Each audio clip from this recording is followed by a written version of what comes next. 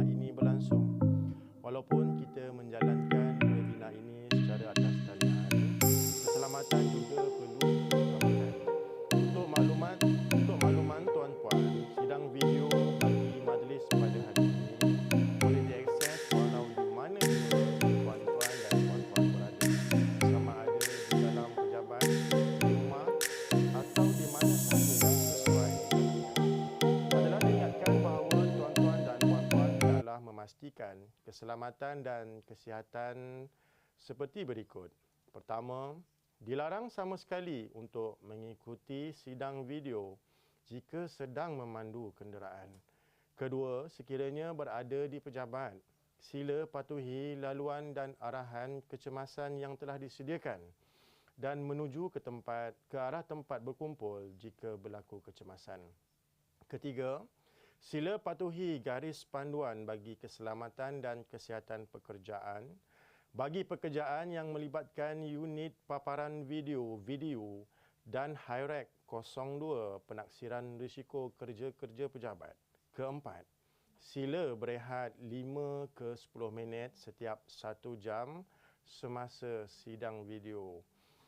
Kelima, pastikan pemasangan komputer pada punca bekalan elektrik selamat dan wayar-wayar diselenggara dengan baik. Keenam, semua pegawai dan peserta dikehendaki untuk memastikan kerahsiaan bagi program ini terpelihara. Rekod, dokumen dan paparan sidang video hendaklah dipastikan tidak berlaku kebocoran, kecurian, kehilangan dan sebagainya bagi mengelakkan dimanipulasi oleh pihak yang tidak bertanggungjawab. Ketujuh, sebarang rakaman sidang video tanpa kebenaran adalah sama sekali dilarang. Sekian sahaja taklimat keselamatan daripada saya. Diucapkan ribuan terima kasih di atas keprihatinan dan perhatian dari tuan-tuan dan puan-puan sekalian. Para hadirin, dipersilakan berdiri untuk bersama-sama menyanyikan lagu Negaraku dan seterusnya menyanyikan lagu Budaya Kerja Selamat dan Sehat. Dipersilakan. Bersatu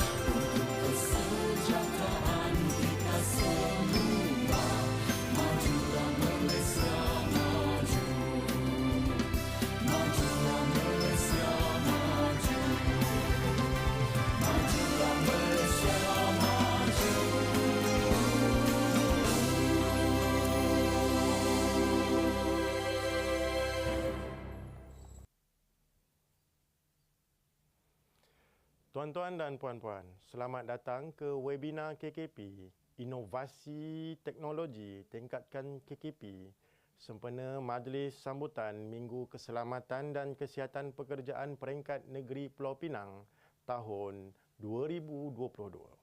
Majlis merakamkan setinggi-tinggi penghargaan kepada Puan Hanisah binti Ahmad, Pengarah Jabatan Keselamatan dan Kesihatan Pekerjaan Pulau Pinang, di atas kelapangan beliau untuk hadir bersama-sama bagi menjayakan seterusnya merasmikan webinar KKP Inovasi Teknologi Tingkatkan KKP sempena Majlis Sambutan Minggu Keselamatan dan Kesihatan Pekerjaan Peringkat Negeri Pulau Pinang pada kali ini.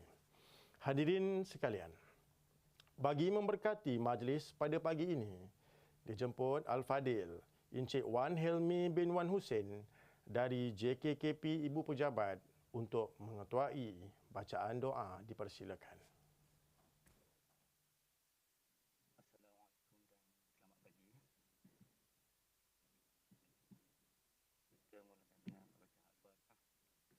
Kita mulakan dengan bacaan Al-Fatihah. Bismillahirrahmanirrahim. Alhamdulillahirabbil alamin. Ar-Rahmanir-Rahim. Maliki yaumiddin. Iyyaka na'budu wa iyyaka nasta'in. Ihdinas siratal mustaqim. Siratal ladzina an'amta 'alaihim ghairil maghdubi 'alaihim. Bismillahirrahmanirrahim. Alhamdulillahillazi bi ni'matihi tatimmu shalihat wassalatu wassalamu ala rasulillah amin wa ala alihi wa sahbihi. Ya Allah, rasa syukur dan penuh kehambaan kami persembahkan hanya layak padamu. Dengan inayah dan rahmat-Mu jua dapat kami menyusun pertemuan dalam sesi webinar Keselamatan dan Kesihatan Inovasi Teknologi Tingkatkan KKP. Tengah mari. Pada hari ini, kurniakanlah pertemuan kami ini dengan keberkatan dan limpahan rahmat-Mu agar kami memperoleh manfaat dan kebaikan daripadanya. Seterusnya terhindar daripada segala bentuk kemungkaran yang tidak Engkau redai. Allahumma ya arhamar rahimin, ya wahai Tuhan yang maha melimpah kerahmatannya, kami mohonkan agar webinar ini mampu menjadi wadah perjuangan kami dalam usaha mencapai objektif yang kami ingini, selaras dengan usaha kami mencapai matlamat membangun modal insan dan membina negara bangsa.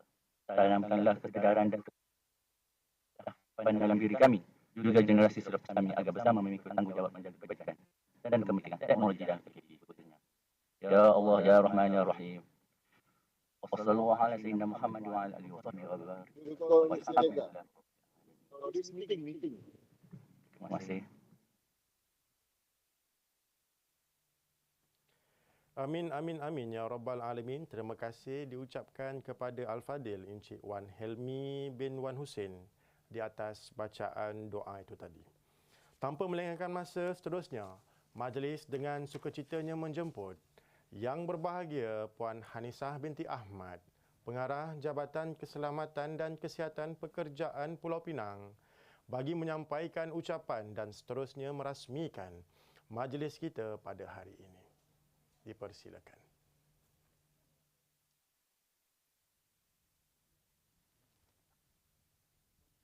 Terima kasih.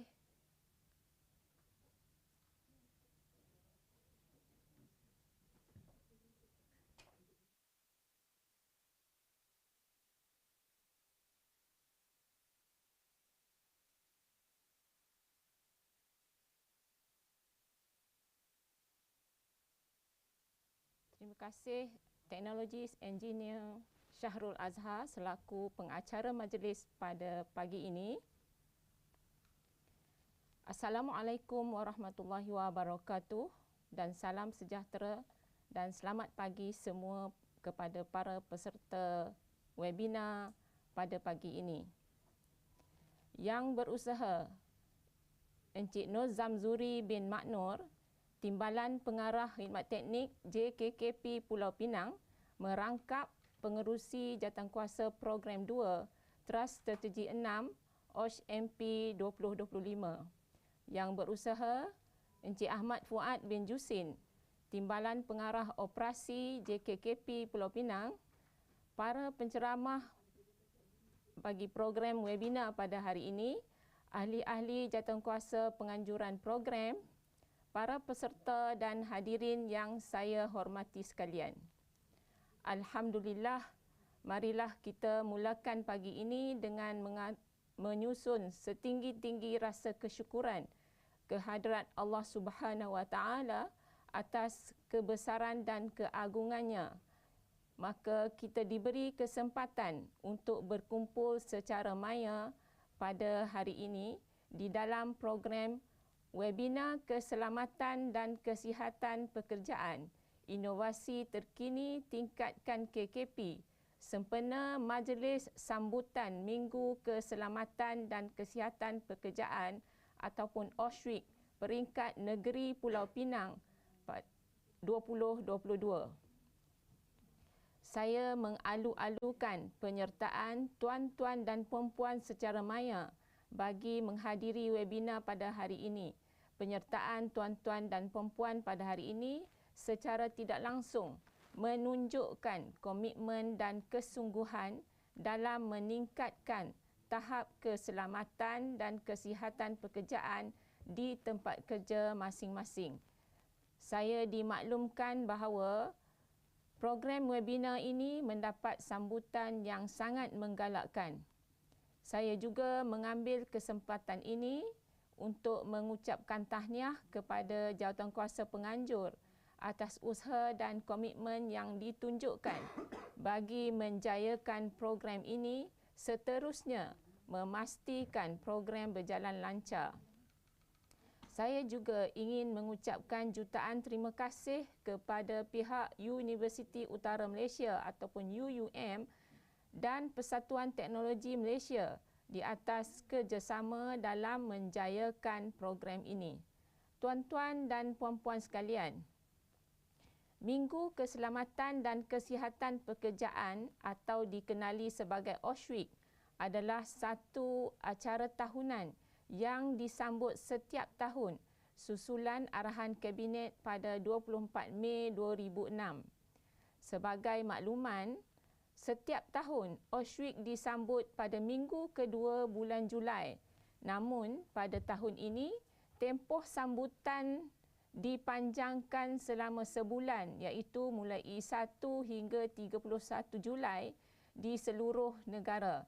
Ini bagi memberikan masa yang mencukupi kepada semua pemegang taruh untuk menyertai dan melaksana program dan aktiviti termasuk pertandingan-pertandingan yang dianjurkan oleh jabatan. Pelbagai program dan aktiviti dirancang bagi menjayakan sambutan OSHWIK 2022. Antara aktiviti utama ialah yang pertama,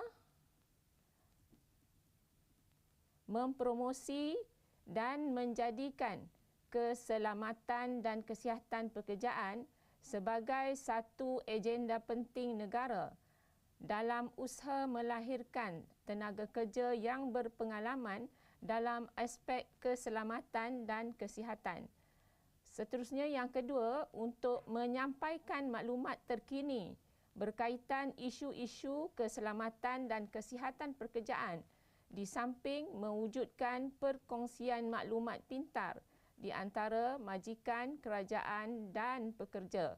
Dan yang ketiga, sebagai platform kerjasama agensi kerajaan dan pihak swasta yang berkaitan untuk meningkatkan lagi tahap keselamatan dan kesihatan pekerjaan di semua sektor.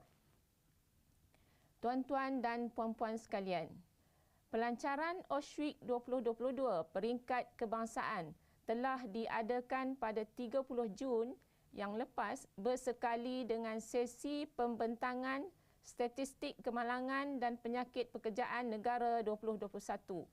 Majlis ini telah disempurnakan oleh Yang Berhormat Datuk Haji Awang bin Hashim, Timbalan Menteri Sumber Manusia. Tema OSHWIK pada tahun ini adalah Semarakkan OSH-MP 25, KKP Inklusif, Kebersamaan dan Komitmen. Bertepatan dengan tema pada tahun ini, program dan aktiviti-aktiviti yang dijalankan juga adalah ke arah menyemarakkan lagi pelaksanaan Plan Induk Keselamatan dan Kesihatan Pekerjaan Negara 2025 atau OSH-MP 25 yang pelancarannya telah disempurnakan oleh Yang Amat Berhormat pada Perdana Menteri pada 13 Oktober tahun lepas. Ini termasuklah pembentangan status kemajuan OSH-MP 25 dan 7 teras strategi di bawahnya. Antara program yang dikenalpasti untuk dijalankan di seluruh negara pada tahun ini termasuklah aktiviti-aktiviti di bawah 7 teras strategik OSH-MP 25. Yang kedua, program verifikasi dan peningkatan aras keselamatan dan kesihatan pekerjaan secara berperingkat untuk perusahaan kecil dan sederhana atau lebih dikenali sebagai Soft for SME, dan pertandingan TikTok, spanduk atau banner dan perkongsian amalan KKP terbaik. Bagi peringkat negeri Pulau Pinang, program OSH pada tahun ini berjalan rancak dengan penglibatan semua pihak. Selain daripada program-program anjuran jabatan, pihak industri dan persatuan-persatuan pengamal KKP turut tidak melepaskan peluang bagi sama-sama mengadakan program-program kesedaran KKP. Antara program yang telah dan akan dilaksanakan adalah OSH Mega Toolbox, OSH Workshop dan Seminar, sesi Town Hall bersama orang yang kompeten dan lain-lain. Program pada hari ini juga merupakan salah satu program yang termasuk di dalam perancangan aktiviti bersempena sambutan OSH Week pada tahun ini. Jabatan juga menggalakkan penyertaan dan pelaksanaan aktiviti berkaitan keselamatan dan kesihatan pekerjaan di tempat kerja oleh pihak industri sepanjang bulan ini. Tuan-tuan dan puan-puan sekalian, Plan Induk KKP merupakan usaha bersepadu dan berterusan kerajaan ke arah mewujudkan budaya kerja selamat dan sihat di Malaysia serta meningkatkan tahap pematuhan KKP di negara ini melalui Majlis Negara bagi Keselamatan dan Kesihatan Pekerjaan atau NKOSH dan Jabatan Keselamatan dan Kesihatan Pekerjaan Kementerian Sumber Manusia atau JKKP. OSH-MP 2025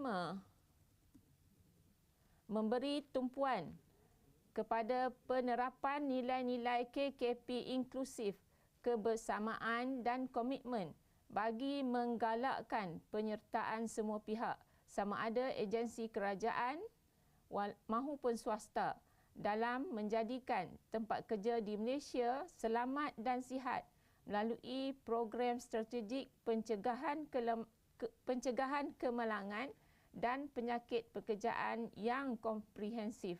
Tuan-tuan dan puan-puan sekalian, 3 petunjuk utama dalam OSH-MP 25 ialah kadar kecederaan maut dan jumlah pelaporan penyakit pekerjaan. Ketiga-tiga indikator ini adalah antara indikator paling kritikal yang telah dinilai dalam mencapai visi kemalangan sifar ataupun Vision Zero Accident termasuk pencegahan kerugian. Pada tahun lepas ataupun tahun 2021, sebanyak 21,534 kes kecederaan pekerjaan telah dilaporkan di seluruh Malaysia, di mana 301 adalah kes maut. Ini menjadikan kadar kecederaan pekerjaan di Malaysia pada tahun 2021 adalah 1.43 bagi setiap 1,000 pekerja, iaitu penurunan sebanyak 34% berbanding 2.18 pada tahun 2020. Manakala kadar kecederaan maut pula berkurang sebanyak 4%, iaitu 2 bagi setiap 100,000 pekerja pada tahun 2021 berbanding 2.09 pada tahun sebelumnya. Manakala bagi negeri Pulau Pinang pula, sebanyak 1,703 kes kecederaan pekerjaan dengan 13 kes kecederaan maut dilaporkan pada tahun 2021. Jika dibandingkan dengan tahun 2020, sebanyak 2,710 kes kecederaan pekerjaan dengan 20 kes kecederaan maut di tempat kerja telah dilaporkan.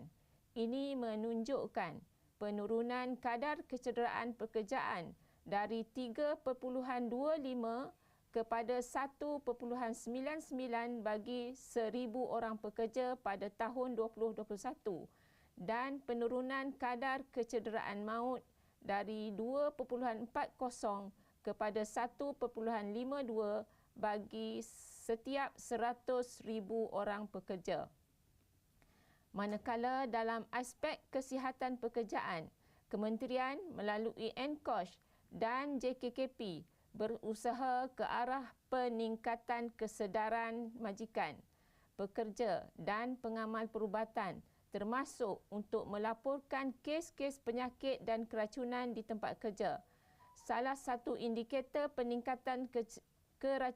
peningkatan kesedaran dalam aspek ini ialah peningkatan bilangan doktor kesihatan pekerjaan atau OHD berdaftar, iaitu daripada 483 orang pada tahun 2011 kepada 1,058 pada tahun 2021.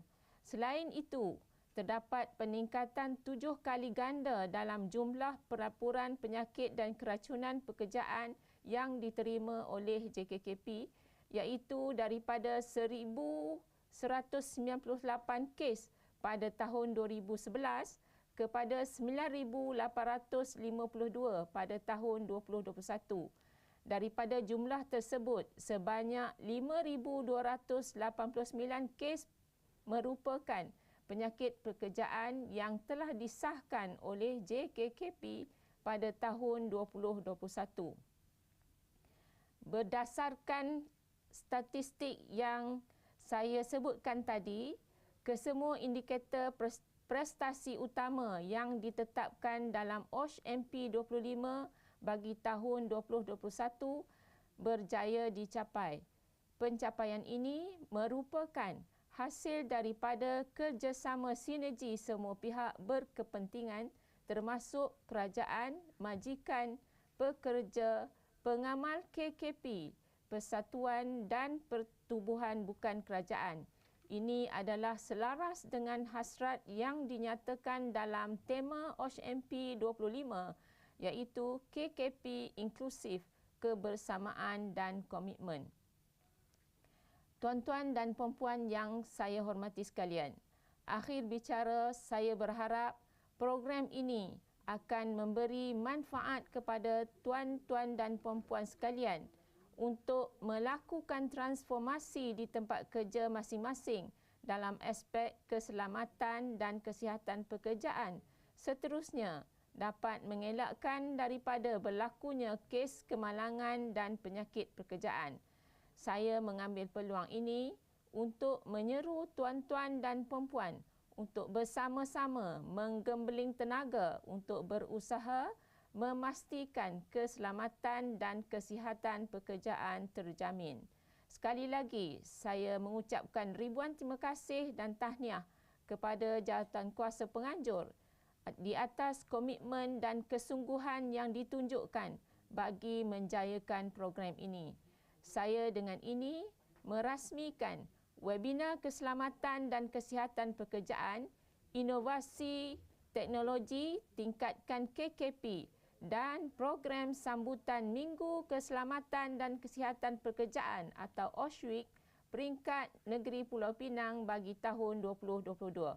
Sekian, wabillahi taufiq wa hidayah. Wassalamualaikum warahmatullahi wabarakatuh. Terima kasih.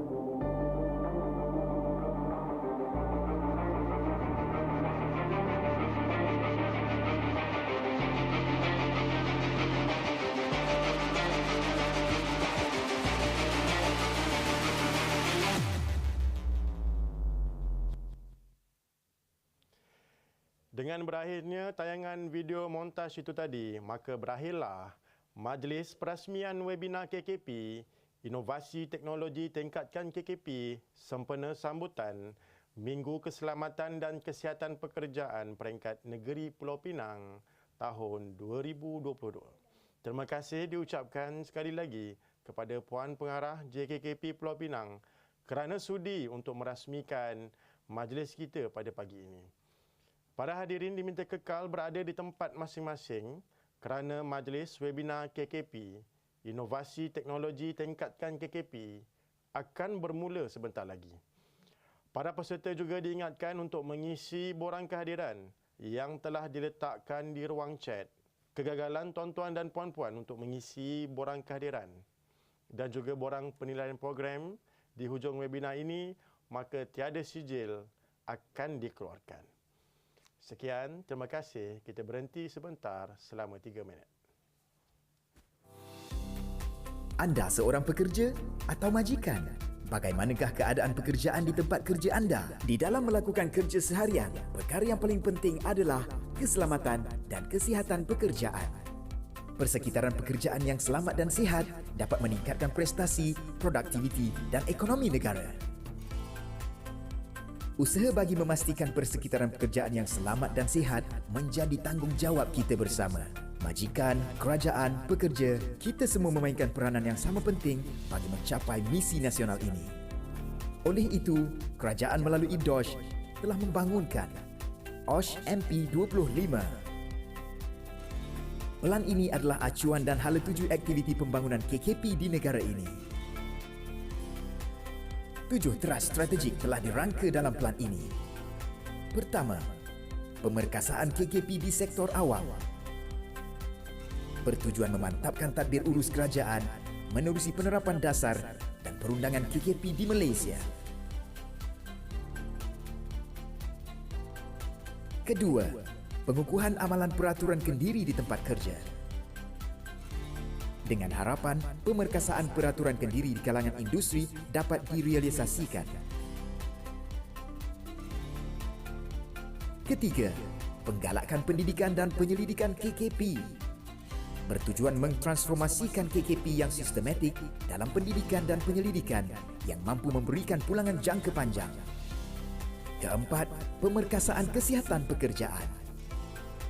Menyasarkan peningkatan kualiti perkhidmatan kesihatan pekerjaan serta keupayaan kepakaran, kompetensi, peranan dan tanggungjawab pengamal kesihatan pekerjaan di tempat kerja.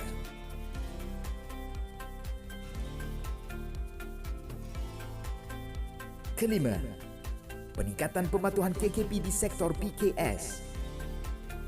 Bertujuan untuk mengukuhkan kerjasama dan perkongsian dalam aspek teknikal, dana dan sistem pengurusan berkaitan KKP PKS. Keenam, pemantapan KKP melalui teknologi. Mensasarkan penggunaan teknologi yang lebih menyeluruh dalam amalan KKP. Ketujuh, peningkatan KKP berkaitan jalan raya, sektor informal dan pekerjaan masa hadapan. Bertujuan memupuk kesedaran, pengetahuan dan amalan berkaitan KKP di pelbagai lapisan masyarakat, terutamanya di kalangan pekerja di sektor ekonomi gig. Majikan, kerajaan, pekerja, kita semua memainkan peranan yang penting. Jalankan tanggungjawab kita. KKP inklusif, kebersamaan dan komitmen.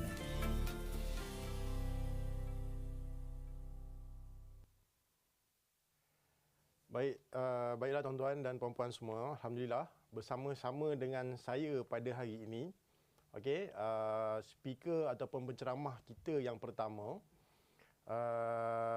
saya brief sikit. Kalau kat sini ada banyak, dia punya biodata ada panjang, ada 2 page.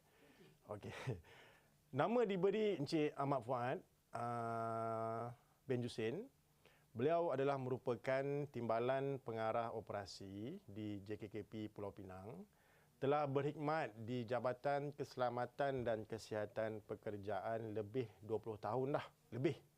So maksudnya beliau masuk di JKKP, join JKKP dari tahun 1997. Lama dah Nak pencen lambat lagi kot. Okey. So Beliau merupakan pemegang master proses safety, dan kemudian sebelum itu ijazah sarjana muda dalam kejuruteraan kimia di UTM, di UTM Skodai, alhamdulillah. Baik, beliau juga adalah merupakan ahli jawatankuasa untuk pindaan akta OSHA yang baru inilah. Jadi kalau ada beberapa soalan, ketakfahaman, nak tahu dengan lebih lanjut, insya-Allah lah, inilah dia pakar yang kita cari selama ini. Jadi baik, so tak lama ceramah ni dalam setengah jam dah nak mula dah. Jadi baik, tanpa melengahkan masa lagi, dijemput Encik Ahmad Fuad bin Jusin bagi menyampaikan ceramah beliau. Dipersilakan. Minasyaitonirrajim. Bismillahirrahmanirrahim. Iyyaka na'budu wa iyyaka nasta'in. Assalamualaikum warahmatullahi wabarakatuh. Selamat sejahtera. Terima kasih pada tuan pengerusi majlis untuk majlis webinar KKP sebagai pada program sambutan OSH Week peringkat JKP Pulau Pinang pada tahun 2022 ini. Hadirin hadirat, tuan-tuan dan puan-puan, pengamal KKP dan juga sektor-sektor perkilangan dan beberapa sektor yang mengikuti webinar ini secara online. Saya mengucapkan terima kasih kepada tuan-tuan, memberikan masa tuan-tuan untuk bersama-sama Jabatan JKP Pulau Pinang untuk terlibat dalam webinar inilah. So, untuk masa 30 minit ini saya akan memberi penerangan secara ringkas tentang pindaan Akta Keselamatan dan Pekerjaan 1984 yang telah dipindah pada tahun 2022 dan juga Akta Kilang dan Jentera Pemansuhan secara ringkaslah. Bagi tuan-tuan dan puan-puan yang telah mendengar pindaan ini atau ini, jadilah sebagai refresher sajalah. Dan juga tuan-tuan boleh tanya soalan jika ada yang tidak kepahaman di forum inilah. Tuan-tuan, sebagai pengenalan, saya akan berikan sedikit tentang isu pemansuhan AKJ, itu Akta Kilang dan Jentera 1967, dan apakah impaknya kepada industri, dan seterusnya kepada pindaan Akta Keselamatan dan Pekerjaan 1984, dan juga apakah impaknya kepada tuan-tuan sebagai pengamal KKP dan juga pihak industri. So, akhirnya soalan yang selalu ditanya oleh pihak-pihak industri ialah bilakah pindaan ini akan mula dikuatkuasakan oleh pihak jabatan. Okey, tuan-tuan dan puan-puan, ini adalah tujuan pindaan dan pemansuhan. Saya tak perlu repeat lah benda ni. Benda ni telah berulang kali dinyatakan kenapa kita perlu pindah dan masukkan AKJ lah. Ini proses dalam kita drafting pembuat undang-undang sebagai ilmu macam mana satu undang-undang itu dipindah dan sebagainya. So, saya nak beritahu sini bahawa bacaan pertama kepada pindaan undang-undang ini telah dibaca di Dewan Rakyat pada tahun 2020 dan mendapat kelulusan Dewan Rakyat pada 28 bulan 10 2021 dan juga kelulusan Dewan Negara pada 13 bulan 12 tahun 2021 lah. So, telah mendapat perkenaan diraja pada 4 Mac 2022 dan tarikh disiarkan dalam akta adalah pada 16 Mac 2022 lah.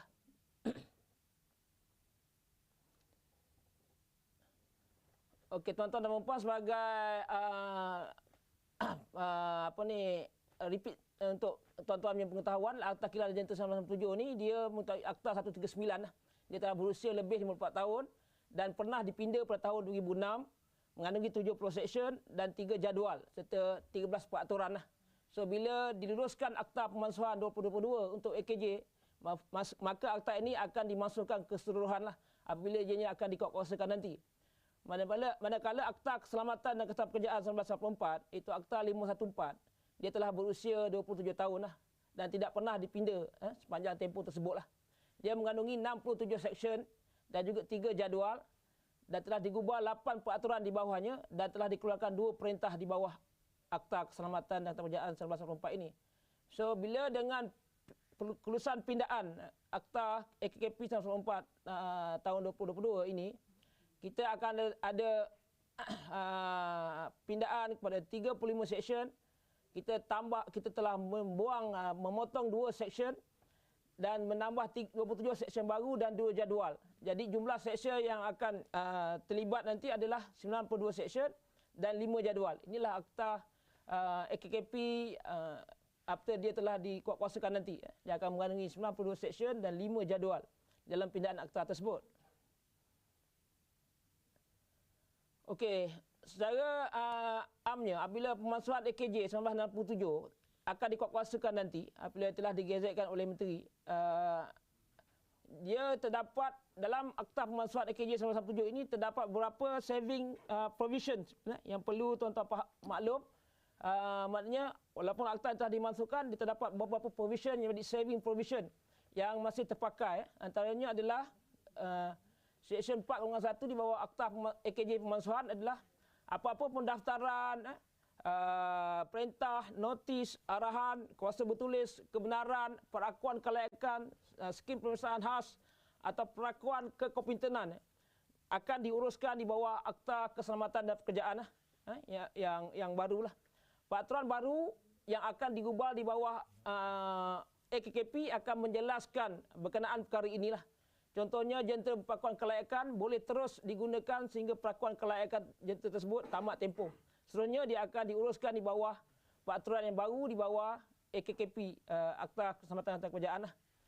Okey, bagi Seksyen 4 Golongan 2, sebarang notis yang dikeluarkan di bawah kuasa di bawah JKJ Akta Kilang Jentera, iaitu JKJ 110, contohnya JKJ 1110 di bawah Seksyen 19 Golongan 2, ataupun sebarang notis yang dikeluarkan di bawah JKJ iaitu di bawah Seksyen 39 Golongan 3 ataupun Seksyen 40 Golongan 4, iaitu notis JKJ 26, dia akan diuruskan di bawah AKJ yang telah dimasukkan sehingga selesai lah. So bagaimana pula dengan permohonan yang masih belum selesai? Itu semuanya akan diuruskan sehingga selesai lah. Selagi peraturan ini belum dikuatkuasakan untuk diwartakan. Okay, prosiding undang-undang juga akan diuruskan, dimulakan, diteruskan atau dikuatkuasakan di bawah AKJ 97 lah sehingga akta ini digazetkan dan dikuatkuasakan lah. Okey. So, terdapat peruntukan AKJ 1997 yang dibawa masuk ke dalam Akta Pindaan tahun 2002, iaitu pemasangan jentera, pemeriksaan jentera, perakuan kelayakan jentera, skim pemeriksaan khas, notis menduduki tempat kerja, orang yang berlesen, perintah khas kota pengarah. Ini requirement peruntukan-peruntukan utama yang kita akan gubal satu peraturan khusus untuk cover isu-isu ini lah di bawah Akta Keselamatan dan Pekerjaan 94.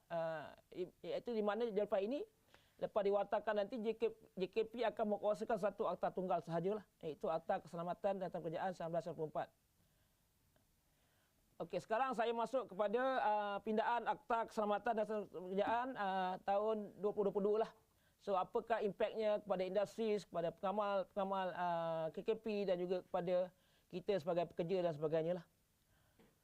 So, antara penambahbaikan utama dalam Akta Pindaan, iaitu dari segi pemakaian akta ini, kita ada buat sikit pindaan dari segi application of the act, pemakaian akta.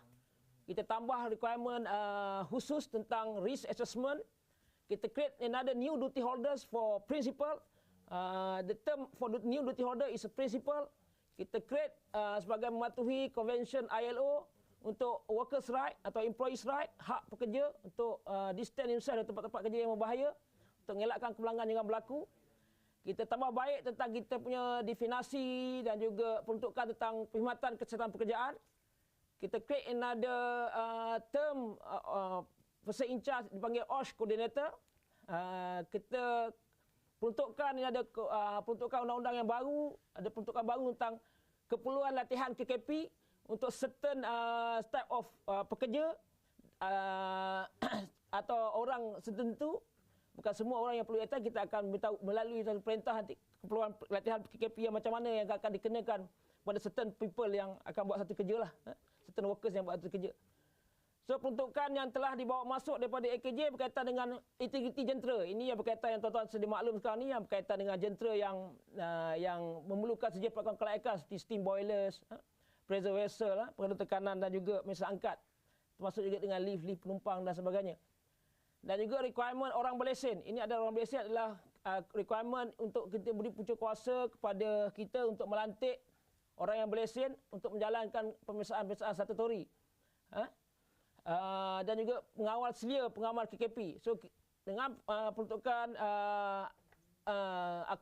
akta baru ni, kita akan banyak peruntukan untuk melantik dipanggil pengamal KKP. Dan kita perlu satu requirement untuk beri dia satu requirement tentang accountability dan responsibility lah. Dan juga kita menambah baik Majlis Negara bagi Keselamatan dan Kesihatan Pekerjaan. Dan ni biasa bagi mana-mana pindaan undang-undang akan berlaku peningkatan penalti lah. So akan berlaku peningkatan penalti dalam pindaan akta yang baru. Okey, untuk secara ringkas, saya dah beritahu tadi, antara penambahbaikan dalam Akta Pindaan AKKP tahun 2022 adalah pemakaian. Tuan-tuan sedia maklum, AKKP 1994, pemakaian dia dinyatakan dengan jelas di bawah Schedule 1 atau Jadual 1 dalam undang-undang tersebut. Dengan pindaan AKKP tahun 2022, jadual tersebut telah dimansuhkan dan telah dinyatakan dalam peruntukan Akta Pindaan. Akta yang baru OSHA ni 1994 atau Akta Pindaan Akta 1994 ni AKKP ni dia akan terpakai kepada semua tempat kerja di seluruh negara termasuk dalam perkhidmatan awam dan pihak berkuasa berkanun. Dan dia tidak terpakai di mana dia nyatakan dalam jadual 1 lah. Itu jadual pertama ni adalah sektor pekerjaan yang tak terpakai adalah pengambilan kerja domestik. Ini kita mengecualikan domestic employment. Tuan-tuan kalau sekarang ni isu maid, tuan-tuan ada ambil maid sebagai majikan dan pekerja, berlaku contract of employment di situ, ada contract of service dan sebagainya, telah create satu relationship pekerja dan majikan, tapi dia untuk serve domestic employment. Maka benda itu tak cover dalam pindaan akta yang baru ini. Dan juga akta tentera lah. Dan akta tentera ni pekerjaan yang berkaitan dengan akta tentera pun tidak dikecualikan. Dan juga pekerjaan, kita punya saudara mara yang punya seafarers, yang pekerjaan tersebut telah ditadbir di bawah Ordinan Perkapalan Saudagar 1952 ataupun Ordinan Perkapalan Saudagar Sabah dan Sarawak lah. Ini pekerjaan yang di atas kapal yang telah di-cover oleh Ordinan tersebut, maka dikecualikan juga daripada akta pindaan ini. Okey, terdapat beberapa tafsiran undang-undang yang telah dipinda lah, yang untuk memudahkan tuan-tuan. Bila tuan-tuan baca pindaan 1994, tuan-tuan dapat ada masalah untuk memahami tafsiran term, sama sebagai term majikan. Term majikan kita telah tambah baik tafsirannya dengan memudahkan lagi tafsirannya dengan lebih ringkas, di mana tafsiran majikan yang selalu dirujuk di bawah di akta yang lama, kita telah pindah 100% dan kita telah gantikan dengan akta majikan yang lebih ringkas, iaitu majikan artinya mana-mana orang yang buat satu kontrak perkhidmatan untuk mengambil kerja mana-mana orang lain sebagai pekerja. So, definisi majikan ni kita hanya tengok ada kontrak perkhidmatan yang create relationship di antara orang pekerja dan majikan lah. So, siapa yang buat kontrak perkhidmatan, lantik mana-mana orang tu sebagai pekerja, dia akan menjadi majikan lah di bawah kontrak perkhidmatan. Dan kita lihat sini siapa itu pekerja.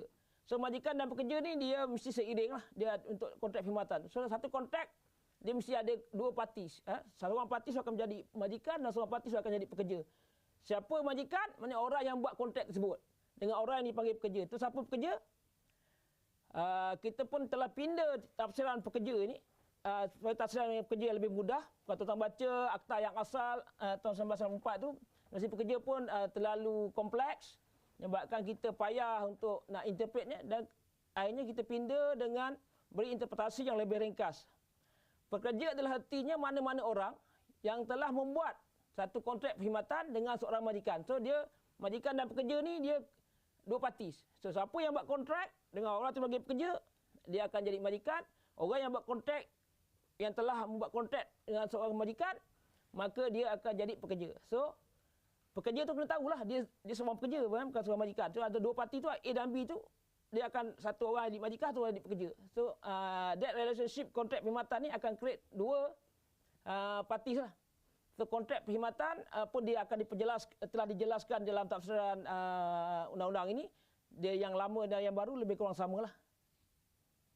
So kita ada buat pindaan sikit untuk orang yang bekerja sendiri.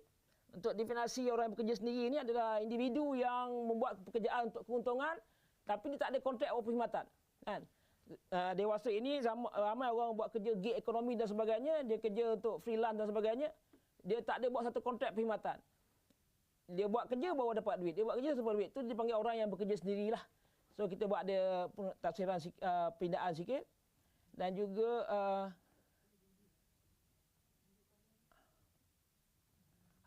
tadi saya di awal waktu tadi saya ada tambah tentang duty holder yang kita tambah. So duty holder yang kita tambah adalah prinsipal.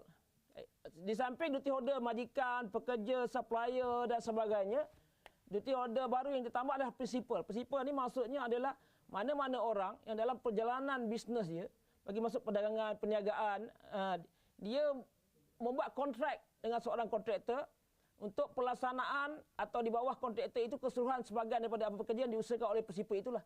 Seseorang prinsipal ni bila dia outsourcing sebahagian daripada bisnes dia pada orang yang dipanggil kontraktor, dia akan jadi prinsipal lah.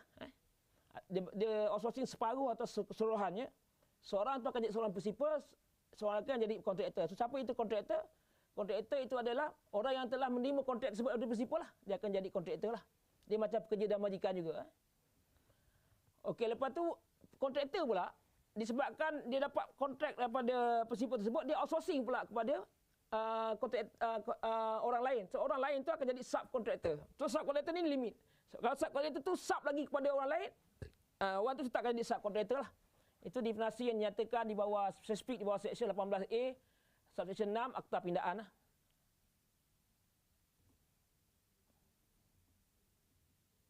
Okey, satu lagi yang ditambah baik adalah peruntukan khusus tentang pentafsiran risiko.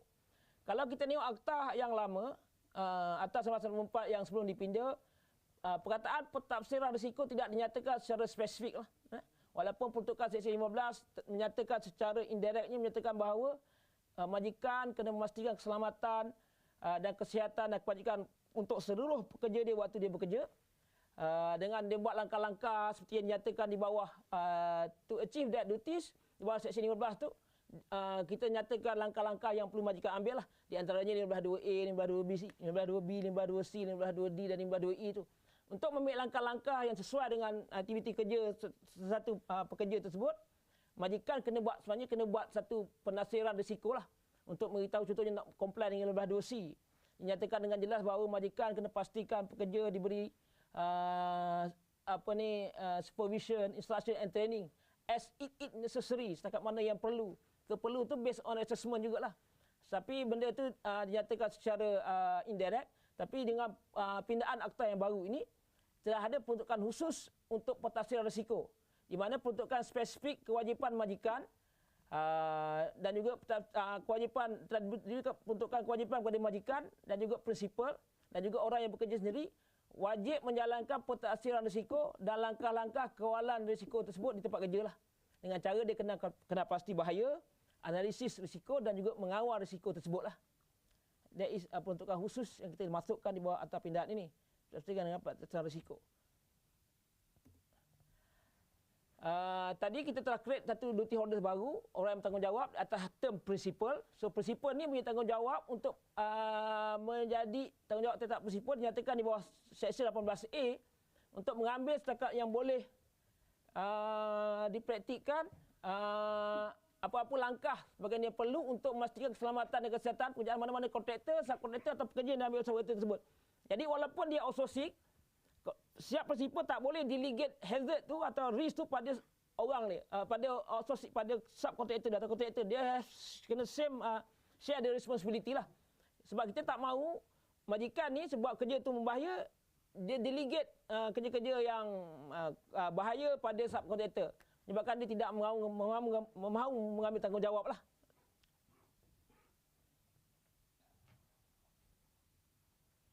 Okey, satu lagi peruntukan yang kita tambah baik untuk sebagai mematuhi kehendak ILO untuk hak pekerja lah. Di bawah seksyen pindaan 26A, 26 kapital A, kurungan 1, seorang pekerja selepas memberitahu majikannya atau wakilnya yang dia mempunyai justifikasi yang munasabah di tempat kerja, dia mempunyai hak untuk mengeluarkan dirinya daripada bahaya tempat kerja tersebut lah. Ini untuk mengelakkan perjalanan yang berlaku lah. Tapi selepas dia memberitahu superior dia lah. Bukan tiba-tiba dia balik, dia duduk rumah dan tidur lah. Kita menambah baik keselamatan serta pekerjaan. Kita telah ubah penjelasan tentang definisi keselamatan serta pekerjaan. Ini kita tambah baik tentang peruntukan penyataan serta pekerjaan di bawah akta pindaan. Ini juga requirement baru yang kita mewajibkan majikan. So, terdapat tempat kerja dan dah ada requirement untuk melantik safety and officer atau pegawai SHO. Untuk construction ada SHO dan juga ada triple S. Tapi bagi tempat kerja yang tak terpakai untuk melantik, untuk wajib untuk melantik SHO dan juga mana-mana pengamal kesihatan pekerjaan, ada requirement untuk majikan tersebut untuk melantik salah seorang dari pekerjanya sebagai pegawai keselamatan dan kesihatan pekerjaan penyelaras, pegawai penyelaras keselamatan dan kesihatan pekerjaan atas OS coordinator jika dia mengambil kerja 5 atau lebih pekerja di tempat kerjanya lah. So requirement OS coordinator ni adalah di kalangan pekerja dia sendiri, tapi kita akan buat satu perintah yang dia ni kena attend latihan lah, certain requirement, certain person yang perlu latihan. Yang kita telah kuatkuasakan di bawah peruntukan tambahan tadi, yang dinyatakan di peringkat awal tadi. Ini pindaan SHO. Pindaan SHO ni mungkin terpakai oleh tuan-tuan yang bekerja sebagai pegawai keselamatan dan kesihatan pekerjaan. Pegawai keselamatan dan kesihatan SHO. Dulu majikan tempat kerja ni wajib melantik, wajib mengambil kerja. Kerja ni mesti dia makan gaji lah di kontrak employment. Tapi istilah ni telah dipindah. Dia hanya perlu melantik seorang orang yang kompeten. Lantikan ni maknanya dia kena appoint. Appoint ni can be cara dua kaedah lah. Sama ada melalui sama ada dia melalui diambil kerja melalui contract of service ataupun contract for service. Both can be used lah untuk comply with peraturan inilah, section inilah. So tapi bagaimanapun orang yang membuat freelance contract for service, dia nak jaga banyak tempat, dia kena dapat kebenaran daripada ketua pengarah lah. Okey, ini keperluan latihan. Tu ada peruntukan tambahan di bawah section baru iaitu section 31 kapital A untuk kursus latihan keselamatan dan kesihatan pekerjaan. Menteri boleh melalui perintah yang disediakan dalam warta menghendaki mana-mana orang atau kelas perihal orang perlu menghadiri kursus latihan keselamatan dan pekerjaan. So, perintah ini masih dalam drafting di peringkat kita punya peringkat jabatan. Maknanya bila akta ini dikuatkuasakan nanti untuk pewartaannya, perintah ini pun akan dikeluarkan sekali lah. So, kita akan senaraikan mana kelas atau perihal orang yang perlu attend latihan sebelum menjalankan kerja tersebut. Contohnya untuk kerja-kerja di confined space, untuk OSH coordinator dan sebagainya, ataupun untuk orang yang buat kerja, bawa pemandu forklift dan sebagainya, sebelum dia kena buat kerja tersebut, dia perlu kena attend certain latihan lah. Di mana majikan kenalah di bawah peraturan section baru 31A-2 tu, dia kena menyelesaikan latihan tersebut sebelum benarkan orang itu untuk melaksanakan apa-apa kerja yang baginya latihan itu diperlukan lah. Dan kos itu mesti nak ditanggung oleh majikan mereka lah. So ini berkaitan dengan jentera. Saya terang tadi, jentera ni, requirement jentera ni kita bawa daripada akta kilang jentera yang dimasukkan kepada akta yang pindaan baru ni lah. So peringkat jabatan juga telah menggubal dalam proses menggubal peraturan yang khusus untuk kita gazetkan di bawah akta keselamatan pekerjaan yang telah dipindah inilah. Okay, saya kekurangan masa. So yang ini untuk kawal silia pengamal KKP. So akan ada peruntukan untuk tuan-tuan dan puan yang menjadi pengamal KKP kena menjalankan tanggungjawab tuan-tuan mengikut mana kehendak undang-undang lah. So kita akan bagi duty kepada tuan-tuan sampai tuan-tuan sebagai safety officer. Sekarang safety officer memang sudah ada peraturan.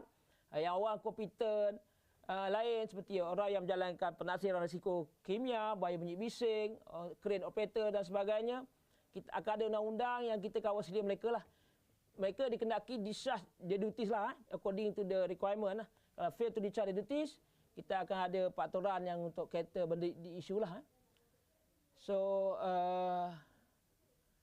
okey, untuk Majlis Negara Keselamatan dan Pekerjaan, kita menambah baik tentang keanggotaannya. Kita telah menambah baik dengan menambah keanggotaan yang mewakili kerajaan, majikan, pekerja, NGO, ahli akademik dan juga profesional, selaras dengan perkembangan kompleksiti industri lah. Okey, yang ni yang last, tuan-tuan ni sedia maklum, ini ingat setelah diwawarkan di media sosial dan sebagainya, penalti di bawah akta KKP 1994 yang lama, maksimum penalti yang paling tinggi adalah 50,000 lah. Iaitu kalau tuan-tuan gagal menjalankan tanggungjawab tuan-tuan sebagai majikan di bawah section 15, fail to comply and notice di bawah section 49, denda maksimumnya adalah 50,000 lah. So section tersebut telah ditambahkan penalti sehingga RM500,000 lah. Bagi orang kompeten dia ada denda juga. Untuk majikan yang kalau dia seorang syarikat, kompetensi syarikat, dendanya RM100,000. Kalau dia individu, dendanya dia berbezalah dengan syarikat dan individu lah. Penalti am telah dinaikkan ke RM100,000 daripada RM10,000. Kita telah buat kajian ini, kita telah bandingkan dengan akta-akta yang lain. Di bawah atas luar negeri, kalau untuk kelemahan maut di UK dan sebagainya, dia limited fine bergantung pada hakim. Kita limitkan RM500,000 lah. Kalau kita dengar bahawa ni alas kita pun, jabatan kita pun nak naikkan hingga 10 juta untuk denda akta dia lah. So, memang sekarang ni sebagai peningkatan penalti ini adalah sebagai deterrent effect lah. Itu ada cara untuk different effect lah. Okey, ini soalan yang terakhir yang selalu ditanya. Okey, saya punya slide yang terakhir juga. Bilakah pindaan yang telah diluluskan oleh Duli Yang Maha Mulia Tuan Agong ni akan dikuatkuasakan, digazetkan untuk dikuatkuasakan? Okay, pihak jabatan bercadang dalam proses sekarang ni untuk komplitkan semua benda. Kita punya sistem online, undang-undang baru dan sebagainya. Dalam tahun depan, selewat-lewatnya Jun 2023 lah. Itu tarikh cadangan kita punya kuatkuasakan. So ada masa lebih dalam 11 bulan untuk kita ready untuk kuatkuasakan akta ini keseluruhannya dan juga memasukkan akta AKJ 1967 keseluruhannya.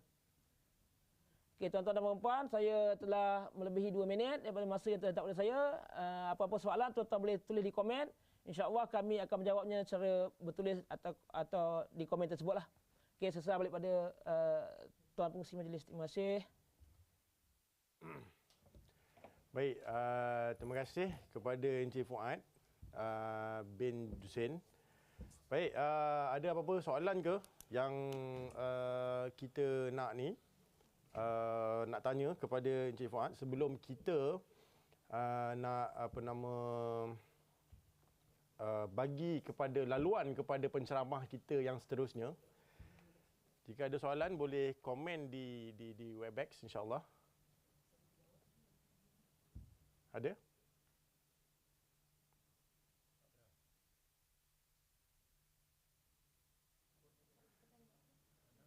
Tuan-tuan ni ada kat sini ke ni? Okey. So saya consider tak ada lah Saya consider tak ada. Baik.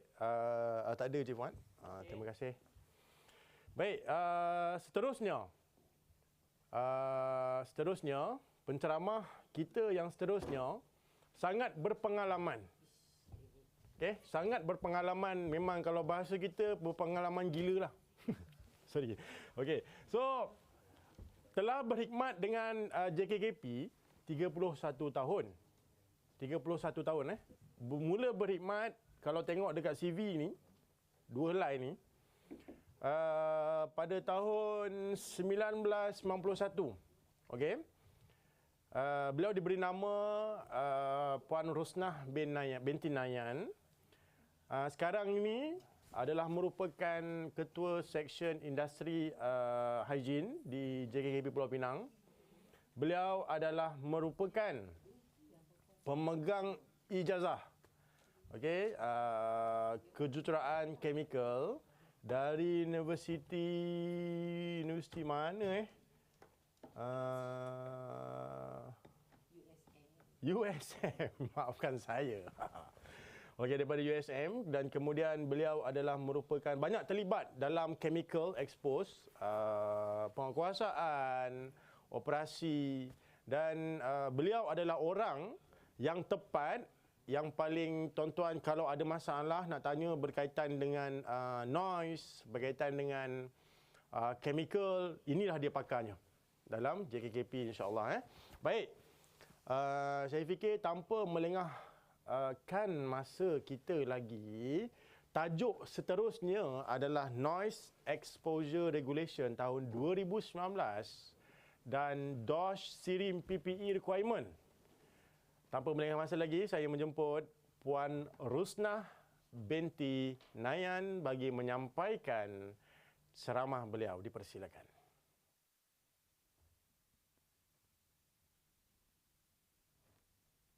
Okey, Assalamualaikum, selamat pagi.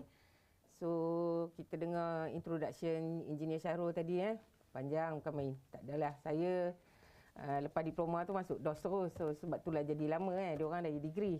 Okey, so tajuk ceramah saya lepas ni adalah berkaitan dengan noise exposure regulation.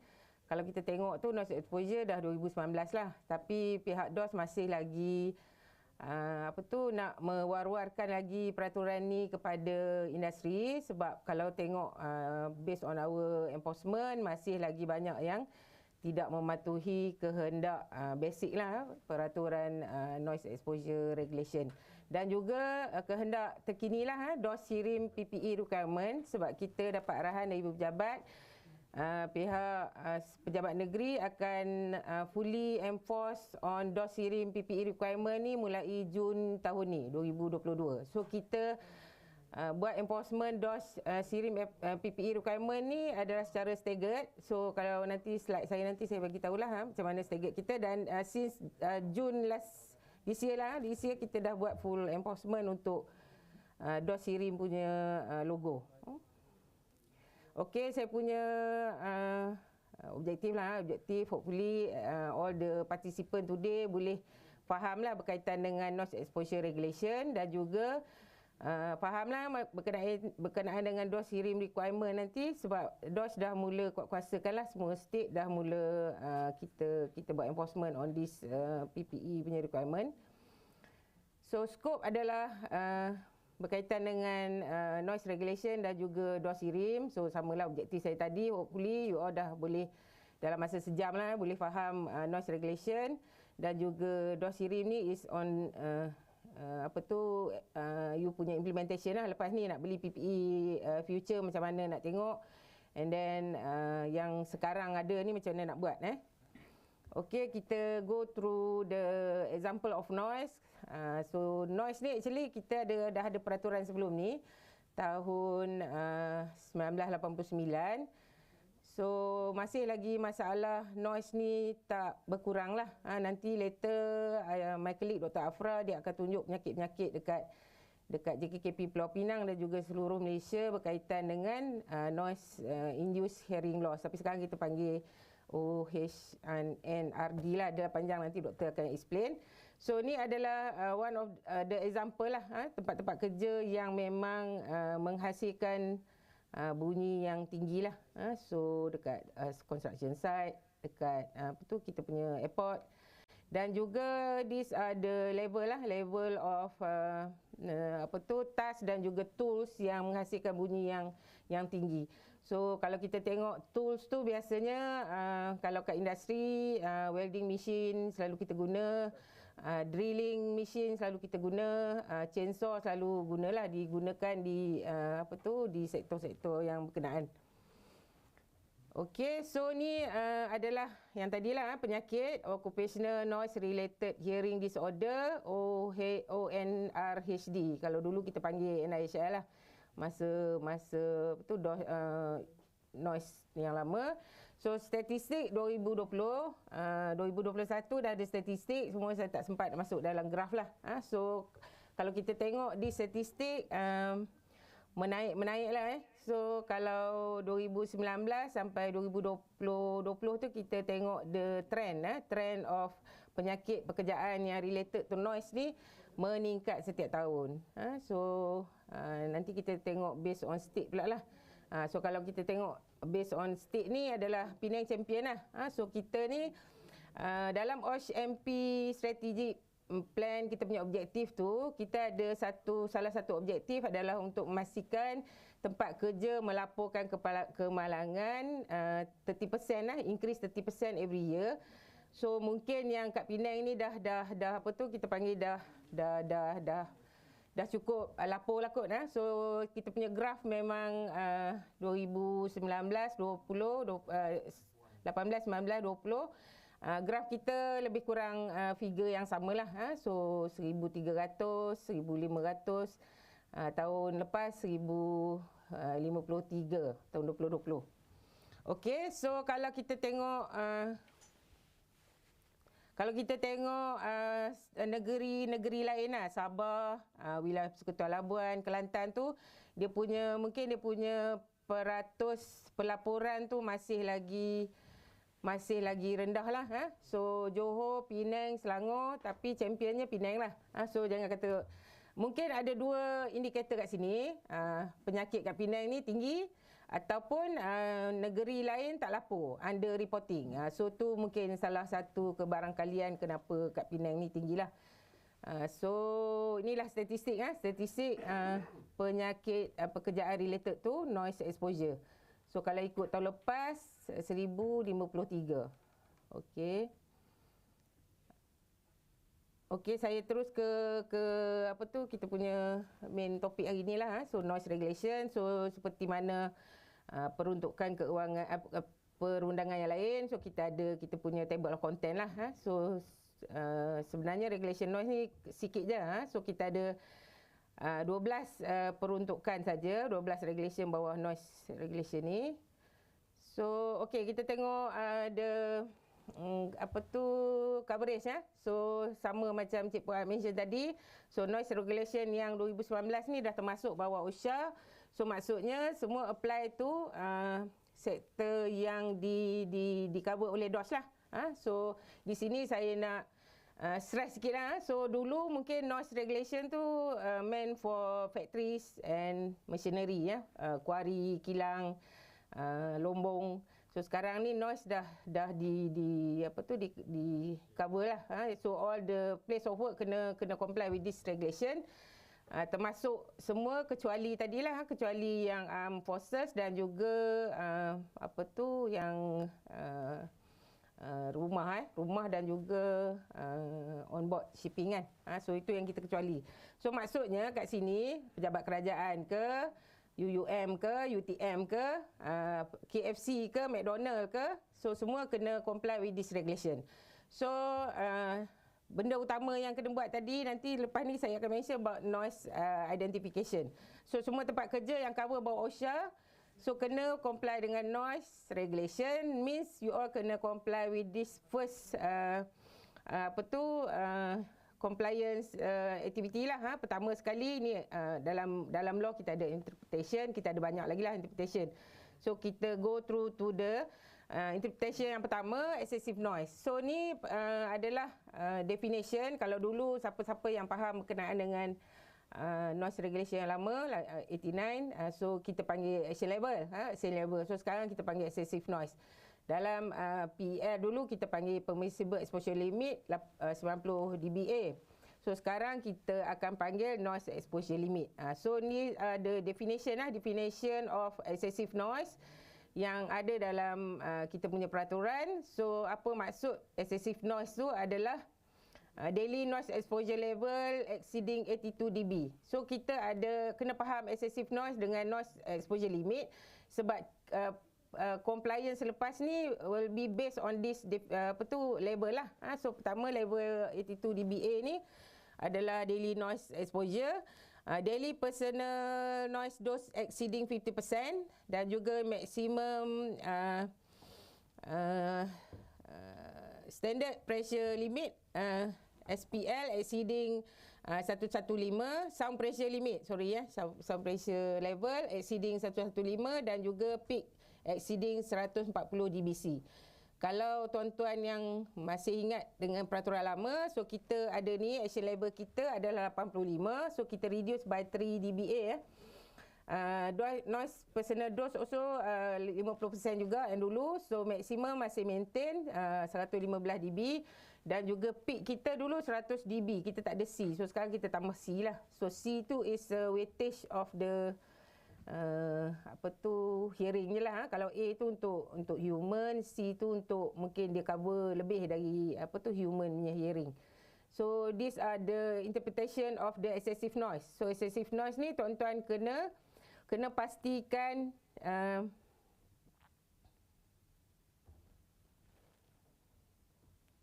minta maaf sekejap slide saya tak boleh gerak. Okey, sorry. Pertama peraturan 3 dalam noise regulation adalah identification of excessive noise. So identification tu semua employer yang termasuk bawah OSHA tadi kena identify whether his employee may be exposed to excessive noise or not. So macam mana kaedah employer nak identify? So kita ada industrial code of practice yang support this peraturan. So dalam ICOP tu kita ada borang. So borang tuan-tuan dan perempuan, majikan perlu buat identification of excessive noise setiap tahun. Setiap tahun dia ada syarat dia, nanti saya cerita detail. So identification excessive noise tu kena buat setiap tahun. Bila ada changes in machinery, equipment, process, work control measures or operation after 1 year from the date of previous identification, dan juga if directed by DG. So kalau pengarah kata kena buat new excessive noise identification, so tuan-tuan kena buat lah. So ini dia punya syarat pertama lah. Pertama, bila ada changes, katalah dah buat identification, tapi 3 bulan lepas tu tuan-tuan ada masukkan jentera baru, equipment baru ataupun proses work control semua baru berubah, so you need to do one more noise identification of noise lah. And then bila dah habis, katalah tak ada changes, then after 1 year then need to review you punya, buat balik semula lah. After 1 year buat balik semula untuk identification noise ni, dan juga directed. So excessive noise means sound pressure level tadi lah yang gambar sebelum ni. LEQ dia 82 dBA, personal noise dose 50%, maximum 115 dBA, dan juga peak 140. So apa maksud excessive noise tu? Adalah 4 maksud ni lah. So tuan-tuan kena faham lah, bukan 82 dB saja. Bila buat identification, need to fulfill 4 ni lah. Kena tengok semua ni. Kalau ada salah satu, then you are exposed to the excessive noise. Okey, ini borang dia lah. Dalam peraturan kita ada industrial code of practice to support this peraturan. And then majikan satu keping je pun borang ni. So ini pun kalau kita buat enforcement tu banyak lagi yang tak comply lah. So hopefully lepas tuan-tuan dengar ceramah ni, tengoklah balik tempat kerja masing-masing dah buat ke belum. So this noise hazard identification checklist ni perlu dibuat ke bukan ni ikut proses, ikut area. Katalah you ada printing, you ada packaging, you ada office, ada ada lagi lah, banyak lagi proses. So each of the area tu kena buat one noise identification checklist. Kena check in, kena isi semua checklist ni. So based on ni, so these are the soalan. Saya rasa soalan ni tak ada yang sampai tak faham kot. So management, wakil majikan ataupun yang jaga OSH, PIC boleh buat ni lah.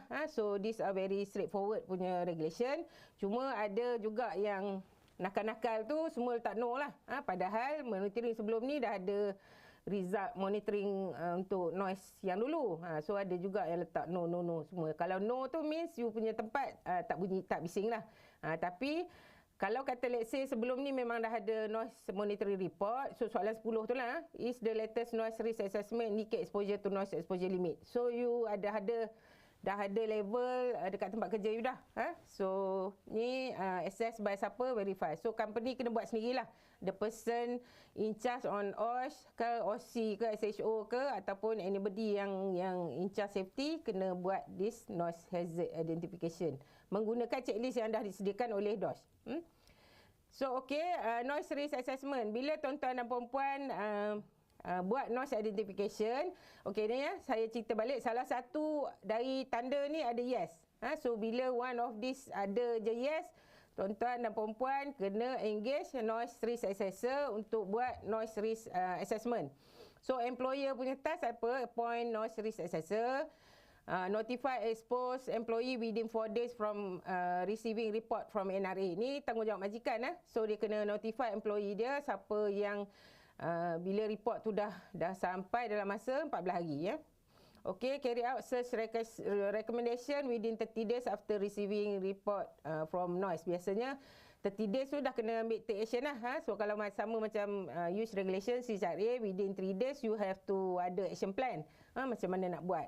So kalau kata engineering control tu mungkin tak boleh buat dalam masa 30 hari, tapi you dah ada plan dia, macam bila nak buat. Review noise risk assessment after 5 years. dan juga if directed by DG. So apa tanggungjawab noise risk assessor pula bila tuan-tuan dan puan-puan dah appoint dia? So dia tu mesti dipastikan adalah berdaftar dengan DOS.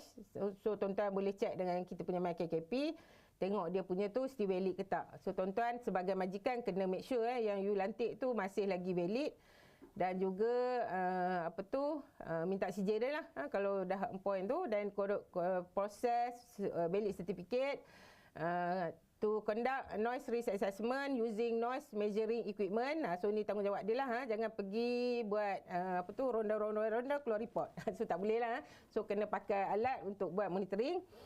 So report include the findings and recommendation. Ni penting lah. So apa finding dia, result noise tu tinggi ke rendah ke, berapa level dia, dan juga recommendation. Prepare and submit report to the employee within 1 month. So dia dah habis buat monitoring tu, within 1 month kena hantar report ke employer. Okey, ni adalah assessment report yang NRA kena produce lah. So these are the summary of the report yang dia kena buat bagi kat tuan-tuan. So kat sini kita boleh tengok dia punya control measures. So semua, kalau tuan-tuan biasa dengan HIRAC, biasa dengan CCRA, so apa yang kita penting lah lepas buat assessment is control measures lah. So existing control measures apa, dan juga recommendation by NRA lah, noise risk assessor. So these are the format report that assessor need to submit to majikan lah.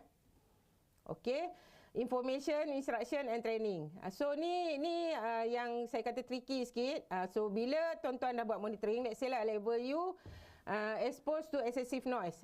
Excessive noise mean apa? 82 dB lah yang tadi, mula tadi. So excessive noise 82 dB, so kena buat training. So ada company yang dia memang level dia 83. So bila 83, training dia kena buat. So yang lebih dari noise exposure limit tu dia kena comply yang seterusnya lah. Tapi bila kata dia lebih dari 82, then they have to do information, instruction, training, exposition. Ni selalu majikan terlepas pandang. So dia kata saya punya kurang NEL, tapi kurang 85 lah lepas ni. So tapi make sure that you lebih 82 ke tak. So kalau lebih 82, then you need to do training lah. So training pula, apa tu content of training adalah effect of noise exposure, proper usage of PPE, dan juga supervise the implementation of noise exposure control at workplace. So ni adalah training-training yang berkaitan dengan dia punya modul lah. So kalau buat training je kena ada benda ni. So training setahun sekali ya. Kalau dalam use 2 tahun sekali, kalau dalam noise kena buat every year. Buat every year training. Okey, tadi saya sebut excessive noise, ni sekarang saya sebut noise exposure limit. Dia limit yang berbeza. So kalau tadi excessive noise 82, so sekarang ni noise exposure limit, daily noise exposure limit adalah 85 dBA. Daily personal noise dose adalah 100%. Tadi 82 versus 50%. Sekarang ni 85 dengan 100%, maximum SPL masih lagi 115 dan juga peak masih lagi 140. So ni yang dia cumulative for 8 hours working per 8 hours lah. Kalau kata dia kerja 12 jam, so assessor kena calculate balik dia punya PL, NDL dia lah. Kat sini kita sebut NDL, kita ada dah PL. Kalau dulu dalam peraturan lama kita ada permissible exposure limit, sekarang kita panggil noise exposure limit. So NDL dia juga excessive noise. Kalau dulu action level, sekarang excessive noise. So tuan-tuan kena tengoklah kalau level you between this, bawah 85 mungkin you tak payah comply certain requirement, tapi bawah 85 but more than 82, then you have to comply with training only.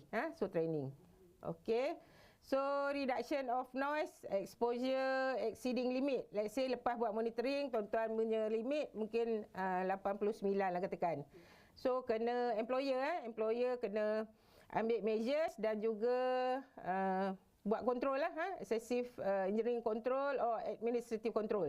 So pertama biasalah kontrol kita memang kita nak engineering control first, hierarchy of control, practical, kalau boleh buat engineering control. Di sini tuan-tuan dah engage bayar mahal-mahal dekat noise risk assessor. Kalau boleh tuan-tuan kena minta dia recommend the engineering part lah, macam mana boleh untuk reduce you punya noise dekat tempat kerja. Kalau boleh by engineering control first, dan juga kalau tak praktikal baru boleh buat administrative control lah. Kalau tak praktikal barulah kita go to PPE lah. So ni tuan-tuan dan puan-puan rasa dah faham lah berkaitan dengan hierarchy of control. So sama juga dalam noise pun kita kena tengok the engineering part first. Okay, the employer shall make a report on the assessment. The copy of that report. Okay, report yang tadi assessor bagi tu adalah dalam masa 30 hari ya. After the request is received. So kena hantar ni report. Okey, personal hearing, sebab regulation ni sikit lah, ada 12 je kan. So personal hearing protection.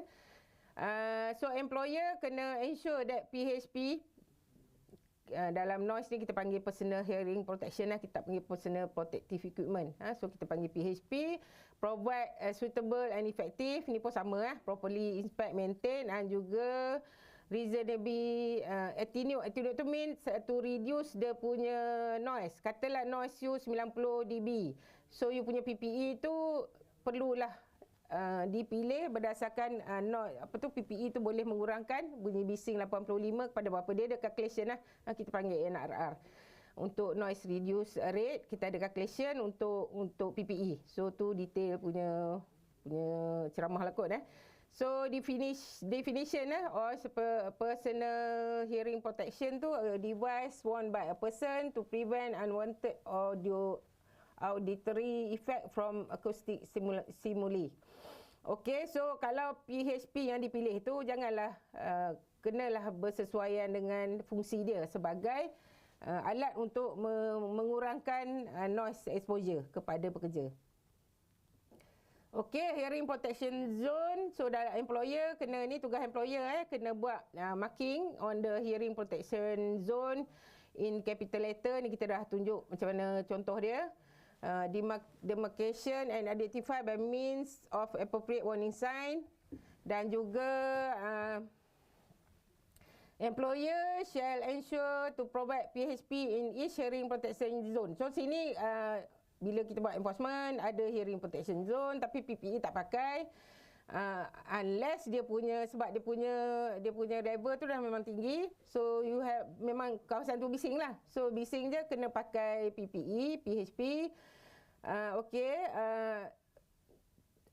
ni tanggungjawab majikan to provide PHP dekat semua kawasan kerja. So kawasan kerja mana yang bising dia kena ada warning sign, dan juga any employee or other person to use. So macam DOS officer pergi buat enforcement, so lalu kawasan tu, so dia kena provide with hearing protection PPE kat situ lah. Kita biasa pakai PPE kan.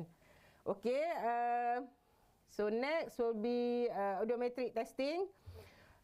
Dalam kalau lebih dari 85 tadi, lebih dari NEL, okay, so employer kena pastikan audiometric, ini tanggungjawab employer. Audiometric testing dijalankan kepada pekerja yang lebih daripada, yang terdedah kepada lebih dari noise exposure limit 85 dBA tadi annually. So setiap tahun. Kalau dulu dalam peraturan lama kita ada kalau more than action level below than PL every 2 years. Tapi dekat sini kita dah ubah peraturan noise ni. Kalau dulu lebih dari 90 baru kita buat annually. So sekarang ni exposed to noise exposure limit lebih dari 85 dan kena buat annually. So appoint and approve audiometric testing center, ATC ATC kita panggil ATC is to carry out audiometric testing. So make sure that audiometric tu dijalankan oleh ATC yang di approve yang kita tak approve sangatlah, approve lah. Approved by bahagian haji industri yang boleh menjalankan audiometrik. Dan juga biasanya ATC ni pun ada dia punya expired lah, so kena renew. Dan renew tu biasanya DOS state ataupun HQ akan turun lah untuk renew ATC.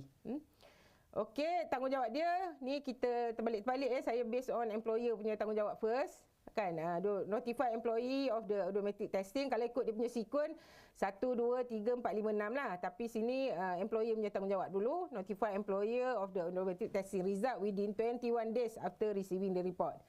So ni pun boleh jadi satu kes kalau employer tak notify employee apa result dia buat ni. Okey, so ATC ATC adalah Automatic Testing Center ni. So dia kena appoint occupational health doctor to interpret the odogram. So bila dia buat odometrik, kita panggil result tu adalah odogram. So OHD occupational health doctor to interpret odogram.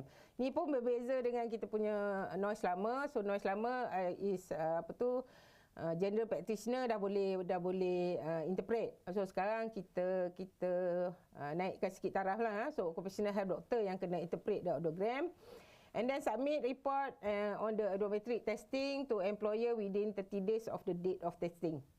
So kena ni lah, jangan duk delay sampai lebih dari 30 hari. So ni tanggungjawab ATC. So tanggungjawab OHD pula dalam odometric testing ni adalah to carry out medical examination on the employer and on the employee with abnormal odogram.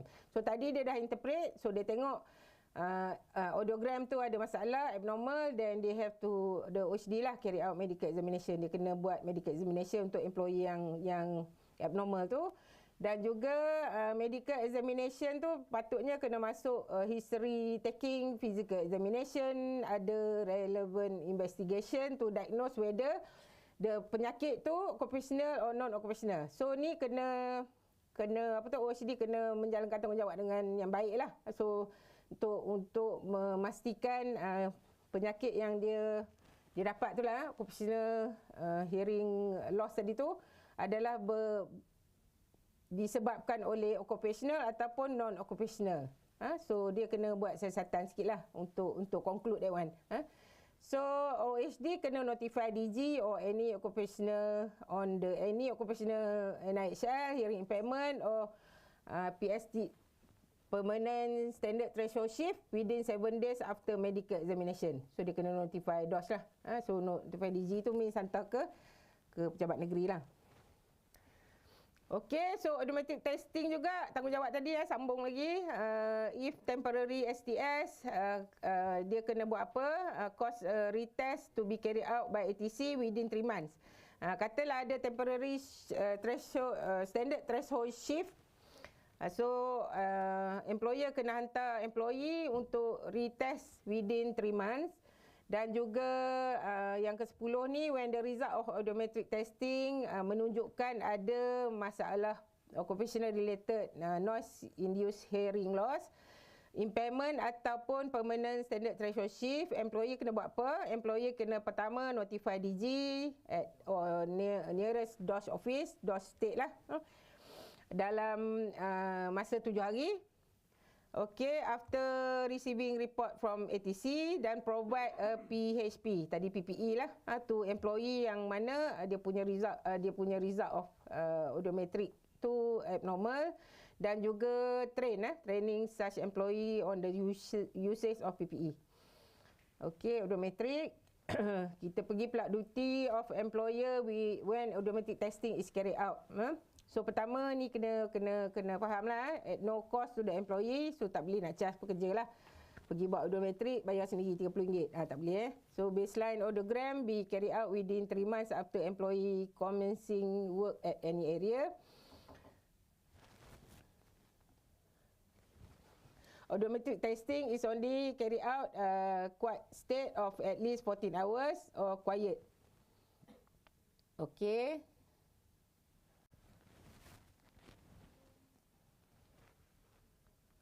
Okay, record keeping, biasalah ni benda senang je. So you need to keep a record not less than 30 years. So kena simpan. So record odometrik simpan 5 tahun. So kalau kata ada nak employer cease business, so dia kena hand over to the successor. Dan juga kalau tak ada juga, dia kena bagi report tu ke DOS, at least 3 month notice, bagi serahkan report tu kepada DOS. Okey, penalty dalam noise regulation, penalty kita RM10,000 lah. Penjara setahun atau kedua-duanya sekali. Okey, ni kita punya tuan-tuan dan puan-puan nak faham, tengok kita punya chart ni lah. So kita punya flow chart ni, apa yang tuan-tuan kena buat dulu. Pertama, kena buat identification of excessive noise. Kalau ada possible of excessive mean 82 dan 3, 4 tadilah. Ada peak level, ada maximum exposure level tu. Yang 115 tu, kalau yes, terus kena conduct noise risk assessment. Kalau tak, okey, diam kat situ. Lepas tahun depan kena buat lagi lah. So every year kena buat re-identification. So patah balik atas lah. So kalau kata yes tadi, you kena pergi tengok labs 5 years. Kalau yes, kena pergi turun bawah balik. So kalau kata kena buat balik semula noise risk assessment. So kalau kata no, ada changes tak? Kalau tak ada changes, dia terus pergilah record keeping. Simpan je lah report dia tu sampailah 5 tahun. Tapi kalau ada changes lagi dalam masa 5 tahun, katalah dalam masa tahun ketiga tu you tambah mesin, and then you kena masukkan okey,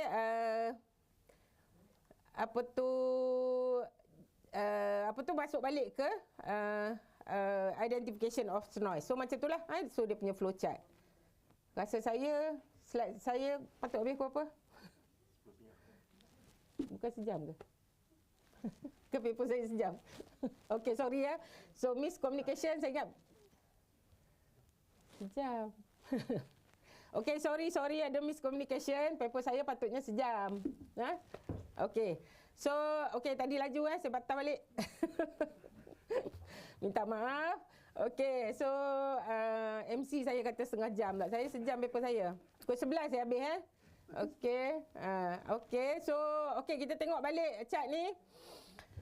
Chart ni kalau kata noise risk assessment, dia lebih 85, dia lebih 115, lebih 140. Kalau no, dia pergi ke 1 year balik lah.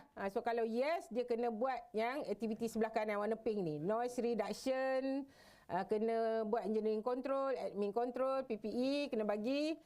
Dia kena buat automatic testing, information and training dan juga hearing protection zone. So dia punya ni pusing-pusing macam ni lah. Cuma saya nak ringkaskan bagi tuan-tuan faham. Okey, kata you buat noise identification satu tempat kerja, ada satu area, yes. 2 area kedua, yes. Area ketiga tu tak. So area ketiga tu tak ada punca bunyi bising lah. You tanda-tanda checklist tadi tu. Dan yang ketiga tu sepatutnya you tunggu tahun depan buat balik noise identification. So tapi yang 1 dengan 2, since dia ada exposure to excessive noise, dia kena buat NRA. So NRA dia punya valid sampai 5 tahun. Tapi let's say lah in celah-celah tu tuan-tuan masukkan jentera, tambah balik jentera, so kena balik buat NI balik dan juga kena buat monitoring lah. Kita panggil review noise risk assessment lah. So kalau dalam use kita panggil review assessment. So kalau dalam ni pun sama, kita punya konsep lebih kurang sama. So kena buat balik tempat kerja yang tambah jentera tu. Let's say tu kena buat monitoring balik lah. Tapi kalau ikut kita punya arahan dari ICOP lah, guidance kita tu masih lagi kena buat noise identification. So kalau kata tuan-tuan pakai jentera tu lah sampai 5 tahun. So bila 5 tahun kena buat balik noise risk assessment. Tapi kalau celah-celah in between 5 tahun tu ada jentera masuk, ada proses tukar, ada engineering control tukar, then you need to do review assessment dekat tempat kerja yang bertukar tu. Okey, so faham yang ni rasa saya harapnya faham lah. So this chart ni sebab ada yang salah faham berkaitan dengan identification of noise lah bila dia nak buat balik. Let's say kata dia ubah je dan ada changes, memang sebelum setahun pun dah kena buat lah balik. Okey, kita tengok pada apa tu hearing conservation program, noise risk assessment, noise reduction measures, audiometric testing, information, instruction and training dan juga record keeping tu kita panggil hearing conservation program. So kita ada detail dalam kita punya ICOP. So saya tak cerita detail lah ni. So just bahagikan apa tu maksud dia ni noise risk assessment. Kita kena identify dulu dan juga kena identify workers exposed to excessive noise. So kena buat engineering control, kena reduce the noise by engineering control, administrative control dan juga PPE. And then odometric testing kena buat, conduct annually for all workers exposed to NEL. Exposed to NEL tu mean lebih lagi 85 dBA. Okey, information ni lebih dari excessive noise dah kena buat information lah. Kalau lebih dari NDL tu lagilah kena buat training. So lebih dari 82 dB exposure, so tuan-tuan kena buat latihan information, instruction and training kepada employee. So record keeping kena establish lah, simpan record keeping. So these are the main item yang kita masuk bawah hearing conservation program.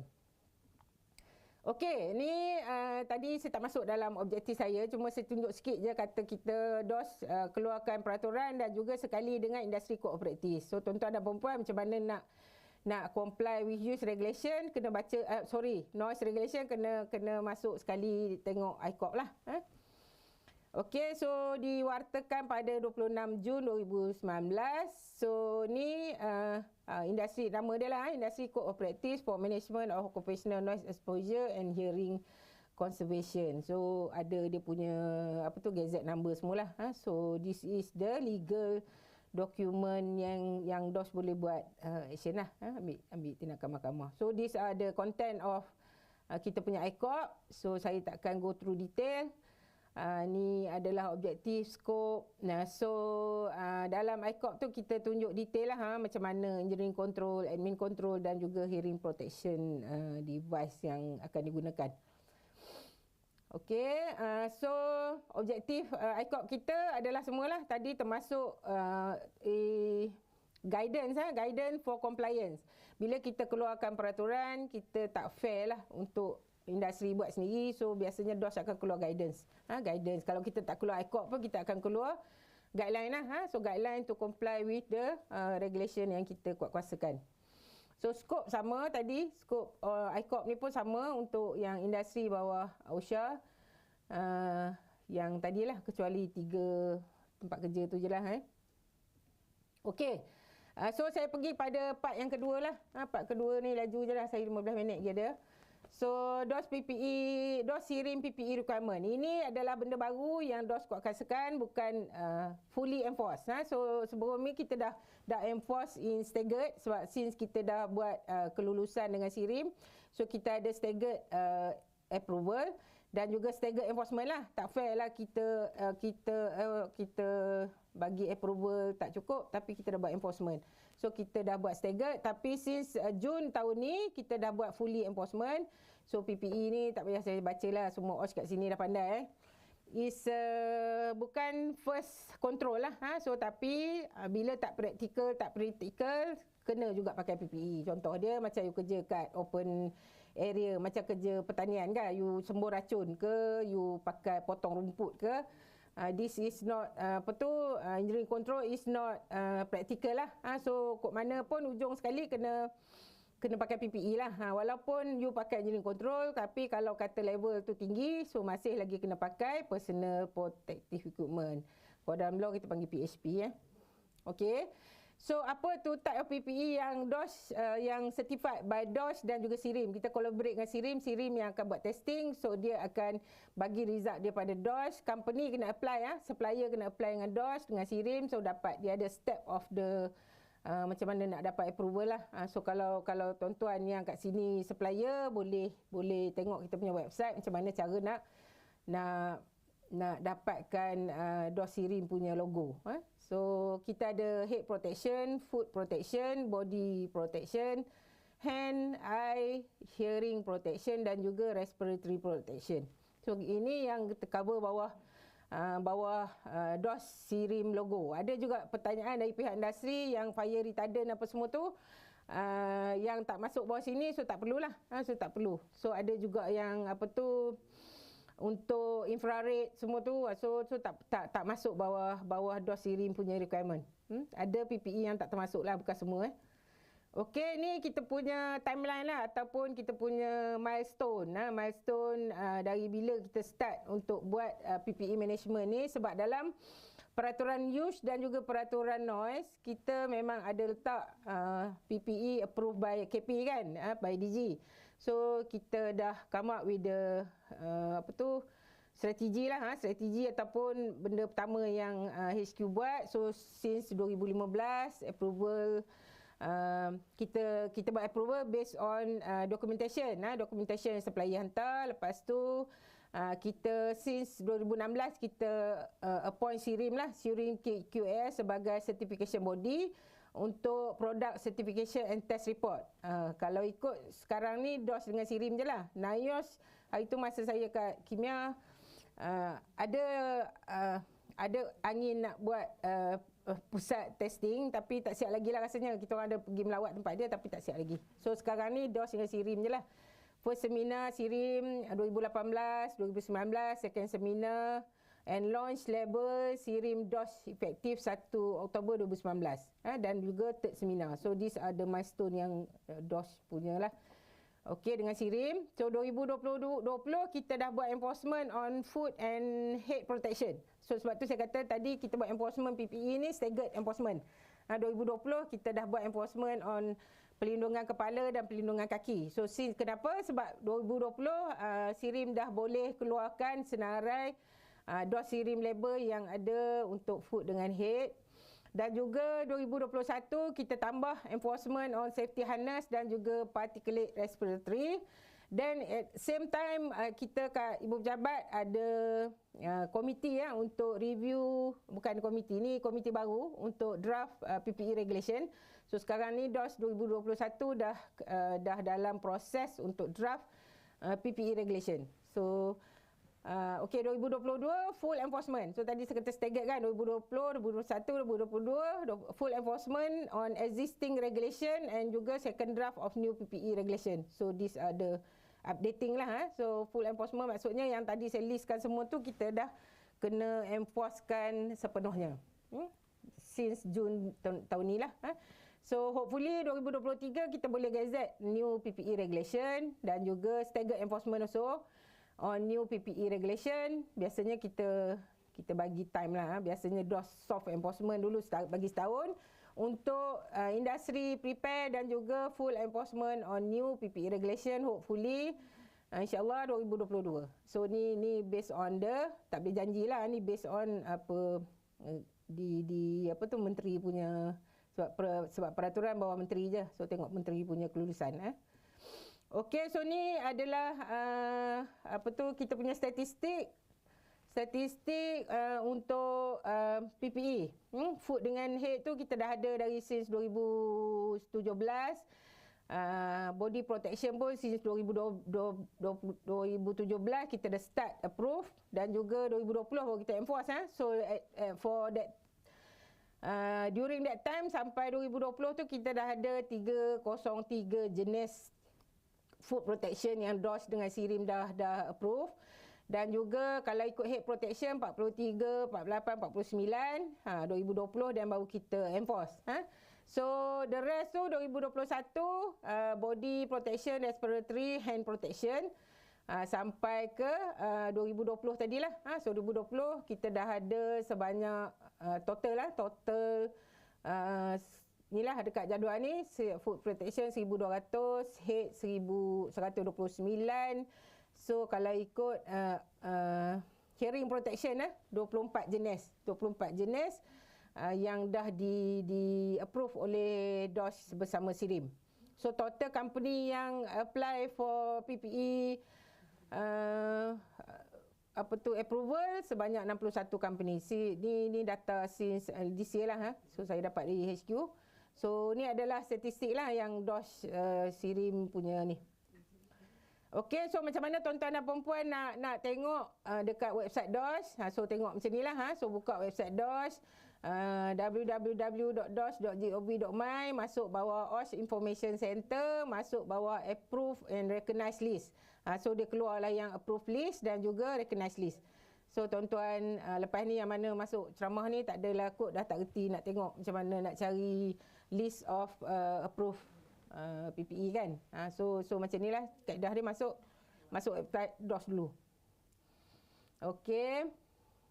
So ni legislation lah related to PPE. Kita ada ni walaupun kita punya ni masih lagi kita punya FMA kan.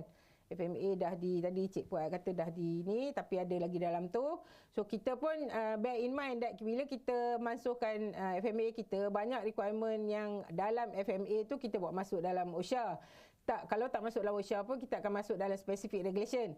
Contohnya safety health welfare, kita masukkan requirement yang mana kita terlepas dari FMA masuk bawah safety health welfare yang barulah. So kita ada PPE regulation, kita ada banyak lagi lah regulation yang in the pipeline yang kita akan gazette selepas ni. Okey, so dalam section 66 OSHA dan juga OSHA amendment, so these are the peruntukan punca kuasa DOS untuk menguatkuasakan PPE di tempat kerja. So bila ada punca kuasa ni adalah punca kuasa untuk saman dakwa . So bila ada punca kuasa dan pihak industri kena comply lah. Okey, so under FMA LEC regulation, tadi kan saya mention yang kita regulation bawah FMA dah dimansuhkan. LEC regulation BOWAC dulu 19 ni building operation yang work engineering construction regulation, asbestos process, mineral dust process. So semua dalam peraturan lama yang bawah FMA ni memang ada peruntukan PPE, approved respiratory protection untuk asbestos dan juga mineral dust. Sama juga dengan kita punya LEC regulation. The employer shall select respirator from among those approved for protection against lead, dust, fume and mist. So dalam LEC regulation yang dulu pun kita dah sebut berkenaan dengan PPE. Okey, dalam OSHA kalau ikut yang health punya part is bawah use regulation, kita ada approved personal protective equipment, peraturan 61 dan juga nurse exposure regulation peraturan 71D tadi dah approved by DG. So tuan-tuan dan puan-puan, hopefully lepas ni kena beli PPE yang dah di approve oleh DOS dan juga hopefully stok-stok lama tu dah tak ada lah, sebab kita memang dah war-warkan dalam website DOS.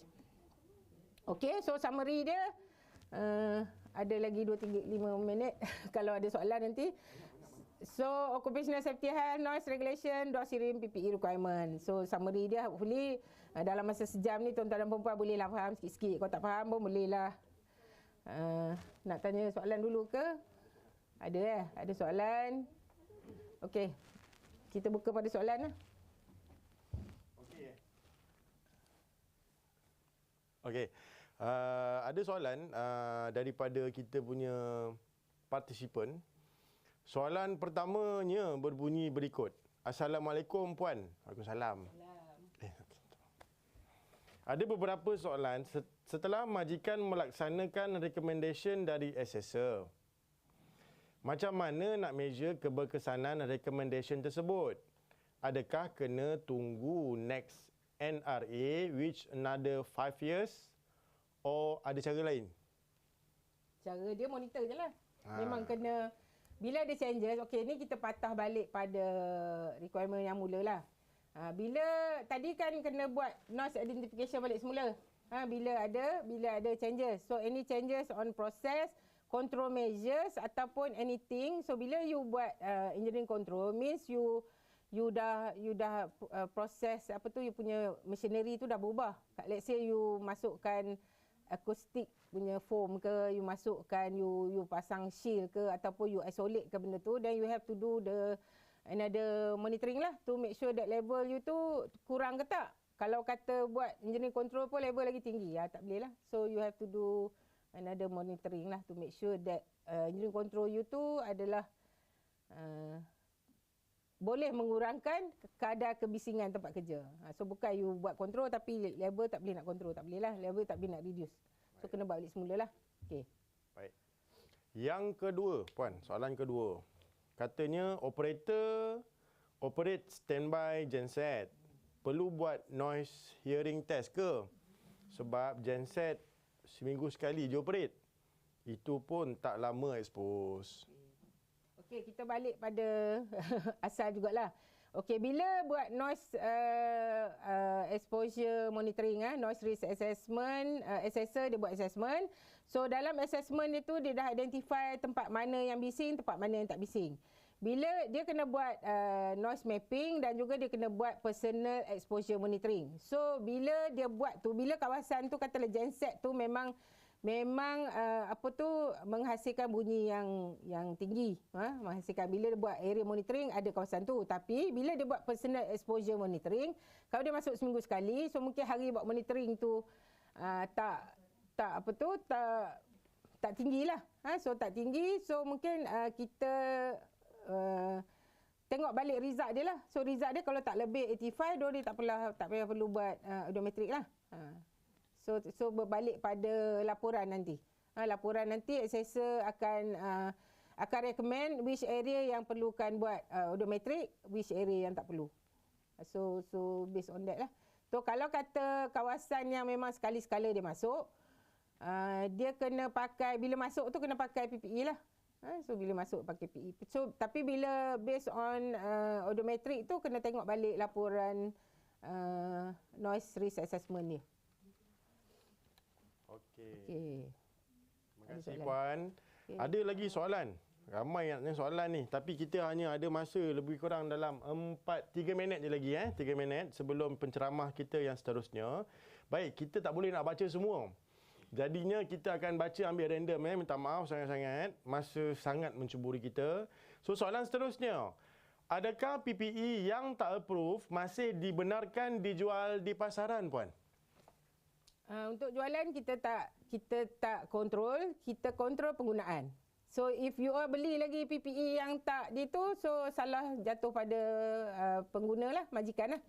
So kita boleh ambil action based on yang tadilah peraturan use, peraturan noise yang perlukan PPE tu di approve oleh tu. So terpulang pada majikan kalau masih lagi nak beli PPE yang tak approve. So kalau DOS nak buat action, so jangan marah DOS lah. So kena lepas Jun 2022, so tuan-tuan dan perempuan kenalah pihak majikan kena beli dari vendor ataupun supplier yang ada DOS Sirim punya logo. So kalau you all lah, you beli yang tak cop Sirim tu kenapa? Okey. Baik, terima kasih Puan. Ada sikit lagi soalan. Kita tengok secara random. What is the difference between hearing impairment and hearing induced hearing loss? Oh, ini soalan doktor. Lepas ni you all tanya doktor. So soalan lepas ni Dr. Afra akan cerita pasal penyakit kan, related to penyakit. So she's the best person yang you all boleh tanya. So saya bolehlah jawab, tapi cara engineer lah jawab. So doktor akan jawab lepas ni based on medical punya term lah. Nanti you all faham lah tu.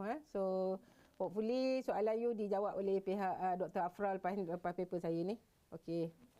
So baik So nanti insya-Allah lepas ini paper seterusnya akan dibentangkan oleh Dr. Afra, yang mana dia memang doktor perubatan yang khusus berkaitan dengan perkara-perkara yang ditanya dalam itulah. So soalan seterusnya tinggal lagi 1 minit insya-Allah. Boleh minta terangkan mengenai A-bone gap. Adakah sama dengan medical examination? No. Okey, doktor akan explain juga yang tu. Tak. Okey, saya ada talian hayat kat depan, so doktor kata tak sama. Tak sama. A-bone. Okeylah. So tak samalah tu. Dan apa-apa hopefully boleh, kalau ada lagi soalan yang tak clear, you all boleh email saya, Rosnah, nama saya rusnah@mohs.gov.my. So kalau tak sempat di sini, mungkin saya boleh jawab through email lah nanti. So dalam masa sejam ni tak boleh nak jawab semua kan. So boleh je email kat saya lah anytime. Okey, so itu je kot ya. Terima kasih. Minta maaf kalau ada salah. Saya pas balik ke Cik Syarul. Baik, setakat itu terima kasih kita ucapkan kepada penceramah kita, Puan Rosnah binti Nayan di atas ceramah yang dibentangkan tadi. Mohon maaf, ada soalan yang kami tak sempat nak layan kerana masa begitu mencemburui kita. Baik, kita teruskan paper kita kali ini dengan ceramah perkongsian pengurusan penyakit pekerjaan yang bakal dibentangkan oleh doktor perubatan kita di JKKP Pulau Pinang, Dr. Afra Naziha binti Muhammad Muzamil. Sedikit berkaitan dengan beliau. Beliau adalah pemegang Master of Science in Public Health MSPH dengan kepujian katanya. Okey, pada tahun 2022, dan beliau juga adalah merupakan doktor perubatan di JKKP Pulau Pinang, yang mana kepakaran beliau adalah dalam bidang pengurusan penyakit pekerjaan. Sekiranya tadi ada soalan-soalan yang berkaitan dengan hearing loss dan sebagainya, beliaulah sebagai orang yang tepat untuk kita tanyakan soalan itu, insya-Allah. Baik, tanpa berlengah masa lagi, sementara menunggu penceramah kita untuk settingkan slide dalam 30 saat lagi. Baik, saya tambah sedikitlah cerita berkaitan dengan Dr. Afra Naziha. Beliau adalah merupakan doktor perubatan di JKKP Pulau Pinang, dah berkhidmat dengan JKKP sekitar 8 tahun. Okey, sekitar 8 tahun di JKKP Pulau Pinang, dan kemudian sebelumnya itu beliau di KKM lah, Kementerian Kesihatan Malaysia, di Hospital Kulim, insya-Allah. Baik, jadi pengalaman beliau menguruskan pesakit, kemudian kepakaran beliau dalam pengurusan penyakit pekerjaan, insya-Allah boleh membantu kita semua dalam memahami bagaimanakah cara dan juga kaedah bagaimana nak menguruskan penyakit pekerjaan semasa di tempat kerja. Baik. Okey, so tanpa berlengah lagi, belum lagi 20 saat agaknya. Okey, 20 saat lagi, tak maaf. Baik, kalau tuan-tuan tadi berkaitan dengan jika ada lagi soalan, ada banyak tadi penceramah yang sebelum ni, Puan Rosna, tuan-tuan dan puan-puan boleh emailkan, saya ulang, emailnya adalah rusnah, rusnah@mohr.gov.my. Saya ulang, rusnah@mohr.gov.my.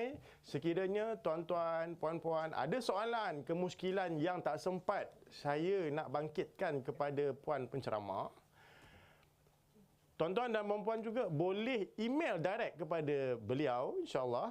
Nanti beliau akan reply emailnya. Baik, So, tanpa berlengah masa lagi, insya-Allah, kita menjemput Dr. Afra Naziha binti Muhammad Muzamil bagi menyampaikan ceramah beliau yang bertajuk Occupational Health Management at the Workplace. Dipersilakan. Okay, Assalamualaikum and a very good day everyone. I'm Dr. Afra Naziha and thank you so much Encik Syarul, for the introduction. So my topic today will be occupational health management at the workplace. So can everyone view my slides? Is that okay? Can you hear me? Alright, so I assume that everything is okay. Alright, so I will start with my topic today, which is a 1-hour topic about occupational health management at the workplace, pengurusan penyakit pekerjaan. So to start off my presentation, right, I will have to give you an overview of what occupational health is. Alright, so because a lot of us are very focused on occupational safety, but we tend to we lack understanding on occupational health. Okay, so I'll give you an overview of what occupational health is actually. Alright, so what is occupational health?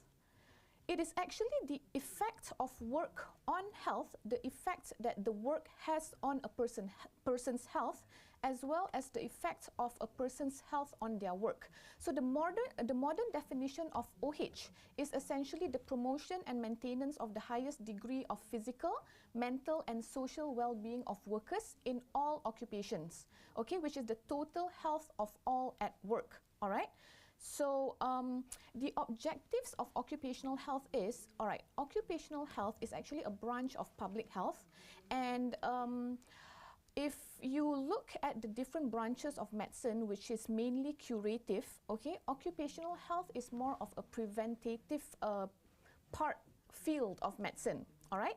So the objective of occupational health is essentially to maintain and promote the physical, mental and social well-being of workers, and in turn it reduces industrial accidents, prevents occupational injuries and diseases specifically, and it also aims to achieve maximum human efficiency and machine efficiency, and also to reduce all these MCs and whatnot, like sick absenteeism, okay? So occupational health is a preventive branch of medicine rather than it being curative, okay? So we need to remember that.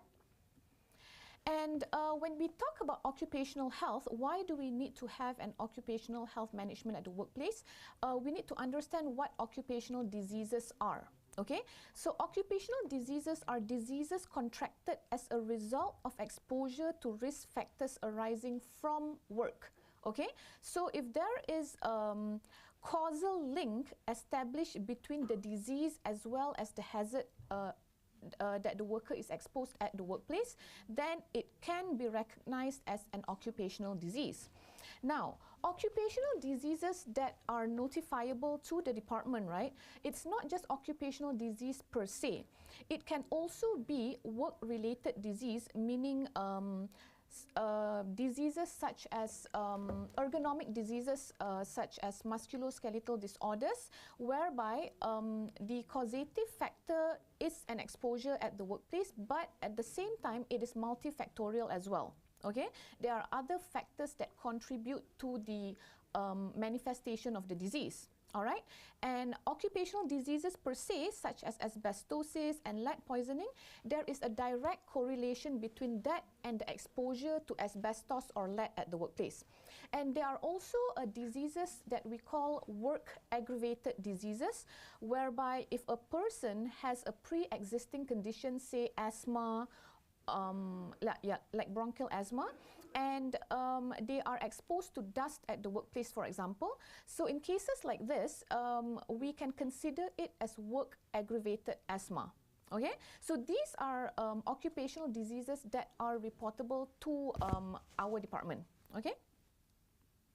Now, what I'm trying to show you here is a global picture of the hidden epidemic, whereby if you look at this pie chart, it shows that actually fatal diseases are actually take up a lot more in terms of amounts compared to fatal accidents. Okay, because we are very focused on safety, that actually if you look at this particular figure, it shows that occupational or work-related diseases, although it remains largely invisible in comparison to industrial accidents, they actually kill 6 times as many people each year. Okay, so this is something that we really need to understand. All right. However, the reporting of occupational diseases, it is grossly underreported, okay? And this is a phenomenon called the iceberg phenomenon, okay? There are a lot of diseases that go unrecognized as well, and because of that, it is not reported to us, like a lot of cases of lung diseases, skin diseases, cancers especially, and even hearing losses and things like that. Because occupational diseases, they tend to take a long latency period before it manifests. That means sometimes the worker actually retires or things like that. So there is always underreporting on our side, okay? Now, this figure shows the occupational disease implication model, because what I want to show you here is that when a worker suffers from an occupational disease, it doesn't just affect the individual, it actually also affects the employer as well as the nation, okay? Because individually, health expenditure is increased, the worker will have loss of income, and on the employer side, there will be loss of productive workforce, reduction in productivity, and the nation itself will have also a reduction in productivity and also economy, and compensation payout will be increased, okay? So occupational diseases actually, if it occurs, it actually affects not just the individual, but so many other people. Okay, so what I'm going to move on to will be the statistics that we have on occupational disease and poisoning in Malaysia. So I will give you a picture of the national figures, all right?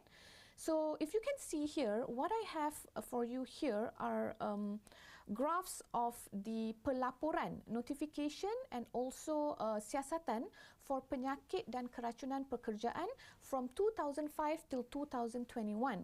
Okay, if you can see here, right, it does appear that the notification of diseases it's steadily increasing.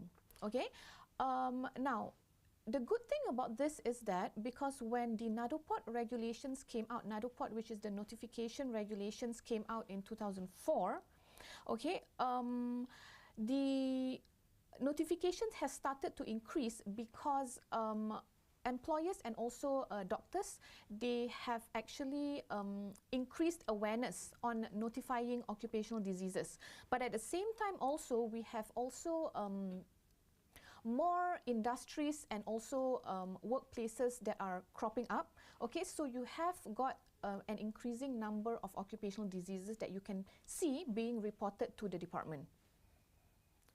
And this slide shows the types of occupational diseases and poisoning that's being reported to us.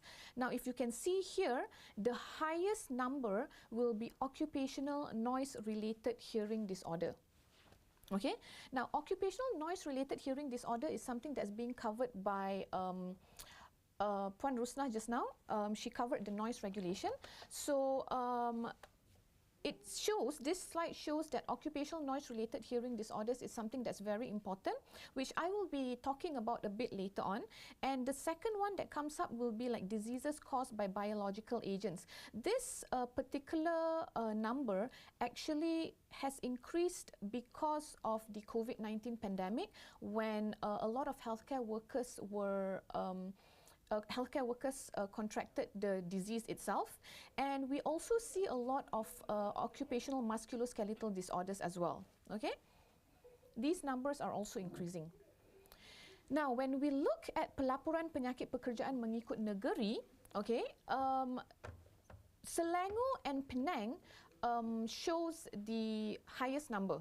Okay, as you can see, and year after year, it's always these two states because, as we know, Selangor and Penang, we actually have a very, we are concentrated with industries, especially manufacturing industries. So there's a lot of like health hazards going on. So a lot more occupational diseases to be reported. And Johor as well, number 3, okay? And as you can see here in this table, it shows that the manufacturing sector is the most important sector that actually shows a lot of diseases because they are actually one of the most hazardous industry or sectors that we have with a lot of health hazards going on. Therefore, they report a lot of occupational noise-related hearing disorders. Okay? Okay, so now what I'm going to talk about will be the occupational health hazards, because I just want to introduce to you, introduce what occupational health is and the types of occupational hazards that you should be able to identify at your workplace. Okay? So as you know, a hazard is any source of potential damage, harm, or adverse health effects on something or someone under certain conditions at work. All right, but if you have an exposure to a hazard, okay, a contact with a hazard is called exposure, which relates to a combination of the magnitude, frequency, or duration of the exposure, and these will in turn cause the disease, all right, the occupational disease. So if there is exposure to a hazard, there is risk of developing a certain disease, all right. So classification of occupational health hazards can be either acute, something that causes immediate health effects, or chronic, and most of the time it is chronic. Chronic means that it takes a long time to manifest. Even like hearing disorders or occupational noise related hearing disorders, it takes a long time before you see the signs and symptoms. And things like occupational cancers as well, there's usually a very long latency period. Okay? Now, this is the important part that you should be able to take home, this important message that there are, these are the types of occupational health hazards. The 5 types of occupational health hazards which are physical, ergonomic, chemical, biological, and psychosocial. Now, these 5 health hazards, I will delve into it a little bit deeper, one by one. But these are the health hazards that you should be able to identify at your workplace, okay? So when it comes to physical hazards, right, we have a lot of types of physical hazards that you can find at your workplace that you or your workers may be exposed to, okay? But the most important that we would like to focus on will definitely be noise itself. But we also have vibration, heat, radiation, and things like that, okay? Now, when it comes to noise, yeah, I think Puan Rusna has already spoken about the occupations at risk, mainly companies or workplaces where you have a lot of machinery, because machineries are the sources of noise at the workplace, okay? So factories, manufacturing factories, and then mining industry, construction sites, places that actually have workplaces that have machinery, that uses machinery, they are workers are exposed to high noise levels, okay?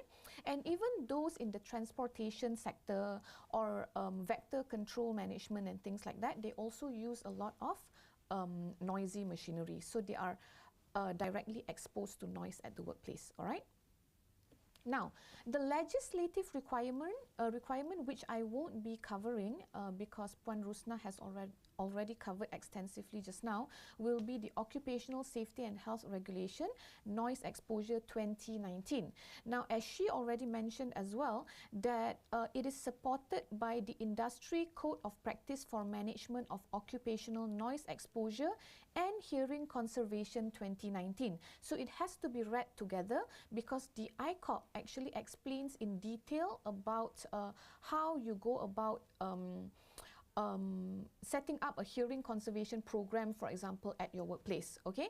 So an employer shall ensure that nobody is allowed to be exposed to noise exceeding the noise exposure limit at the workplace, okay? The noise exposure limit is stated as 85 dBA or 115 dBA of maximum sound pressure level, or a peak sound pressure level of 140 dBc, all right? Okay, so this is just a comparison, if you would want to just have a look between the levels of noise and the conditions that you can experience these levels between the non-occupational setting and the occupational setting. So why 85 decibels? Why do we set our noise exposure limit at 85 decibels? Because based on research, a noise level of 85 decibels and exposure to that may lead to ear damage, and the pain threshold of our ear is at 140 dB. So that is where our peak SPL is, okay? So you can look at this particular slide and see the comparison. Like for example, if you have a normal conversation with a person, like right now, like how I'm talking to you, it is usually around 60 to 70 decibels, okay? Like an ambulance, for example, it can go up to 112 or 115 decibels as well, okay? So that's already hazardous. Okay, so just for a subjective measurement, right? It's mentioned before that if you must shout to be understood over background noise when standing 1 arm length away from another person, then you can pretty much consider that background noise to be hazardous. However, this is just subjective way, a rough way of estimating, but you still have to go through our noise regulation in order to identify excessive noise and proceed with a noise risk assessment and whatnot. Okay? So the effects of noise exposure that I want to explain here is that it doesn't just cause physical effects like hearing loss, and you might even have a sleep deprivation, fatigue, and impaired communication, but you can also have psychological effects as well. It can cause impaired decision making, it can cause depression, it can cause annoyance, okay, and reduce quality of life, and also economic effects, okay, because if workers are exposed to high noise levels, the employment and income can be disrupted because of maybe the physical effects that occur, and employee turnover and absenteeism is also increased, and there will be reduced productivity and performance as well. Okay? Okay, now the most famous term that everyone knows when it comes to noise exposure will be noise-induced hearing loss, which is NIHL. Now this is the disease that occurs due to progressive exposure to high noise levels over a period of time, which is up to several years, as a result of exposure to continuous or intermittent loud noise. And this is a condition that is sensory neural, meaning it affects the nervous system of your ears, okay? So it affects the tiny hair cells in the cochlea in your ear, which is a structure in your ear. It affects the hair cells and in turn the transmission of sound to the brain. Okay, and the hearing loss, NIHL, is usually bilateral. Okay, I'm not going to delve very deep into this because this will be like a separate topic altogether. Like we have a guideline specifically on occupational noise-related hearing disorders. Okay, so that will be a separate topic altogether, but this is just an introduction to you guys. Okay, so the permanent effects of NIHL will be difficulty understanding conversation, particularly in background noise, as well as ringing in the ears, okay? And that is why in order to prevent the occurrence of any occupational noise-related hearing disorders, companies that have noisy machinery or they have workers who are exposed to noise will have to implement hearing conservation program, which includes noise exposure monitoring, noise control, provision of hearing protection devices to their workers, audiometric testing program, as well as information and training to their workers, okay? So that the workers understand that the hazards that they are exposed to. All right, so that's that about physical hazards. Okay, now we'll move on into ergonomic hazards. Now, what is ergonomic actually?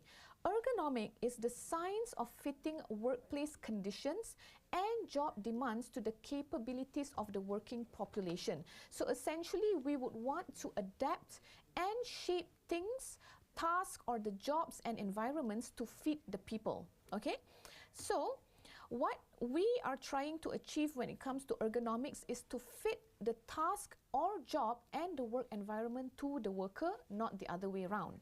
All right, I'll give you an example, yeah? Okay, say for example, you would like to build a seat, okay, for a car, for a worker, a driver, for example. Now, you have to consider how our body as a human, okay, how our body functions and our requirements in order for the machine or the seat, okay, to be used efficiently and effectively by the worker. Okay, if these human factors are not taken into consideration when building something to be used by the worker, then it will be uncomfortable and inefficient for the worker to use. Therefore, the take-home message here when it comes to ergonomics is that you need to fit things to people, but not people to things. All right? Fit things to people, not people to things. Okay, this is the take-home message. So ergonomics, it caters for differences between people, because in ergonomics we believe that one size does not fit all. So there are certain human factors that need to be considered, such as anthropometry, which is the measurement, size and weight and proportion of a human body, as well as the biomechanics, the forces in the body, the anatomical structure of a human body, and physiology, how the body works. So these are the things that need to be considered, okay, in terms of ergonomics. Okay, so I'm going to delve a bit deeper into the ergonomic risk factors. The risk factors are very important because these are the risk factors that you would want to be able to identify at your workplace. All right. Now, the most important will be the ergonomic fire triangle, which are the primary risk factors. Okay, we have posture, force, and frequency under the ergonomic fire triangle. So the primary risk factors will be awkward posture, excessive force, and extreme frequency of movement. So these are the risk factors that contribute to the development of musculoskeletal disorders. Okay, so we want to prevent the development of musculoskeletal disorders. All right. So when it comes to ergonomics, we are we always emphasize about posture, okay? So we have to ensure that a worker works in a normal posture. And even though standing or sitting, you have to be in a proper, normal posture. Because even if you have head movements like forward head movement or forward head posture, it will always affect your spine or anything in your structure in your body, okay? And once you have an issue, say for example abnormal neck posture, for example, the other parts of your body will try to compensate as well. So instead of just having like neck pain, it will also progress to other aches and pains in your body and cause other types of musculoskeletal disorders at the same time. So the examples of awkward posture include extended reaching and working above shoulder height. You see this a lot in the manufacturing industry, those working at manufacturing line, for example, okay, extended reaching. And those working in the offices, also you have awkward posture when you are using the computer, okay? Neck bending, neck twisting, because a lot of people think that employees in the office setting, they tend to have a less hazardous working environment, but actually in terms of ergonomics, it's actually quite hazardous if you do not take care of it, okay? The neck bending, neck twisting, you know, awkward upper body posture and things like that. So mechanics, for example, people working in the construction industry, okay, frequent bending at the waist, pinch gripping and things like that, all right? These are the examples of awkward posture. And then we also have excessive force, okay? If you are exposed to excessive force, your risk to develop musculoskeletal disorder is also increased, like pinch gripping, lifting of objects, pushing and pulling, because you are using a lot of force, okay? You are using your body and also the muscles in your body to lift or push and pull items, all right? And we also have extreme frequency or duration. That means if you do a task or a job for a long period of time or repetitively, okay, such as computer workers, welders, or even those working in the manufacturing setting, okay, poultry processing workers and whatnot, okay. So these are the primary risk factors that you need to focus on when you look into ergonomic hazards at the workplace, okay. So why do we want to identify ergonomic hazards at the workplace? To prevent the development of musculoskeletal disorders, okay? Musculoskeletal disorders are essentially the aches and pains of your muscles and joints, your locomotor apparatus, essentially, okay? And it is usually related to prolonged exposure to ergonomic risk factors, all right? So you can have different types of musculoskeletal disorders affecting your upper extremity, which is your arm and hands and things like that. Like I'm sure a lot of you have heard of carpal tunnel syndrome, thoracic outlet syndrome, in fact, okay? And you also have tendon disorders affecting your shoulder, like rotator cuff syndrome, or even your finger, like trigger finger or ganglion cyst and things like that. Okay. And musculoskeletal disorders can also affect the lower extremities. You can have bony spurs in your heels and varicose veins due to prolonged standing or prolonged sitting at the workplace. And back injuries, this is very common. Sprains, strains, and disc damage. I'm sure a lot of you have heard of slip disc, okay? Prolapsed intervertebral disc, PID. So these things occur due to ergonomic hazards at the workplace, but a lot of MSDs are multifactorial as well, depending on the person's lifestyle choices as well, like exercise and diet, okay? So what we have to understand here is that musculoskeletal disorders are very, very much preventable, okay? However, once the symptoms are established, it is often too late for you to go back and for it to be controllable, okay? It's because it is very difficult to treat and rarely can be cured. So that is why prevention is essential when it comes to musculoskeletal disorders, okay? That's why we have to focus on identifying the ergonomic hazards at the workplace. And when it comes to our legislation, for example, yeah, we don't have a specific regulation related to ergonomics in our Occupational Safety and Health Act. However, Section 15 covers the general duties of the employer to ensure the safety, health and welfare of their workers at the workplace, which includes a safe work environment and a healthy work environment as well. So we can use the guidelines on ergonomics risk assessment at the workplace 2017 for us to have an understanding on how to identify and assess the ergonomic risk factors at the workplace. So this is extracted directly from the this particular guideline. Okay, it gives you a framework of how you would want to proceed with ergonomic risk assessment at the workplace.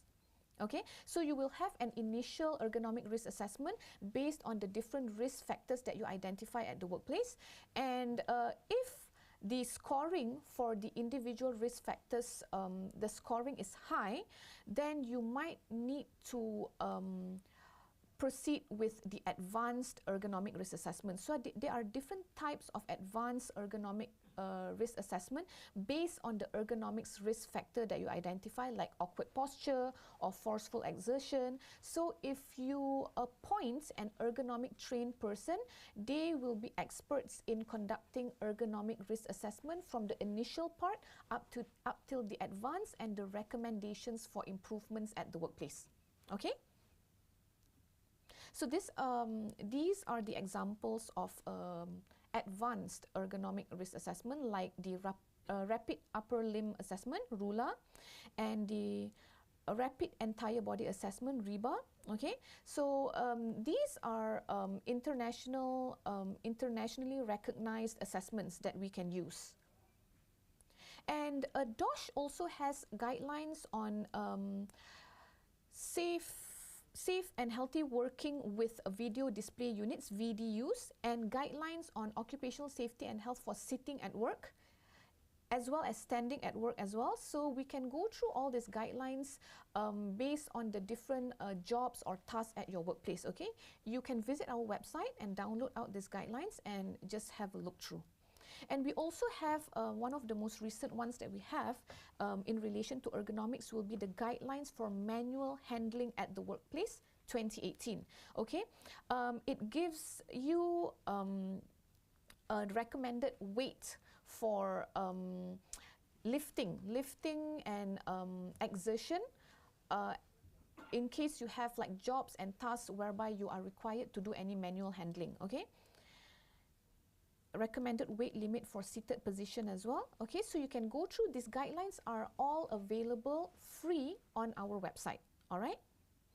Okay, now moving on from ergonomic, the third hazard that I want to talk about will be chemical hazards. Okay, chemical hazards come in different forms. Okay, we have dust, we have organic solvents in the form of liquid. We even have heavy metals. We have pesticides, acids and bases and things like that, okay? So I'm sure a lot of you are very familiar with chemical hazards, yeah? Now, in terms of legislation, right, the legislative requirement for chemicals at the workplace will be our Use Regulation 2000, which is the use and standards of exposure to chemicals hazardous to health. And this particular Use Regulation 2000, it provides a legal framework to control the exposure of chemicals hazardous to health at the workplace. All right, so you need to look through this particular regulation if you have usage of chemicals at the workplace.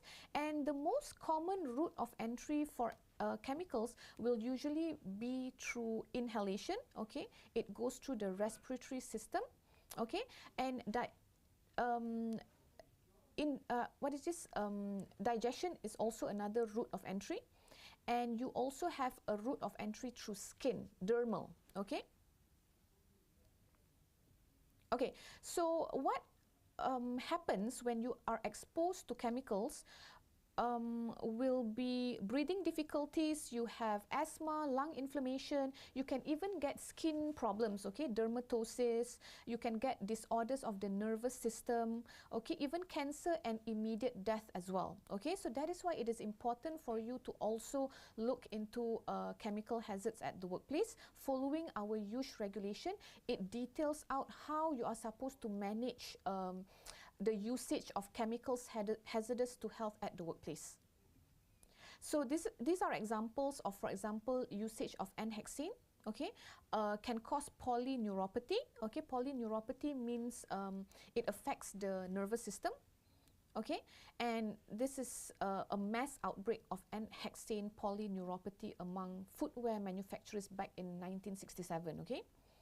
And then you also have chemicals, when they come into contact with your skin, you can get dermatitis, okay? Contact dermatitis, you can get dermatitis due to detergent exposure. Detergent is also a form of chemical, all right? And silica, you can get exposed to silica at quarries, okay? Quarries, because silica is a component of rock and sand and things like that, even in processes like sandblasting. So silica can cause a lung problem called silicosis, which will increase the risk of a person contracting tuberculosis as well, all right? And asbestos, okay? I'm sure a lot of you are familiar with what asbestos is, all right? And asbestos can cause asbestosis as well as cancer, okay? It is recognized cause of cancer, lung cancer specifically, okay? So when it comes to chemical management at the workplace, all right, so this particular figure gives you an overview of how the use regulation explains on how you are supposed to manage the usage of chemicals hazardous to health at the workplace.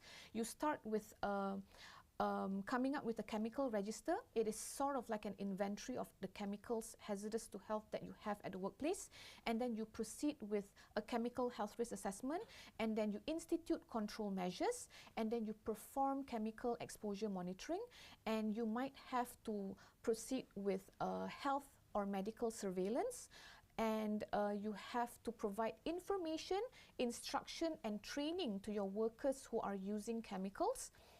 This includes the provision of the safety data sheet as well, and you also have to have warning signages at places where chemicals hazardous to health are being used, and record keeping. Okay, so this is how you manage the usage of chemicals at the workplace in order to prevent the occurrence of occupational diseases.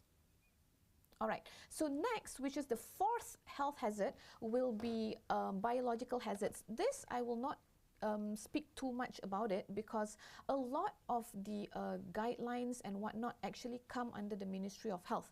So biological hazards are usually like bacteria, viruses, fungi, mold, okay? Mold like kulat, okay? So usually those exposed to biological hazard directly related to their work are usually healthcare workers, those working in the hospital setting, clinic setting, okay, they are exposed to needle prick injury, which can transmit various diseases. They are exposed to bodily fluids like blood and things like that, which can in turn cause diseases as well, okay, like HIV, hepatitis and whatnot. And they are also exposed to patients with tuberculosis that can spread the infection to them, okay? Okay, now last but not least, okay, the final occupational health hazard that I would like to cover will be the psychosocial hazard. So this is a very famous topic, okay, it is very much related, directly related to mental health at the workplace, okay. So the different types of psychosocial hazards that you can see at the workplace includes poor job control, increased job demand, poor support at work, lack of interpersonal skills, and also job dissatisfaction and much more, okay? Now, when we speak about psychosocial hazard, usually the first terminology or condition that comes to mind will be work-related stress. Okay, so work-related stress is essentially, under our definition, is the physical and emotional response that occurs when the requirements of the job do not match the capabilities, resources, or needs of the employee. Okay, it is also the adverse reaction that people have to excessive pressures or other types of demand placed on them at work. Okay, so in terms of legislation, it is covered directly under our main act, under Section 15, which is, it is the general duty of employers and self-employed persons to their employees for them to ensure the safety, health and welfare at work of all their employees. Okay, so we do not have a specific regulation similar to ergonomics, specific regulation related to psychosocial hazards, and under the Employees Social Security Act as well, only post-traumatic stress disorder is actually recognized as an occupational psychiatric disease, and it is compensable. Okay, other types of mental disorders related to work is actually not recognized and not compensable. Okay. So why is it important? It's because if you look at this particular pie chart, right, we actually spend at least half of our work, half of our time during the day, okay, at work, and about a third of our time over 24 hours being at work. So it is very important that we try to recognize and identify any psychosocial hazards at the workplace in order to prevent the occurrence of any mental disorders at the workplace, okay? And what are the different types of stresses at the workplace? Stresses can come from a lack of support, the type of task that you have, the role that you have at the workplace, even your environment itself. And if a person has shift work, for example, it increases the risk of developing work-related stress. And if you have lack of security, work security, job security, and if the organization is not it doesn't fit to your needs, and if the rules and regulations also do not fit to your needs, then these are the types of stresses that can occur at work. All right, and the effects of stress on the organization, it's plenty. Okay, you can have poor working relationship. That means it can lead to really bad teamwork, low morale, reduced quality, low productivity, and then workers can, it can cause high absenteeism and lateness, increased accident rate and whatnot. Okay, so those who are likely to become stressed, actually anyone is susceptible. However, if we look at the different types of jobs, it's usually people who work with the public, and also manual workers who are usually doing that monotonous work that is very repetitive. They are virtually immobilized on a production line every day. Those are the people who are usually prone to developing work-related stress, and also women who are at the same time looking after children and the elderly at home. Okay. Now, stress, what I want to show you here by showing you this particular picture is that sometimes the perception determines whether a stress is good or bad. So it's usually how we perceive that particular job or the demand. Okay, so if you look at it in a negative aspect, then it's going to be a bad type of stress. But if you look at it in a in a positive aspect, then it will be a good type of stress. Why do I say this? Because if you look at this human performance curve, we as humans, right, we have to have some stress in our lives in order to push us to perform better. Okay, so if you do not have any stresses, you will end up becoming bored and your performance will also reduce. Okay, so you would want to try to push your workers to a certain and optimal level of stress so that they will have optimal performance level. Okay, but do not go overboard. If you do go overboard in terms of pushing your workers and giving them extra stress, then they will end up becoming fatigued and exhausted, and they'll end up burnt out. Okay. So stress reaction can be physical. Okay, it can cause hypertension, it can cause diabetes, it can cause cardiovascular problems. It can also be emotional. It can cause anxiety, panic, anger, and it can also lead to behavioral problems like reduced performance, and then maybe increased nicotine intake, cigarette smoking, alcohol addiction, and things like that. All right. Now, DOSH has a guidance for the prevention of stress and violence at the workplace. Okay, this is quite an old guidance. Okay, but we can still refer to this in order to try to assess the hazards, the psychosocial hazards that you have at the workplace, and how to prevent stress from happening to your workers. Okay, so this guidance is also downloadable from our website, and as far as I'm concerned, we are actually currently in the process of drafting a new guideline on mental health at the workplace, which I'm hoping will be published soon. I'm hoping maybe end of the year or next year. Okay, so as for now, we can refer to this particular guidance first. All right, so I am done with all the 5 different health hazards at the workplace. Yeah, so now when it comes to the control of health hazards at the workplace, it is similar to the control of any types of hazard at the workplace. We will still have to follow the hierarchy of control in terms of elimination. Elimination comes first, substitution, then we move on to engineering controls, administrative controls, or PPE. Okay, it's the same with any type of hazards. We have to institute the hierarchy of control. Okay, last but not least will be the notification of occupational poisoning and disease.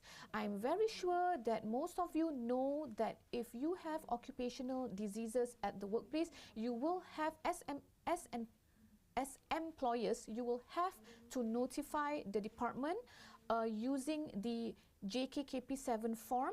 This is a requirement under the Notification of Accident, Dangerous Occurrence, Occupational Poisoning and Occupational Disease Regulation 2004, NADOPOD. Okay, so using the JKKP7, under Regulation 7, it states that employers as well as registered medical practitioners will have to notify DOSH if a person at work suffers or is likely to suffer from one of the occupational poisonings or diseases specified in the 3rd schedule of NADOPOD.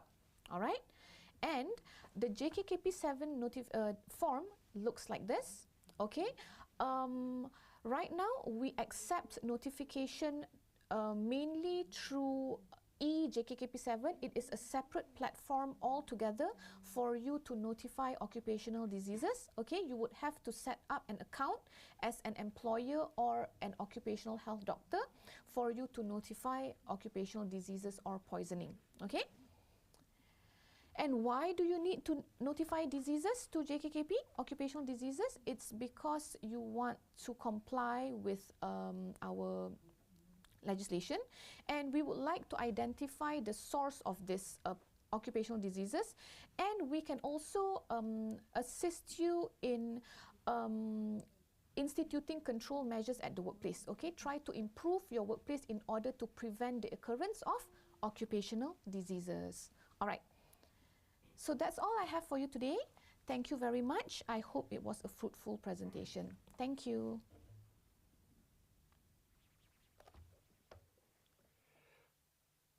Baik, terima kasih diucapkan kepada Dr. Afran Naziha di atas pembentangan berkaitan dengan pengurusan penyakit pekerjaan di tempat kerja. Baik, ada banyak soalan yang kita capture dekat sini. Ada banyak soalan. Tapi sebelum itu, tuan-tuan masih ada ke ni? Ke dah tak ada dah ni? Dah pergi makan ni? Ada. Cukup ada 20 orang. Kita boleh continue soalan. Ada masa setia. Ada tuan, ada. Okey, good. Okey, alhamdulillah. Pukul 12 nak makan. Sabar. Kita ada satu paper lagi. Baik. Oi, sabar. Oh, cukup. Baik. So, soalan yang pertama diajukan khas untuk Dr. Afra. Apa dia soalannya? Okey, sebentar. Saya sedang mencari. Assalamualaikum, doktor, katanya. Salam. Okey. Saya ingin bertanya, kalau kita letak semua di bawah SHO untuk monitor contoh ergonomik, environment dan lain-lain, setuju tidak kalau kita wujudkan penjawatan contoh ergonomis, environment officer dan lain-lain lagi supaya dapat mengurangkan bebanan SHO ni? Ini pandangan saya. Okay, thank you very much for the question. Baik. Now, we will have to look back at the main acts under Section 15. The responsibility to ensure the safety, health and welfare of the worker lies in the employer itself. So the employer will be the one who will delegate the task, I would say. Okay, so if that particular company is required to have a safety and health officer, so if the job becomes too much for the SHO, then they will have to have another SHO. You get what I mean? So it's not something that we have in black and white saying that this person does this person does this in that workplace. It is something that the employer and the organization itself will have to figure out. Okay? But at the end of the day, the responsibility to ensure the safety, health and welfare of all workers at the workplace will be the employer. Did I answer that question? I hope it's clear. Because it's not that I don't agree with your suggestion. It's just that at the moment we don't have any specific clauses that mention that you have to have an ergonomist at the workplace. You have to have, like a chemical person who is expert in chemicals at the workplace to manage your usage of chemicals. Okay, so the responsibility at the end of the day still lies in the employers. So the employers will be the ones who will decide who takes up the job, I would say. Okay. Is that clear? Okay. Terima kasih, doktor. Ada yang komen dia kata kat sini crystal clear katanya. Okay. Thank you very daripada much. Muhammad Hakim. Alhamdulillah. Okay. Baik, you. ada soalan lagi. Okay. Apa soalannya? Katanya, baik, could you please explain a little bit on occupational health disease associated with radioactive material as well as related legislation? Okay. I think you are talking about radiation per se, right? Exposure to radiation. Now, exposure to radiation, it is a physical hazard, and exposure to radiation actually is covered under the AELB, which is the Atomic Energy Licensing Board. Okay, even the medical surveillance or anything related to workers exposed to radiation is covered by AELB. Okay, however, if we go back to our section 15 under OSHA, the responsibility at the end lies under the employer. So the employer should know that if they have any workers exposed to radiation, they will have to comply with the requirements of AELB. Okay? And usually in terms of, when it comes to radiation exposure, it is more commonly seen in healthcare workers as well, because you are exposed to X-ray radiation, okay, CT scans and things like that, okay.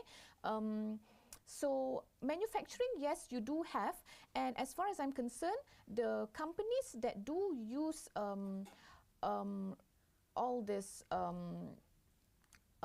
they are exposed to radiation at the workplace. Employees in manufacturing sector, for example, they do comply with AELB. So I hope I answered your question. Did I? That's what he was asking, right? Betul. Okay. Betul. Okay. Okey. Boleh Boleh menjawab kot, insyaAllah. If you have more questions, dia you kata can yes. Thank you, doktor. If you have kata. more questions, you can always email me. Ya, No problem. betul. Okay. Kita ada lagi 4 minit. Boleh satu question lagi, doktor? Can. Baik, saya pilih secara randomnya. Okey. Isu pekerja berak merata. Oh. What? Seriously? Ya. Okay. Korang ni soalan je betul, kan? Di tapak bina pun jadi tanggungjawab SHO. Macam mana nak overcome stres ni, doktor? Stres. Say that again. Dia berak merata dekat tapak bina. Okay. Jadi dia stres. Jadi macam mana kita ni? Tapi kenapa pekerja tu berak merata? Betul. Okay, because now I'm saying again, it comes back to our section 15, which says that safety, health and welfare. Welfare means the provision of proper hygiene and sanitary facilities for the workers. So if mereka berak merata, it means that you do not have enough toilets or, you know, the mobile toilets for your workers. Because if you don't have enough, of course they're going to go and poo elsewhere, right? Yeah. So employers must ensure that you provide proper and adequate amount of facilities for the workers to safeguard their welfare as well. Your hygiene facilities, your sanitation facilities, things like that. So the stress that you have because of your pekerja berak merata will be prevented if you can provide these facilities to your workers. Agreed? Setuju? Setuju? Setuju? Include pampers katanya. Okeylah. Okeylah tu, cukuplah kan. Okey, kita ada lagi 2 minit, doktor. Macam mana? Kita nak open soalan lagi satu ke ataupun ni? Baik, dia kalau berak ni, isu berak ni sama macam kencing jugalah. Cuma jangan kencing member je. Gurau je. Baik. Okey, soalan yang last. Last lah Okay. Last. Okey, dia kata dekat sini dia term dia kedoktoran sikitlah. Okay. Bond conduction memerlukan graf. Okay. Seperti air conduction katanya. Okay, okay. Atau hanya tuning fork sahaja sudah memadai semasa medical exam. Okay, alright. Now, you are speaking specifically about our occupational noise-related hearing disorder, which is the medical examination portion, right? Okay, now when it comes to that, that is another very, very, very lengthy topic because we have a guideline specifically on that. Okay, so in order for me to explain bone conduction and air conduction and things like that, I think it's better if we cover it in a different session. So, you may provide your email and I can explain it to you, but it's going to be quite lengthy right now. Is that okay? Is that okay? Okay. All right. Okay. Sorry ya, who is that? Baik. So, cukuplah. Masa pun dah mencemburui kita. Jam pun dah menunjukkan jam 12 tengah hari. Okay. Belum makan lagi. Belum. Sabar lagi. Kita ada lagi satu paper last. Ingat tak cukup attendance, tak dapat sijil. Ceritanya. Baik. So kita ada satu lagi. Terima kasih kita ucapkan kepada Dr. Afra di atas pembentangan yang begitu hebat. Katanya, okay, perfect answer doktor katanya. Oh, ada yang chat kat situ, seminit lagi jam 12 tuan. Okey ramai yang ucapkan terima kasih doktor. Baik So kita ada penceramah yang seterusnya. Okey, penceramah yang seterusnya saya tanya dululah. Attendant sabar, kekal dulu dalam webinar kita. Sebelum kita nak teruskan lagi tuan-tuan, sabar. Baik, sebelum nak teruskan, saya nak tanya dulu tuan-tuan ni, ada tak dekat sini? Kalau ada, komen ada tuan-tuan. Jadi kalau cukup 50 ada, baru kita continue tuan-tuan. Oi, ramai komen ada. Alhamdulillah. Masih ada. Kau ni biar betul. Yus ada, Mat ada, sentiasa ada katanya. Hadir. Okey, ramai alhamdulillah. Okey, masih ada. Tuan-tuan, saya nak bagi tahu penceramah selepas ini ada Mat katanya. Baik, penceramah seterusnya adalah sangat pakar, sangat orang lama tuan-tuan Sekejap saya bacakan CV-nya dahulu. Beliau diberi nama Encik Muhammad Al-Fadil. Encik Muhammad Al-Fadil bin Muhammad Saleh. Beliau merupakan ketua seksyen sekarang ini saya fikir siasatan dan pendakwaan lah. Siasatan dan pendakwaan. Dan banyak seksyen beliau join. Pernah juga jadi bos saya. Di seksyen statutory. Dulu di JKKP Pahang, Putrajaya, Sarawak dan kini di Pulau Pinang lah alhamdulillah.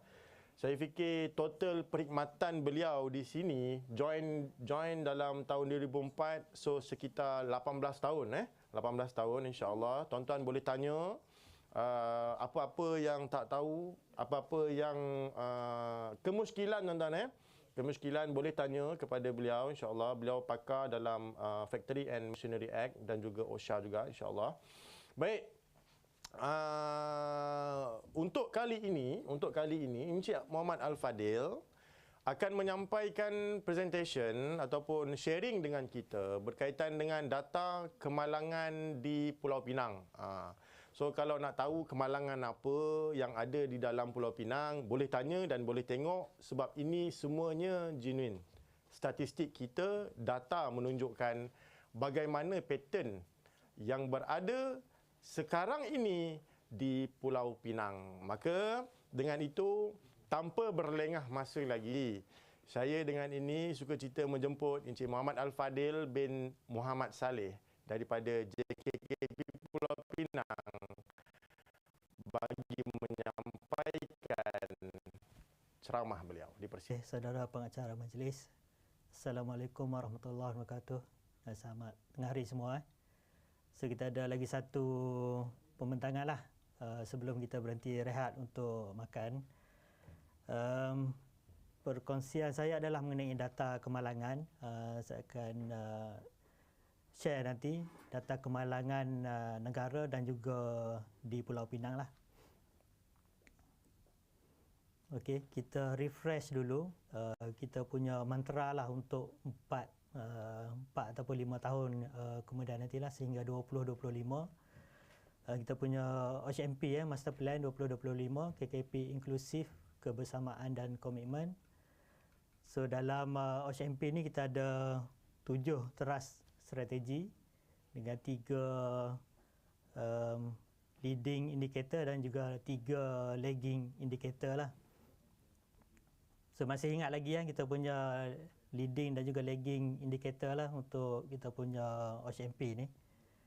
So untuk lagging indicator, kita sasarkan untuk mengurangkan kadar kematian kepada 2.93 bagi setiap 100,000 pekerja. Dan yang kedua untuk mengurangkan kadar kemalangan kepada 2.13 bagi setiap 1,000 pekerja. Dan yang ketiga untuk meningkatkan pelaporan penyakit pekerjaan lah, sehingga 30% lah. So baseline data adalah berdasarkan data tahun 2019. So kalau ikut untuk kadar kematian pada tahun 2019 adalah 2.71 dan kadar kemalangan 2.71 dan kadar kematian 3.83 lah. So diharapkan dengan kita punya OHMP ni kita berjaya mencapai sasaran yang ditetapkan lah. Okey, untuk data kemalangan, data yang ni data kemalangan negara bagi tahun 2021. So data ni pun boleh diakses di website ilmiah. Untuk tahun 2021 kita ada 15.06 juta pekerja dengan jumlah kemalangan sebanyak 21,534, menjadikan kadar kemalangan 1.43 bagi setiap 1,000 pekerja. Jumlah kematian bagi tahun 2021 sebanyak 301 kematian dan kadar kematian adalah 2.0 bagi setiap 100,000 pekerja. So kalau kita tengok berdasarkan kematian tu lebih kurang satu pekerja lah yang mati setiap hari, lebih kurang.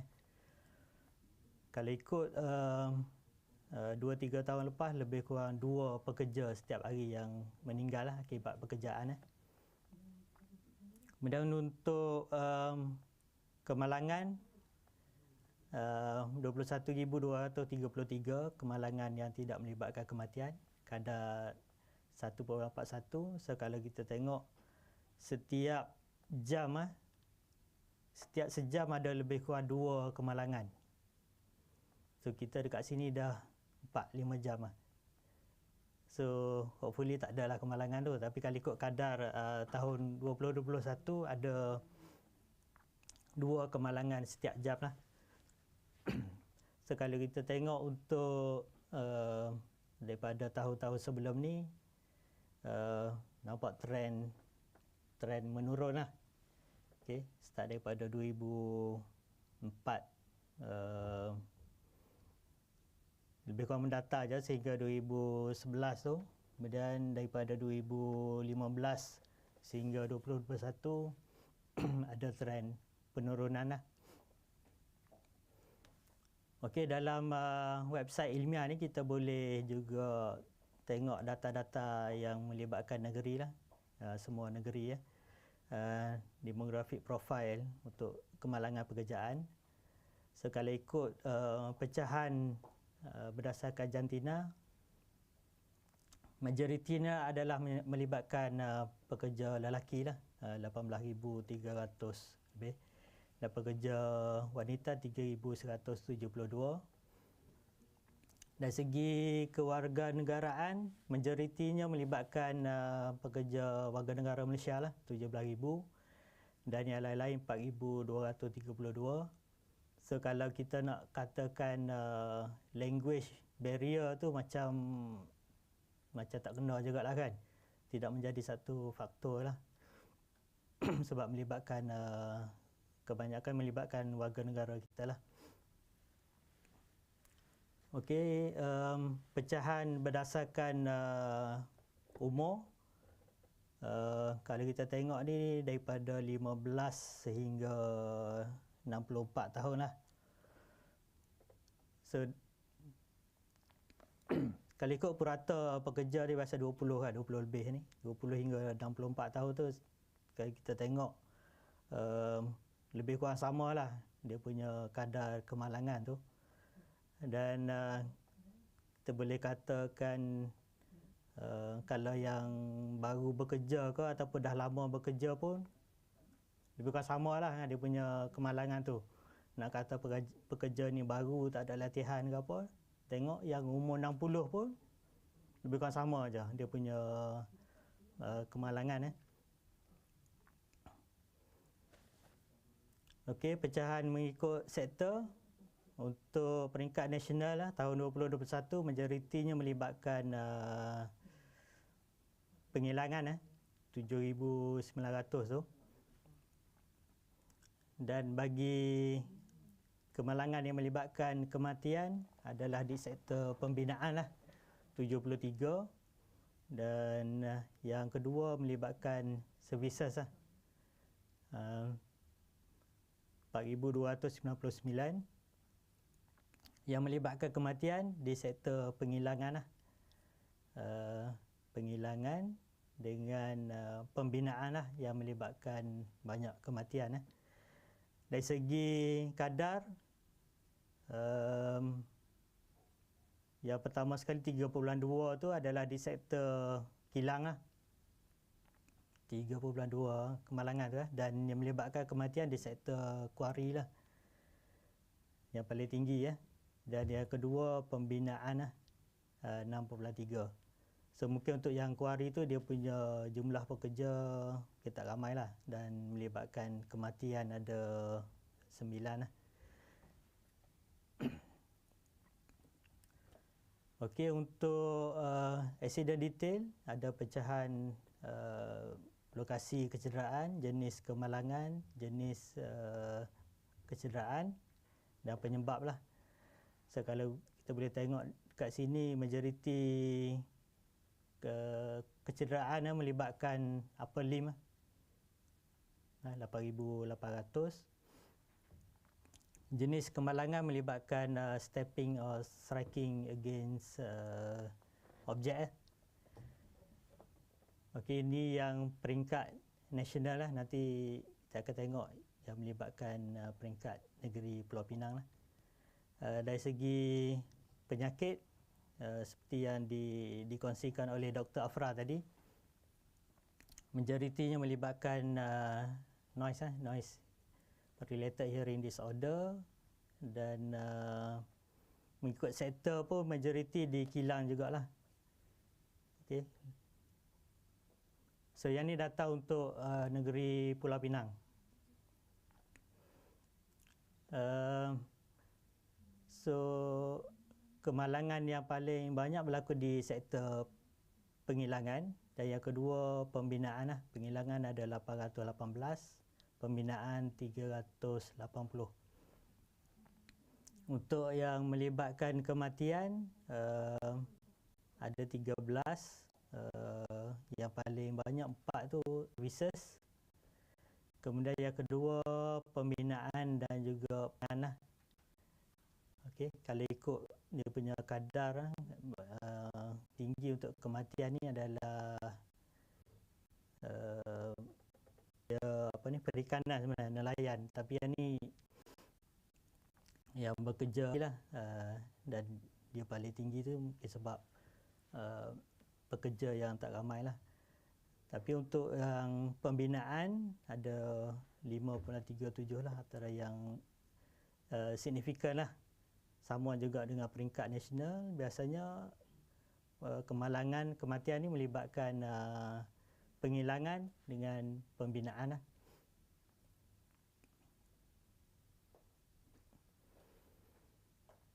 Okey, untuk pecahan mengikut ni kategori kategori kemalangan bagi Pulau Pinang lah. Yang ni untuk penyakit lah. Pun sama di peringkat nasional melibatkan hearing disorder lah. Dan sektor pun sama di sektor kilang. So ni tadi untuk kita punya lagging indicator. Peringkat nasional menunjukkan trend penurunan lah. Kadar kematian daripada 3.83 bagi setiap 100,000 pekerja pada tahun 2019. Kemudian turun kepada 2.18 pada tahun 2020 dan 2.0 lah pada tahun 2021. Untuk kemalangan, penurunan daripada 2.71 sehingga 1.3 lah di peringkat nasional. Untuk Penang pun sama menunjukkan trend penurunan. Kadar kematian daripada 4.79 sehingga 1.52 lah. Kalau kita bandingkan Penang dengan nasional, majoritinya adalah lebih lah daripada peringkat nasional lah. Kalau kita ambil tahun 2021,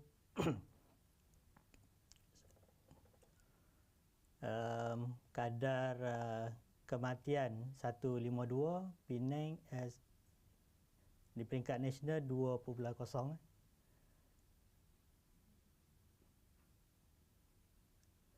Yang itulah yang rendah sikit lah daripada peringkat nasional. Yang lain tu Penang lagi tinggi lah daripada peringkat nasional.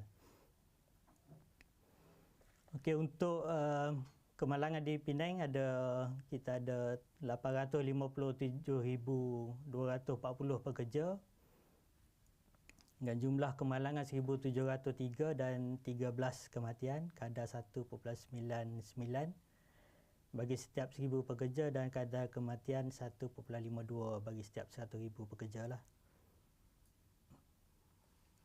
Okey, yang tadi melibatkan data peringkat nasional yang dia kumpul daripada pelbagai sumber lah. Yang data ni adalah yang dilaporkan ke JKKP sajalah. Okey, yang dilaporkan ke JKKP Penang. So kalau kita tengok daripada 2016 ni, trend tu peningkatan lah. Semakin banyak kemalangan start daripada 2016-17 ni sehingga tahun 2021. Untuk tahun 2022 ni pun dah mencapai 500 lebih lah. Nampak macam bertambah jugalah untuk tahun ni. Okey. Untuk kematian, yang ni pun sama, yang dilaporkan ke JKKP Penang. Sekali kita tengok trend ni macam menurun lah daripada 27 orang yang meninggal pada tahun 2017. Turun kepada 8 lah yang dilaporkan pada tahun 2021. Kalau kita bandingkan dengan yang tadi, ada 13 kematian lah. So yang selebihnya tidak dilaporkan ke jabatan lah. Tapi kita dah ambil tindakan jugalah. Okey, untuk kemalangan SUK, hilang upaya kekal. Kalau daripada 2016 sehingga 2019 ada peningkatan. Kemudian pada tahun 2020 hingga 2021 ni kita tengok ada penurunan lah. Untuk tahun 2022 ni kita dah ada 9 kes hilang upaya kekal. Okey. So untuk kes maut tadi, 15 pada tahun 2020, 8 2021 dan tahun ni kita dah ada 5 kes maut sehingga Jun. So daripada kes maut ni yang melibatkan kes jatuh, fall of person, 2020 ada 5 kes, 2021 2 kes dan tahun ni ada 1 kes yang melibatkan jatuh ni. Dan kebanyakannya adalah melibatkan kerja-kerja bumbung. Sama ada repair bumbung ataupun ganti bumbung atau pasang bumbung lah. Dan satu lagi melibatkan pemasangan solar panel lah. So mungkin untuk peringatan lah kepada rakan-rakan industri di luar, kalau ada yang melibatkan kerja-kerja bumbung ni, mohon berikan perhatian yang lebih lah. Buat risk assessment, risk assessment, kemudian langkah kawalan yang sesuai lah, sama ada fall arrest system ataupun fall restraint system lah. Mesti kena buat risk assessment. So untuk kes SUK, hilang upaya kekal 20 kes pada tahun 2020, 15 kes 2021 dan tahun ni dah ada 9 kes. Dan majoritinya adalah melibatkan press machine. 2020 ada 15 kes, 2021 10 kes dan tahun ni 6 kes melibatkan press machine. So press machine ni semua jenis lah yang melibatkan mechanical press ataupun pneumatic dengan hydraulic press . Okey, masalah yang biasa kita jumpa masa siasatan kemalangan ni melibatkan hilang upaya kekal yang berkait dengan press machine ni Satunya adalah berkaitan dengan pengadang lah. Sama ada langsung tiada pengadang ataupun pengadang tu tidak mengikut spek. Dah ada pengadang tapi tangan tu boleh masuk lagi. Ataupun dialihkan lah. Sama ada oleh pekerja ataupun semasa penyelenggaraan, dia tak pasang balik. Itu biasa yang kita jumpa lah. Kemudian yang kedua adalah melibatkan foot pedal. Kalau ikut dalam kita punya guideline safe use of press machinery, not recommended lah to use foot pedal. Tapi jika masih perlu guna juga, pastikan ada kawalan tambahan, ada safety guard, penggunaan hand tools ataupun kertas sensor lah. Kemudian yang ketiganya adalah melibatkan penggunaan tools to extract. Yang ini biasanya selepas press tu, pekerja nak ambil produk tu yang tersangkut ataupun ada masalah tu, menggunakan tangan je, tidak menggunakan tools. So yang tu biasa jugalah terjadi bila dia ambil tu, press mesin tu turun, tangan jari terpotong lah. Okey, kemudian melibatkan two push button. Jadi biasanya ada modify lah oleh operator atau pekerja. Biasa dia letak kertas ataupun tisu ataupun steel bar tu dekat one side of push button ni. Satu lagi dia operate push button tu lah. So lagi satu tangan dia free lah bila modify tu kan. So tu yang jadi terpotong jari tangan lah, walaupun dah ada tu push button lah. Kemudian satu lagi berkaitan loto lah, lock out, take out. Pastikan ada sistem loto lah untuk kawalan lah semasa penyelenggaraan lah. Dan satu lagi culprit lah yang biasa kita jumpa melibatkan forklift lah. Kalau tengok data daripada tahun 2020 ada 14 kes lah kemalangan melibatkan forklift, 2021 15 kes. Dan tahun ni dah ada 15 kes kemalangan melibatkan forklift.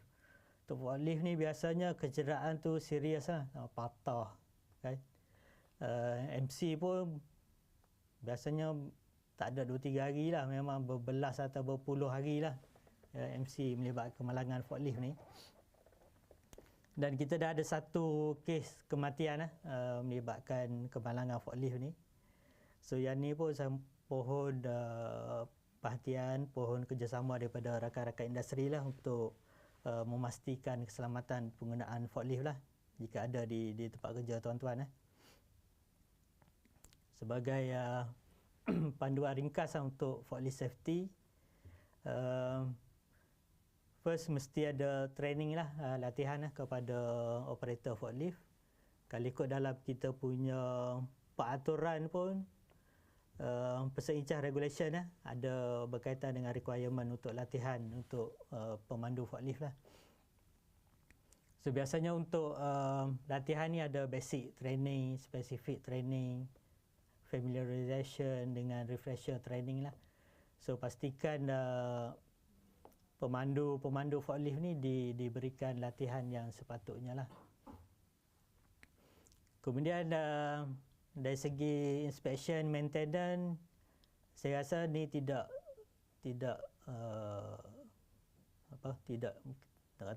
signifikan, tidak menyumbang sangatlah kepada kemalangan yang melibatkan forklift ni, tapi pastikan juga jentera ni diperiksa dan diselenggaralah mengikut jadual yang ditetapkan pembuat .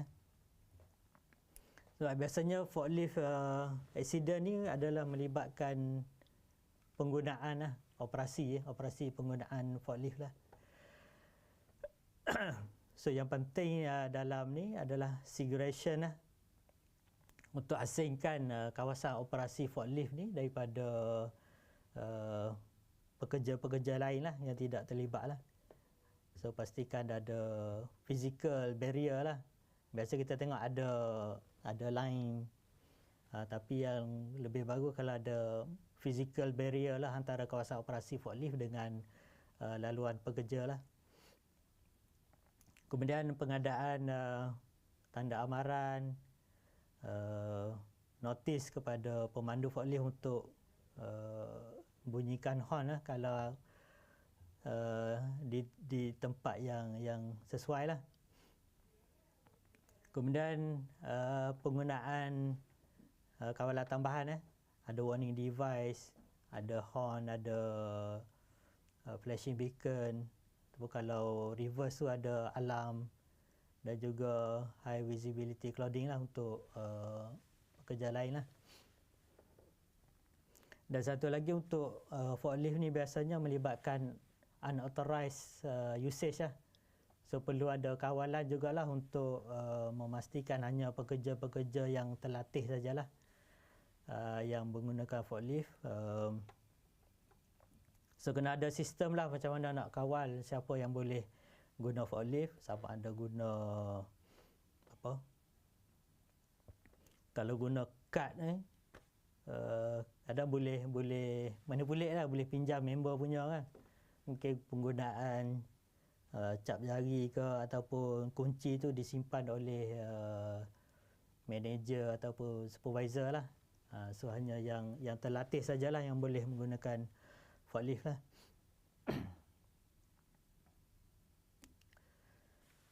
Okey, kemudian saya juga ingin mengambil kesempatan lah pada sesi hari ini untuk memberi peringatan lah berkaitan dengan keperluan peraturan 5 dalam peraturan Keselamatan Kesihatan Pekerjaan, pemberitahuan kemalangan, kejadian berbahaya, penyakit pekerjaan, keracunan pekerjaan, biasa kita sebut dalam raport lah.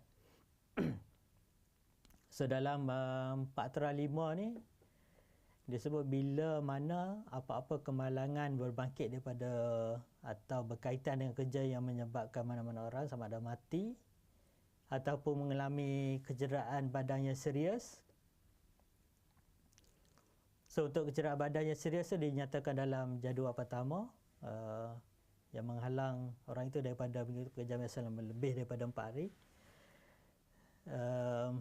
Ataupun kejadian berbahaya dinyatakan dalam jadual kedua, majikan hendaklah dengan serta-merta memberitahu JKKP dengan cara yang paling cepat yang ada lah, sama ada WhatsApp, call, email. Okey. Dan yang kedua untuk menghantar laporan dalam 7 hari lah berkaitan dengan kemalangan. So dalam peraturan 5.1 ni ada 2 requirement lah. Satu, pemberitahuan dengan serta-merta dan laporan dalam masa 7 hari lah. So setakat ni kebanyakan yang BB tu laporan dalam masa 7 hari tu ada dipatuhi lah. Cuma untuk yang requirement AA lah, pemberitahuan serta-merta tu macam banyak yang tak comply lah. Dan satu lagi untuk laporan ni dalam 7 hari ni, yang ni kita guna JKKP 6 tu kan, ataupun sekarang ni guna MyKKP ya, secara online. Dan kalau boleh dalam laporan ni perlu diterangkan detail lah, terperinci mengenai kemalangan yang berlaku lah.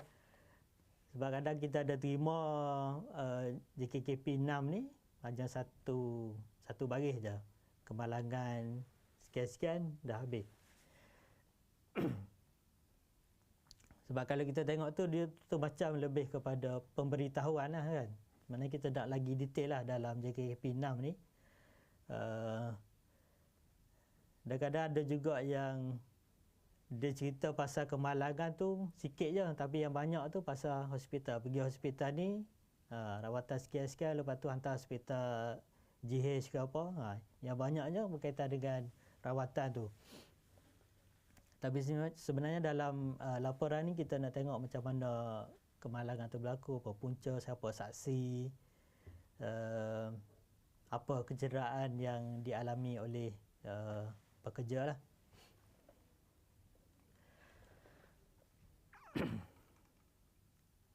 Okey.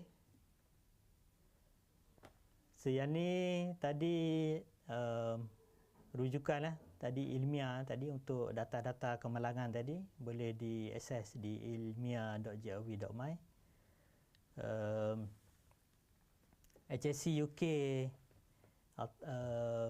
approve code of practice rider operator lift truck untuk forklift tadi, penggunaan forklift boleh rujuk code of practice ni. Kemudian untuk penggunaan press machine kita ada guideline,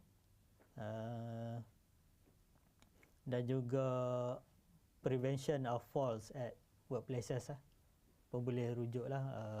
Kita punya guideline ni boleh tengok dekat kita punya website .gov.my,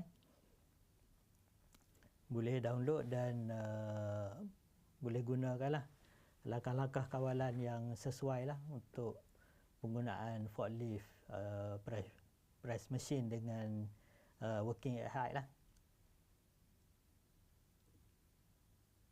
So saya ingat itu saja saya punya pembentangan. Okey, kalau ada apa-apa soalan boleh komen dulu .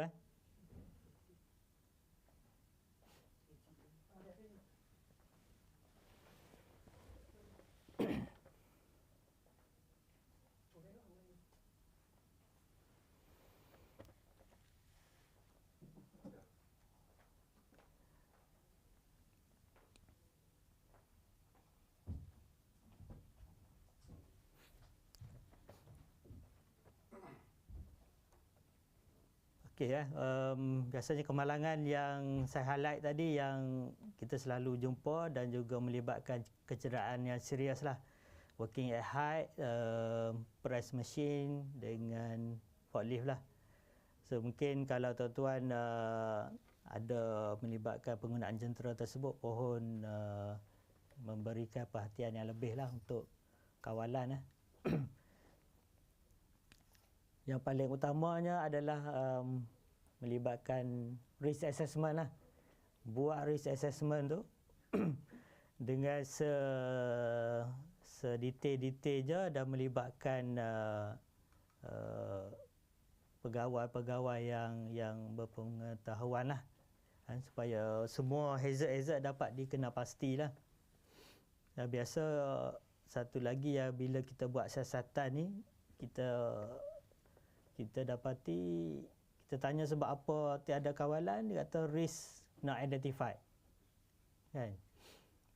So kalau risk assessment tu dibuat dengan melibatkan banyak pihak, so lebih banyak hazard lah yang dapat dikenal pasti dan juga dapat diambil langkah kawalan lah. Okey.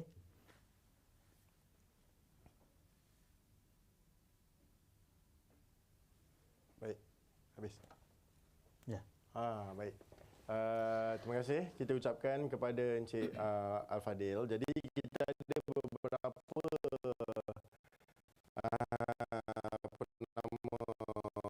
soalan yang baru 1, 2, 3, 4, 5. Tuan nak tanya, by the quickest means dalam naruh portu kemalangan. Baik, kita serahkan kepada Cik Al-Fadil. Okey, itu dia yang dekat AA tu dengan serta-merta memberitahu pejabat JKKP ni. Setakat ni kita tengok dalam peraturan ni ataupun dekat akta utama tu tidak ditakrifkanlah serta-merta tu macam mana. So kalau kita faham sebagai layman ni, macam mana? Serta-merta lah kan. Selalu. Kalau orang Kelantan kata selalu. Kena bagi tahu terus. So ada kemalangannya yang melibatkan tadi A tu mati ataupun kecederaan serius tu penuh serta-merta. Terus bagi tahu JKKP. Sekarang ni dah ada banyak cara kan, WhatsApp, telefon, email. Tu ada banyak cara untuk membuat pemberitahuan tu lah. So, saya ingat tak ada masalah lah untuk kaedah pemberitahuan tu lah. Cuma mungkin nanti dalam kita punya revision akta nanti mungkin ada takrifan tu lah, macam mana serta-merta tu. 24 jam ke, 8 jam ke, nanti mungkin lepas ni akan ada definition. Tapi untuk setakat ni kita pegang tu secara serta-merta tu, terus bagi tahu. Okey. Terima kasih. Apa nama Encik Fadil. Ada lagi soalan. Dia kata kat sini, why sektor pengkuarian tak compulsory, not compulsory to have SHO? Saya fikir dia mungkin refer kepada perintah SHO regulation lah kot. Saya fikirlah. Silakan Cik Fadil, insyaAllah. Kalau dalam perintah Keselamatan Kesihatan Pekerjaan Pegawai Keselamatan Kesihatan tu, dia kata manufacturing kan, manufacturing kalau kuari masuk lain-lain tu lah kan. Saya tengok apa dia punya tu ABCD tu sampai last kali tu, kalau yang lebih daripada 500 pekerja kan, so kuari tu mungkin masuk dalam yang last tu dengan pekerja lebih 500. So kalau sektor kuari dengan pekerja yang lebih 500, wajib kena ada SHO lah. So saya ingat yang atas tu tidak melibatkan kuari kan, ada metal, kimia, pembinaan, shipbuilding. So dia akan masuk yang last tu dengan 500 pekerja lah. Terima kasih Cik Fadil. Saya ingat dah menjawab dah soalan tu, insyaAllah. Seterusnya soalannya tanya berkaitan dengan sandblasting machine. Kena register ke tak ni sandblasting machine? Okey, persilakan Cik Fadil. Ada kemalangan ke? Melibatkan kemalangan kan? Okey, blasting machine, dia tengoklah dalam kita punya AKJ tu ada PTI kan, permit to install jentera tu. So dalam akta tu ada define lah apa jentera tu. So kalau yang melibatkan jentera tu mesti ada PTI lah, kebenaran memasang jentera. Dan yang keduanya berkaitan dengan blasting machine ni mungkin melibatkan mineral dust regulation lah. Dia penggunaan mineral dust lah untuk blasting tu. So kalau dia menggunakan material seperti yang disenaraikan dalam peraturan tu, mesti ada kebenaran ketua pemeriksa lah. Baik, terima kasih Cik Fadil. Soalan seterusnya, kadar kemalangan yang dinyatakan oleh JKKP tahun 2021 adalah 1.99 untuk 1,000 orang pekerja. Ia diambil kira hanya kes kemalangan yang dilaporkan dengan JKKP 6 atau kes kemalangan dengan JKKP 8. Sama ada semua kes termasuk first aid case atau kes dengan kehilangan hari bekerja katanya. Mungkin dia confuse kan, penyakit pekerjaan termasuk ke tidak dalam statistik tu. Okey, untuk pengiraan kadar kemalangan ni, dia ada beberapa sumber lah, bukannya daripada JKKP saja yang dilaporkan ke JKKP saja. Kita tengok juga data daripada Perkeso dengan agensi lain lah yang terlibat kan. So untuk yang tadi tu, kita ambil yang dipanggil apa? Reportable punya accident lah. Reportable maksudnya yang MC lebih 4 hari tu dengan dengan data-data daripada Perkeso sekali. Data daripada agensi lain sekali. Sebab tu kita tengok tadi kalau yang Penang punya tu dengan yang kita terima tu dengan yang saya tunjuk tadi yang daripada ilmiah tu ada beza sikit lah. Okay, so harap dapat menjawablah soalan tu. So soalan yang seterusnya, kecederaan digigit binatang ataupun haiwan di tempat kerja ini perlu lapor tak katanya? Digigit binatang ni. Kalau dia melibatkan pekerjaan tu dan ikut kriteria ni, ada lagi lah 5 ni, mati ataupun kecederaan badan serius ataupun MC yang lebih 4 hari tu, mesti kena lapor lah. Jadi punya yang pentingnya adalah melibatkan aktiviti pekerjaan. Nah, kena lapor lah. Okey, so bolehlah kot. Bolehlah, saya ingat ada lagi soalan ke nak tanya? Kalau ada soalan lagi di ruangan chat. Tak ada dah. Oh, semua nak makan kot. Oh, thanks tuan. Jadi nak makan ni. Baik, okey. So, ada lagi. Maafkan saya tertinggal soalan ni. Okey. Forklift training sepatutnya 2 hari untuk dapatkan kompetensi ataupun basic training dah cukup untuk handling forklift katanya. Soalan tu. Maknanya training untuk forklift lah. So soalannya, kemudian dia ada tanya lagi, orang yang sama, refreshment training ni 1 hari ke refreshment? Jadi 2 soalan lah. Satu berkaitan dengan forklift, berapa hari sebenarnya, dan juga refreshment training ni. Okey. So dalam peraturan PIC regulation, person in charge regulation, dia ada specify apa jentera yang terlibat, yang perlu ada latihan dengan penyediaan lah. Tapi dia tak specify dia punya modul ke, kan, berapa hari, berapa jam tu tak ada mention lah. So kita balik kepada section 15 OSHA. So tanggungjawab majikan lah untuk memastikan latihan yang disediakan tu adalah mencukupi, kan. So yang ni kita tak ada spesifik requirement lah, apa ni, ataupun modul lah yang berkaitan dengan latihan untuk forklift lah. So untuk refresher pun samalah, majikan pastikan latihan yang macam mana lah yang perlu diberikan kepada pekerja lah. Baik, ada lagi soalan Oi, banyaknya soalan ni. Korang tak nak makan nasi kandar ke? Baik. So, untuk mati mengejut katanya di tempat kerja tapi mati bukan pada waktu bekerja. Mati mengejut tapi bukan mati pada waktu bekerja. Contoh mati di kem di tempat kerja. Perlu report tak dekat JKKP? Dia main dia tu ada mati tu disebabkan oleh pekerjaan lah.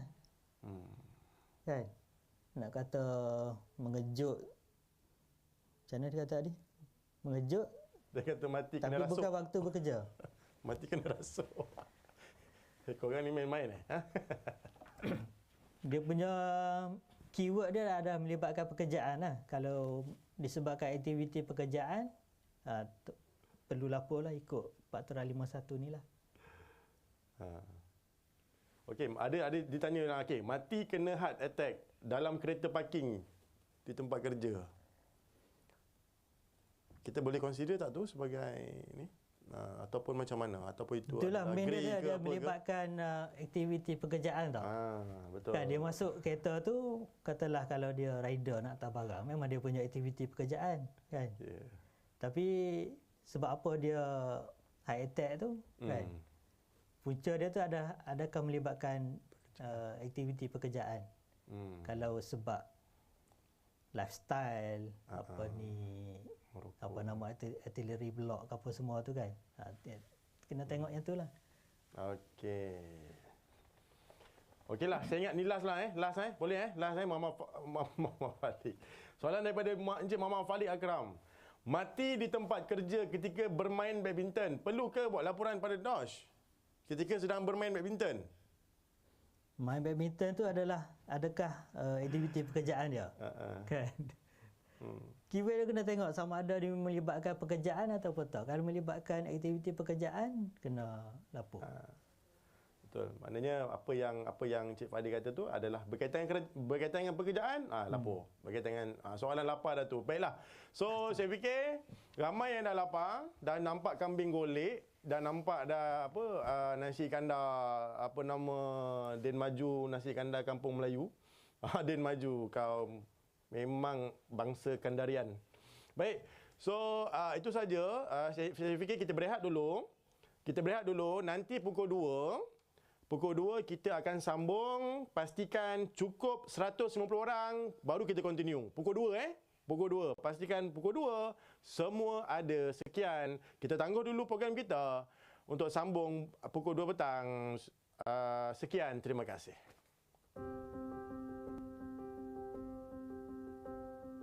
Kalau saya lihat pada mula saya bersama-sama dengan jabatan pada ketika itu tahun 86 dan dibandingkan dengan keadaan keselamatan dan kesihatan pekerjaan pada hari ini, saya rasa tahap KKP negara jauh lebih baik kalau bandingkan dengan tahun-tahun sebelumnya.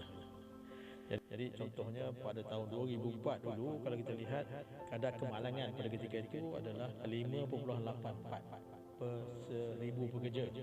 Dan kita lihat pada tahun 2019 kadar kemalangan menurun pada 2.71 per 1,000 pekerja. Mana menurun sebanyak 53.6%. Besar penurunan itu. Itu kadar kemalangan maut 7.17 per 100,000 pekerja menurun kepada 3.83 per 100,000 pekerja, menunjukkan penurunan kadar kemalangan maut kepada 46.6%. Satu penurunan yang sangat besar, menunjukkan jugalah orang kata penambahbaikan yang signifikan dalam konteks peningkatan tahap KKP negara. Setelah 27 tahun, Akta Keselamatan dan Kesihatan Pekerjaan 1994 dikuatkuasakan, ia telah banyak mengubah landscape KKP negara dengan menurunkan kadar kemalangan pekerjaan yang ketara dari tahun ke tahun. Kita dapat melihat 3 KPI. Satu dari segi kadar kemalangan, ia telah berkurang. Keduanya adalah kadar kematian. Ia juga telah berkurang sebanyak 46%. Dan terakhirnya adalah pelaporan penyakit dan keracunan pekerjaan yang mana ia telah meningkat sebanyak 2,990%. Ya. Kita lihat dalam laporan OMP yang lepas, kita punya laporan kemalangan di tempat kerja sumber kewangan. Ini menunjukkan bahawa fungsi berjalan dengan baik, banyak membantu negara kita lah dalam keadaan kita punya pandemik COVID-19 ini.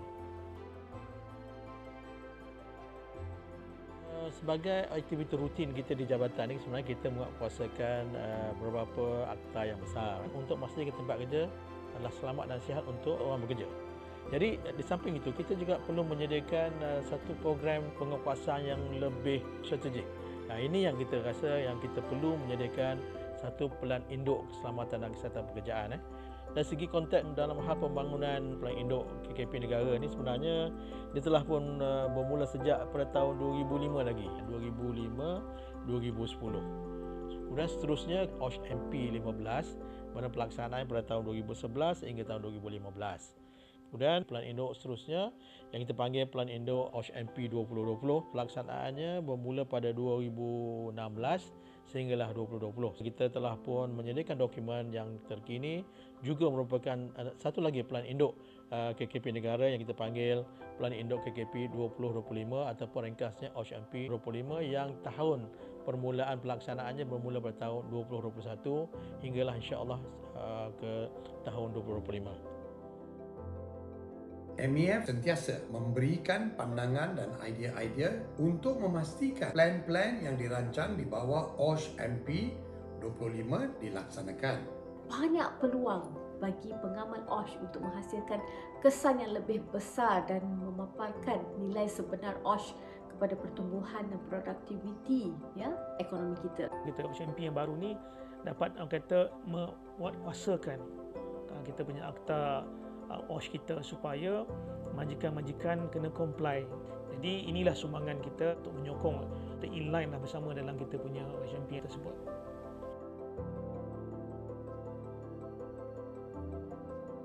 Setiap kali kita membangunkan pelan induk KKP ini, kita ada objektif yang kita sasarkan. Dan pada kali ini kita lihat OSH MP ini bertemakan pada KKP inklusif, yakni kebersamaan dan komitmen. Di mana pelaksanaan OSHMP 2025 kali ini agak unik kerana ianya melibatkan semua pihak yang berkepentingan, yang di antara jabatan dan agensi kerajaan, persatuan-persatuan industri, persatuan-persatuan pekerja, kemudian melibatkan juga profesional-profesional KKP dan juga orang-orang kompeten yang dalam sistem KKP negara, dan tentu juga yang paling penting melibatkan pekerja dan majikan. Dalam keadaan untuk menjayakan kitanya OSH kita ni, dua-dua peranan kita perlukan. Sebab majikan perlu menyediakan fasilitis tempat kerja kondusif yang baik untuk pekerja. Dan bagi pekerja pula, perlulah mematuhi prosedur atau peraturan yang disediakan oleh majikan. Jadi maka itu dua ni kena blend lah. Majikan dan pekerja kena bersama-sama untuk menjayakan orang kata kesihatan dan pekerjaan di tempat kerja tu. OSHMP 2025 seharusnya dapat menyatukan semua orang yang terlibat dalam OSH di Malaysia untuk melindungi nyawa pekerja kita, tidak kira apapun kewarganegaraan mereka. MEF mempunyai lebih dari 6,250 syarikat dan 28 persatuan sebagai ahli. Pihak MyForge yang mempunyai kekuatan ahli seramai 4,500 orang yang merangkumi 17 persatuan. Di bawah M2C kita represent lebih kurang 15 juta pekerja dalam negara kita. Kita memang ada wakil dalam JKPP. Sentiasa berganding bahu dengan JKKP dan agensi-agensi kerajaan yang lain untuk melaksanakan OSHMP 2020. Bagi pihak M2C, kita nak ucapkan tahniahlah pada DOSH kerana telah main peranan yang cukup baik. Dan DOSH juga banyak bagi kesedaran kepada bukan saja pada majikan, kepada pekerja-pekerja dalam negara kita. Saya berharap ahli-ahli MEF dan majikan-majikan sektor swasta dapat mematuhi kesemua peruntukan Akta 514 agar OSHMP 25 yang dilaksanakan dapat mencapai hasrat, juga diharap dapat meningkatkan produktiviti dan daya saing negara. 5 tahun akan datang, saya berharap Malaysia menjadi sebuah OSH hub yang ternama di rantau Asia ini, yang banyak negara lain membuat rujukan kepada kita. Dalam suasana kita berhadapan dengan pandemik COVID-19 ini, kita mempunyai kekangan dari segi gerakan dan sebagainya. Kita perlu melihat alternatif yang lain dalam konteks yang kita boleh laksanakan juga program aktiviti tersebut, tapi dalam kaedah norma baru dan sebagainya. Yang penting kita perlu pastikan matlamat yang kita sasarkan dalam pembangunan KKP ini dapat dicapai dengan jayanya.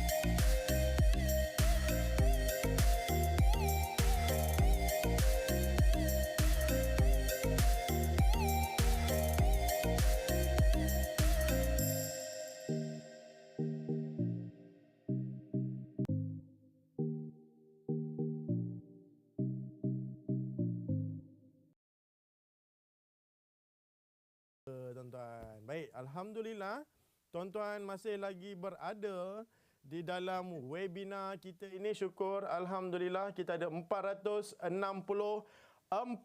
orang peserta. Baik. Seterusnya kita ada seorang juga pensyarah. Okey, pensyarah daripada UUM. Sebentar saya bacakan CV-nya. Terlalu cantik. Sampai saya sendiri pun rasa nak baca kod belah mana ni? Belah kiri ke belah kanan, sebab dia 45 degree tuan-tuan. Baik.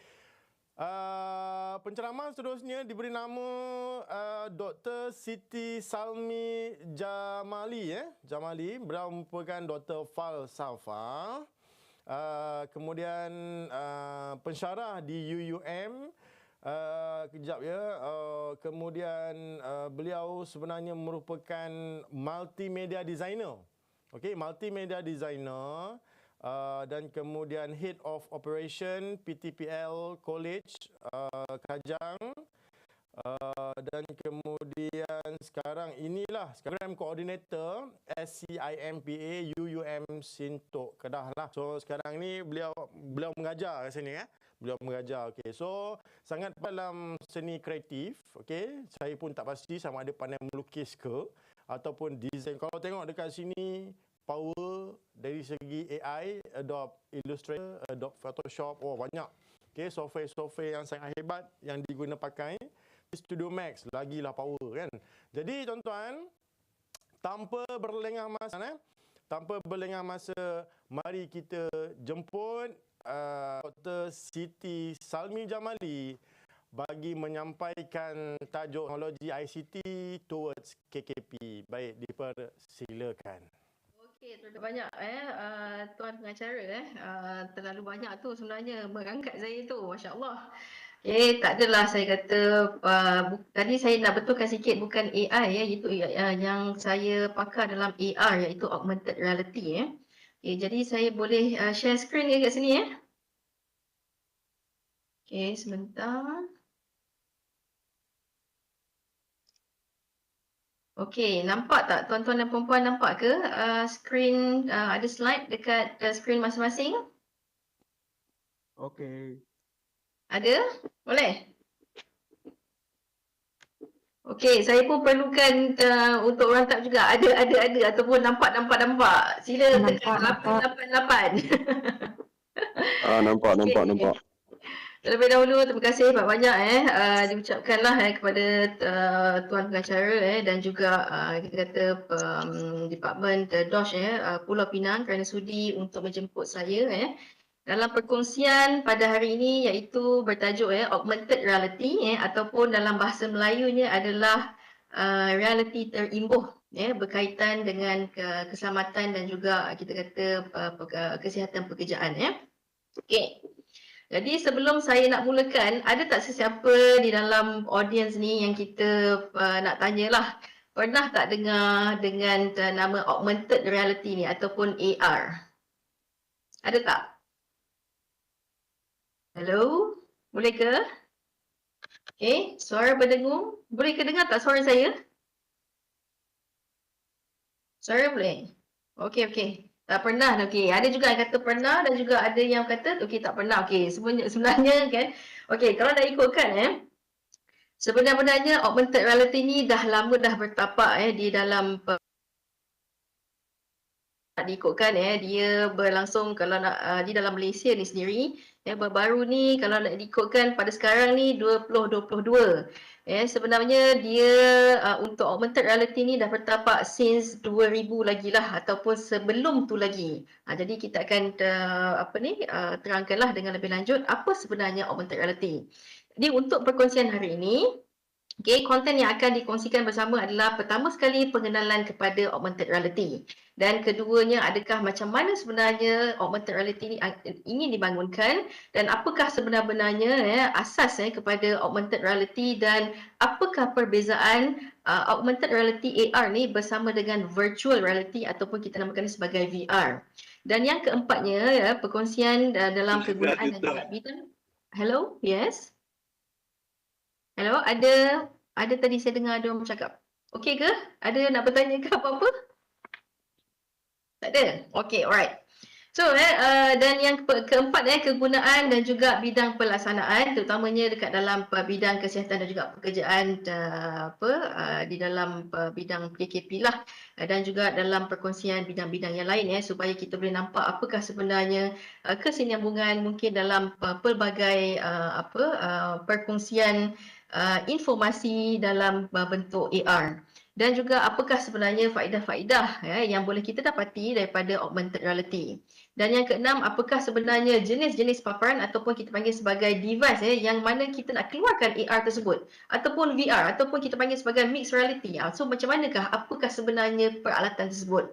Dan yang ketujuh adalah pembangunan kandungan dan sebenarnya macam mana kita nak buat AR tu menggunakan software apa ataupun plugin apa.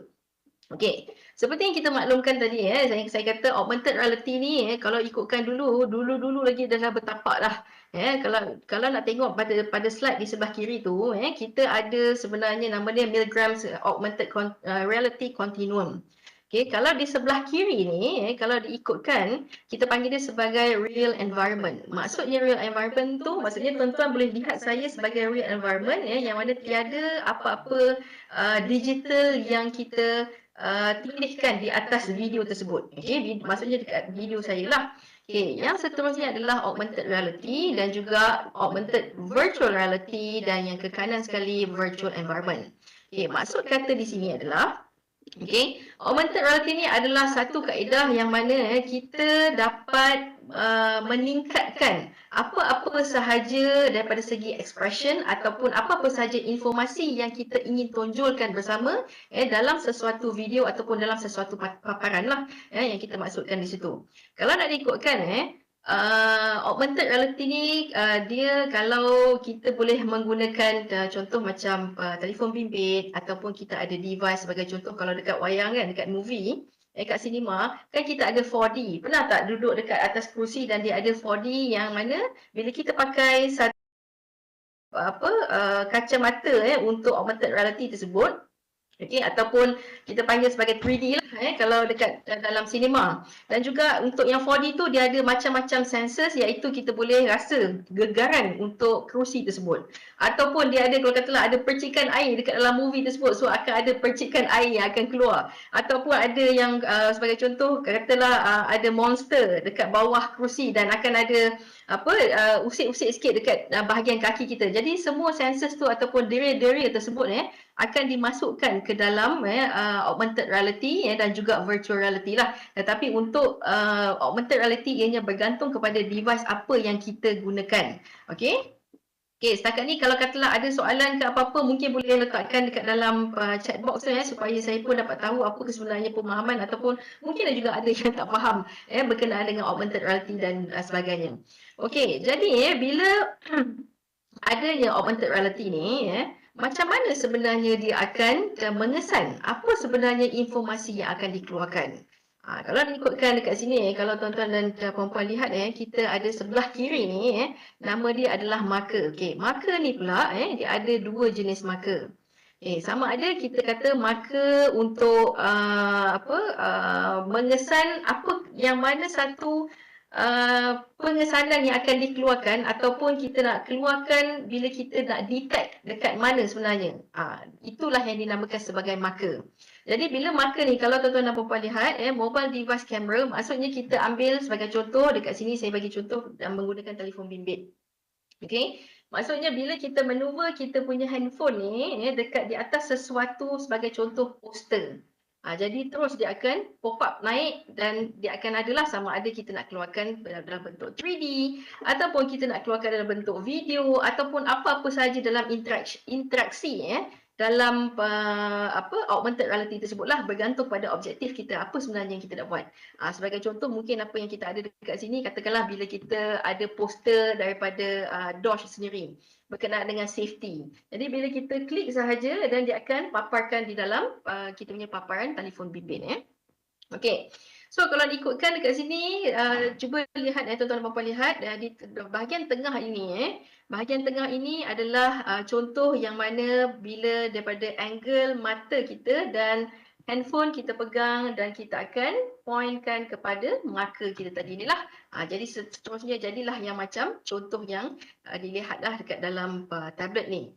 Okey, sebagai contoh yang saya ada dekat sini, sample of AR yang mana dikeluarkan sini oleh Bosch. Ini adalah video exam daripada Bosch untuk The increasing complexity of products like vehicles and the amount of required information are often challenging for Bosch workshops and their AR staff. tools ni digunakan Information has to be researched in different boleh nampak tak video ni? service systems, and data has to be transferred to relevant places. Okey. The Boleh nampak solution is literally right in front of your eyes. Okey, untuk Bosch ni Augmented yang reality kita ada ni, by Bosch. dia memerlukan All relevant satu repair peralatan information sebagai at a glance. head-mounted display lah. Iaitu Bosch's paparan yang augmented kalau reality is an tuan-tuan dan puan-puan intelligent lihat, and intuitive dia technology which dia presents all menggunakan, relevant information head-mounted directly display in your ataupun field of Skype view. lah. So Kita lihat identifying ataupun fault kita boleh sources and menggunakan yang repairs ni can be menggunakan performed more tablet lah. quickly and Maksud efficiently. dia bila dia Relevant manuver information dia, can be dia point matched with the dekat physical kereta locations on the tersebut dan vehicle dia boleh buat and is dalam sesi displayed where latihan needed. ataupun You macam can lagi accomplish even complex kita repair faedah-faedah yang kita procedures boleh lakukan lah. simply and Seperti easily. kita ada simulasi In the ataupun near sebagainya. future, Ini augmented adalah reality contoh lah yang kita glasses will boleh be the simple berinteraksi user bersama interface in the workshop. dengan aplikasi Having both tersebut hands AR. free. Yang bila Using kalau tuan-tuan dan augmented puan lihat, reality okey, makes tengok the dekat sini workshop sebagai contoh, significantly bila faster. ada dekat belakang tu, itu yang dinamakan sebagai reality.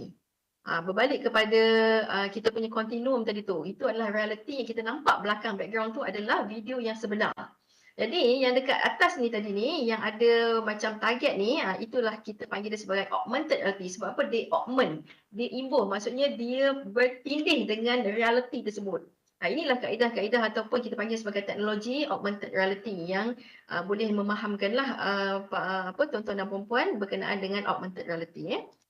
And you avoid mistakes. All information gets imparted Selain daripada visually itu, at the kalau correct dari, location. daripada This sustainable learning effect video tersebut, reduces training jadi costs. kita boleh membuat berbagai jenis latihan ataupun Live with the vehicle. menjimatkan masa lah. Daripada segi mungkin kalau And salah satu in the dia nak virtual tempat world. training jauh ataupun nak pergi ke site jauh dan sebagainya, jadi kita boleh buat dalam satu The common designated augmented area reality ataupun platform satu from bilik Bosch is a ataupun modular makmal system untuk for an video efficient workshop ni. development and Kita publication of boleh augmented bangunkanlah reality content sesuatu yang into the berkenaan dengan runtime client KKP lah. on Nanti saya akan tablet. tunjukkan video yang lebih or lanjut smart berkenaan dengan glasses. KKP CAP dalam enables bidang augmented seamless reality. integration of augmented reality into existing authoring processes and applications. It minimizes development and go-to-market time for augmented reality solutions and content.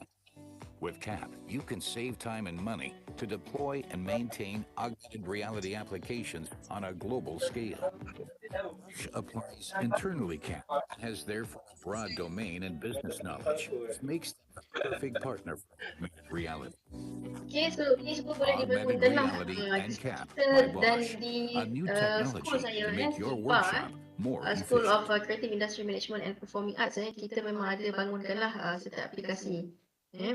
Okay, so berbalik tadi kepada apa sebenarnya paparan ataupun peralatan lah yang kita nak keluarkan AR tersebut. Pertama sekali yang kita namakan dia sebagai HMD. HMD itu adalah singkatan untuk head mounted display.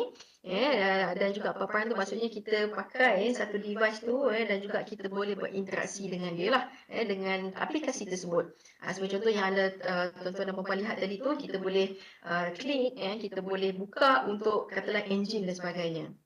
Okay. Dan yang kedua, kita menggunakan cermin mata. Cermin mata ni dulu kita panggil, kita ada Google Glass. So siapa pernah tengok dulu masa Mission Impossible kan, bila dia pakai Google Glass tu, macam contoh Google Glass tu lah. So dia boleh berinteraksi, dia akan buat macam ni. Sebenarnya apa yang dilihat tu daripada segi dekat cermin sebelah kiri ni lah, dekat sini. Dan juga dia boleh tengok apa sebenarnya visual digital yang dipaparkan di atas reality dia tadi. So jadi kita boleh berinteraksi dengan lebih teliti dan apa sebenarnya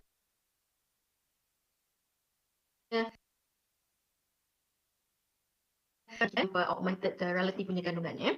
Dan juga yang ketiga adalah peranti mudah alih. Peranti mudah alih itu adalah sebagai contoh yang paling mudah sekali yang kita ada dekat dalam tangan kita adalah telefon bimbit. Jadi inilah sebenarnya ya yang kita kata teknologi yang sekarang ni orang dah tak contohnya kalau katakanlah kita nak register untuk borang dan sebagainya. Jadi kita akan keluarkan QR code sahaja ataupun apa-apa sahaja image ataupun apa-apa sahaja bentuk yang kita boleh jadikan dia sebagai marker dan kita scan dan terus dia akan keluar ke dalam kita punya paparan skrin telefon bimbit. Jadi inilah 3 paparan yang boleh dikeluarkan hasil augmented reality dalam apa-apa jua orang kata topik terutamanya kalau katalah dalam konteks KKP Okey. Dan apabila kita ada untuk augmented reality ni, okey, tadi saya ada maklumkan, ingat tak, dia ada 2 jenis augmented reality yang boleh kita pilih untuk marker. Okey, sebagai contoh pertama sekali kita ada marker base. Kalau ikutkan tadi ni nampak tak sini yang belah kiri ni, ini adalah marker ni, maksud dia adalah kita bergantung kepada marker tu yang mana ada di depan kita, maksudnya wajib kena ada di depan dan kita boleh scan. Itu maksud dia adalah marker base. Okey, so bila kita ada marker base ni tadi, marker base ni dia boleh sama ada kita boleh set.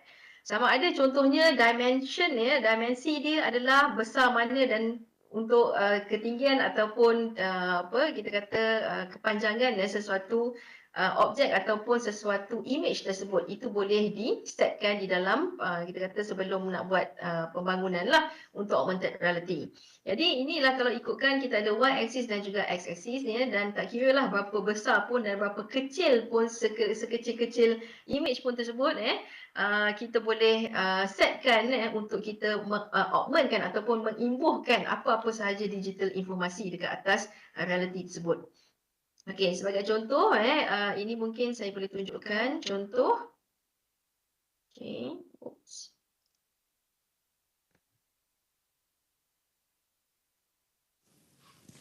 Ini adalah daripada segi bidang pendidikan lah yang mana pembelajaran untuk universiti dan bagi konten untuk health sciences.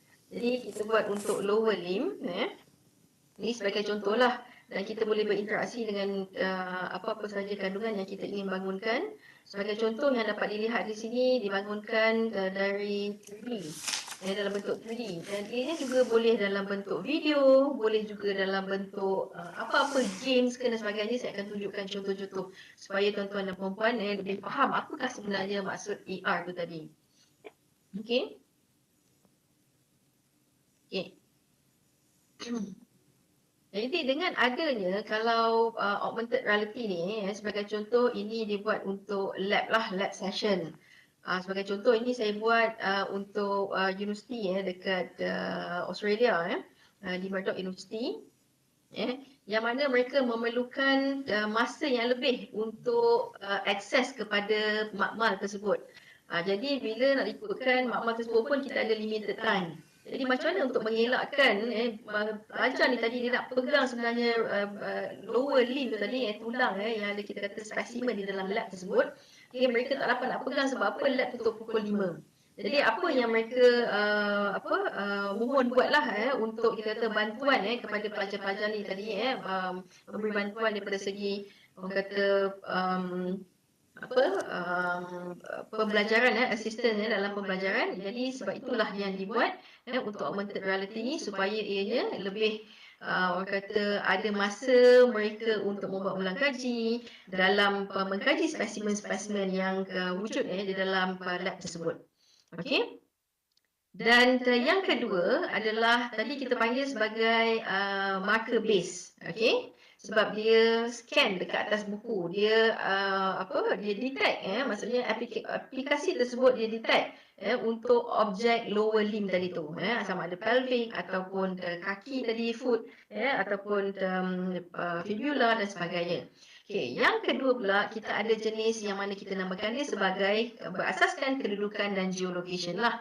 Okey, kalau geolocation ni sebagai contoh kalau katalah kita pergi dalam bidang tourism sebagai contoh kalau nak diikutkan bila dia tak memerlukan marker yang tuan-tuan dan puan-puan lihat tadi beza dekat buku.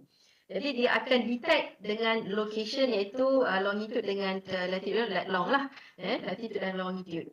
Jadi bila dia detect je kawasan yang kita dah setkan tu, dia akan keluarkan apa-apa saja paparan. Sebagai contoh dalam video ni yang saya boleh tunjukkan.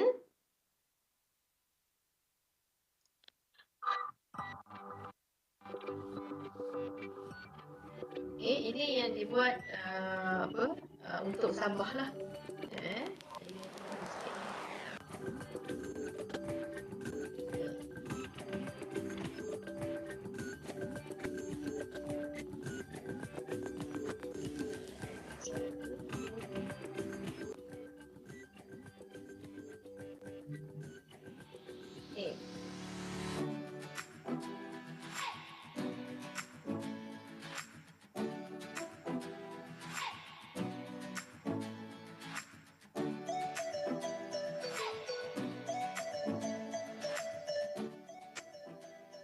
Jadi kalau ikutkan di sini apabila anda berada di lokasi tersebut yang telah kita setkan, sebagai contoh dekat sini dekat atas dekat masjid Bila kita dekat masjid tu tadi ada pelbagai orang kata informasi lah yang kita nak keluarkan. Sebagai contoh apa yang ada dekat sini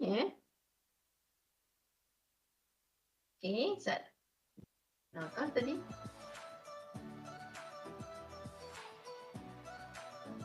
satu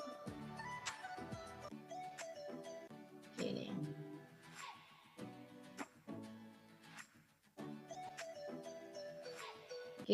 Jadi bila kita berdiri depan masjid tu, maksudnya apa-apa saja contohnya kita nak masukkan information daripada segi mungkin location dia dekat mana, ataupun apakah sebenarnya sejarah masjid tersebut, ataupun mungkin apakah sebenarnya interest yang ataupun tempat-tempat yang menarik di sekitar masjid tersebut, kita boleh letakkanlah yang seperti yang dilihat di kiri dan juga kanan ni. Maksud kata kat sini apa-apa saja jenis informasi yang kita dah set dan apa sebenarnya objektif kepada aplikasi tersebut, kita dah boleh tahulah dan boleh dibincangkanlah untuk yang akan datang lah, terutamanya dalam bidang kesihatan pekerjaan lah. Ini sebagai contoh. Dan boleh tengok ni.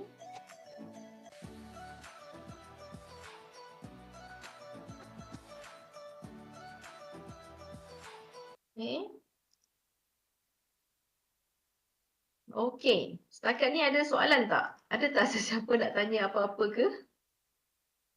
Saya takut saya terlepas pandang dekat message tadi, chat. Boleh ke? Boleh, clear. Okey. Sebab saya nak tahu tu. Sebab selalu kadang saya buat kelas, saya akan tanyalah, adakah sebenarnya ada ke orang? Okey. Cuma waktu tengah hari ni dia ngantuk sikit lepas makan. Okey, alright.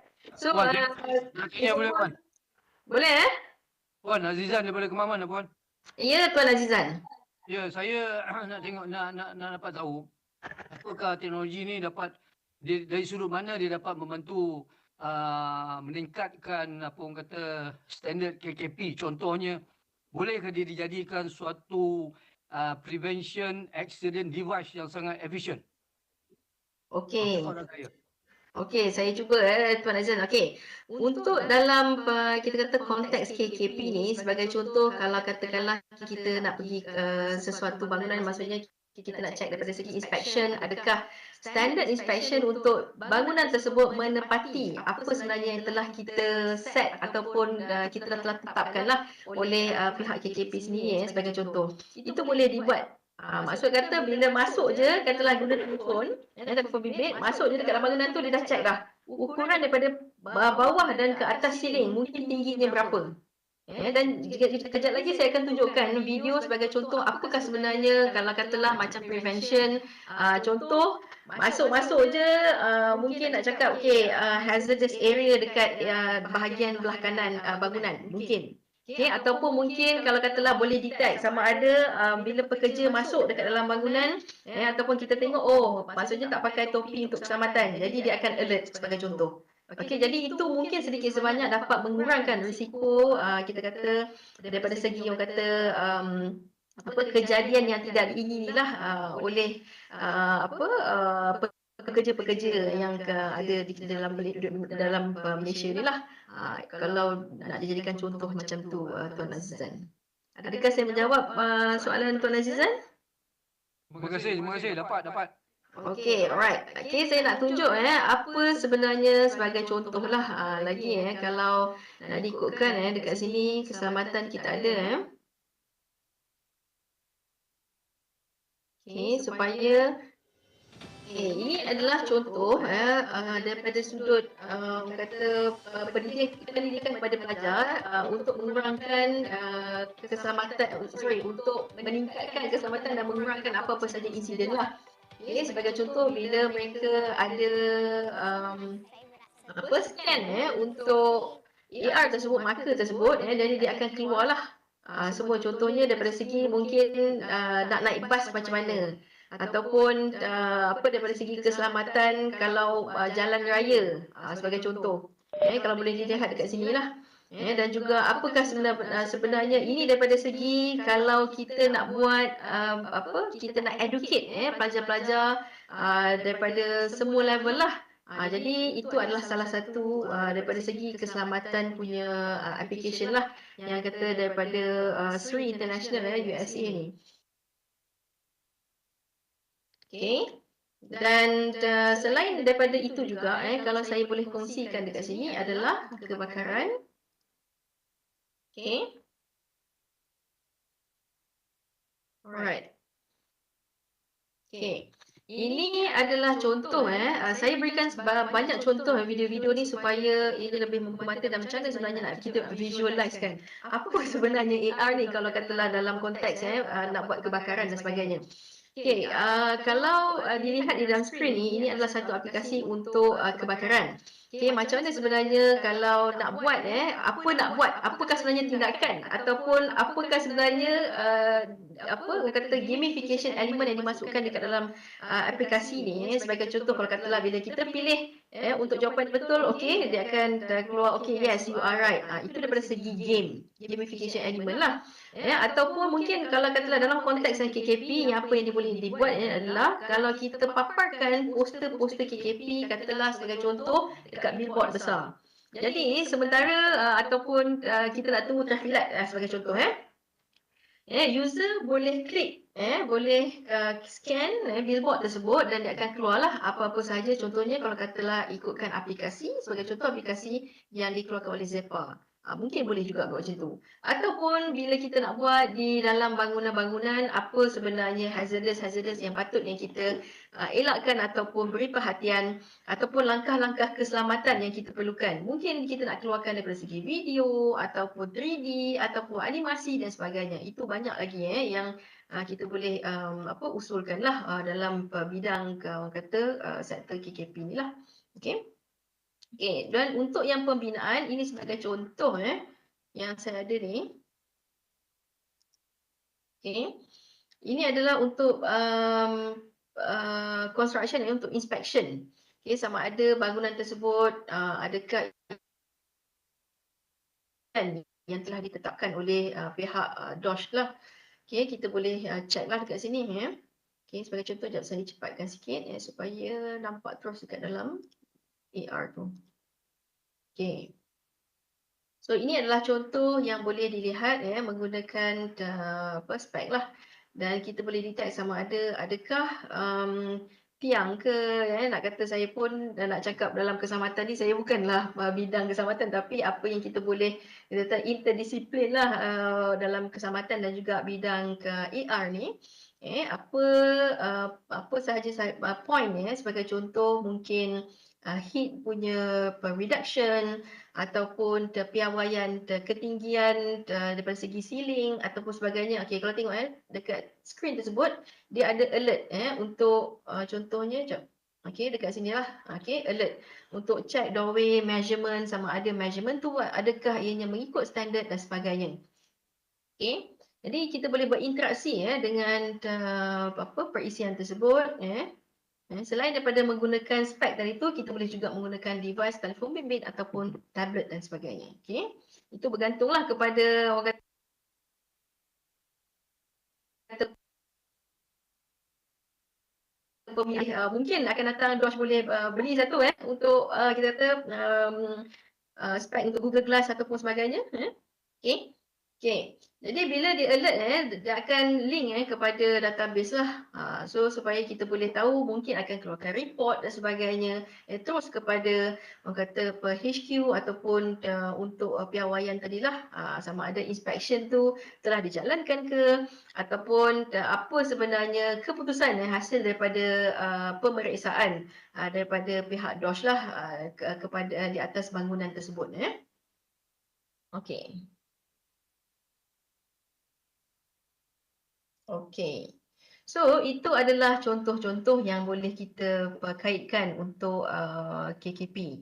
Jadi selain daripada untuk KKP juga kita ada juga contoh kalau katalah ada innovation dekat tempat kerja. Sebagai contoh mungkin bukan daripada segi keselamatan ke ataupun mungkin nak buat tata cara ataupun prosedur macam mana sebenarnya nak handle sesuatu device. Daripada segi step 1, step 2. So dengan menggunakan contohnya telefon bimbit, dia akan keluarlah augment bahan-bahan tersebut material tersebut dan kita perlu ikutlah sama ada apakah sebenarnya step 1 nak pergi ke mana, step 2 dan juga sebagainya. Okey, daripada segi juga untuk remote control kita boleh juga control aplikasi tersebut. Okey, tak kira lah cermin mata AR tu tak rosakkan mata ke. Okey, ni saya kebetulan saya nampak dia pop up dekat message tu. Tak, dia tak akan rosakkan mata sebab apa? Dia tak ada maksud rosakkan mata tu dia bukan macam contoh kita ada katakanlah macam kalau skrin komputer macam dulu-dulu kita ada flicker. Flicker tu maksudnya dia akan merosakkan mata sebab dia ada elektronik, dia adalah alat elektronik dan dia ada elektrik punya. Kata touch bila sebagai contoh tuan-tuan dan puan-puan pergi depan TV yang macam dulu-dulu kan. Bila kita touch dia dekat skrin tu dia akan bunyi macam tu. Contoh macam ada elektrik kan. So itu bila ada flicker tu, okey, satunya adalah daripada segi dia warna dan juga macam mana sebenarnya tone tu akan merosakkan mata kita lah. Tapi yang ni dalam konteks ini tidak akan merosakkan mata tuan-tuan dan puan-puan lah kalau kita pakai Google Glass tu ke ataupun kita menggunakan telefon bimbit. Okey, kalau ikutkan benda tu sebenarnya very subjektif lah kalau nak kata mata rosak dan sebagainya kan. Tapi maksudnya bila ada penggunaan secara berlebihan sebagai contoh apa-apa sajalah.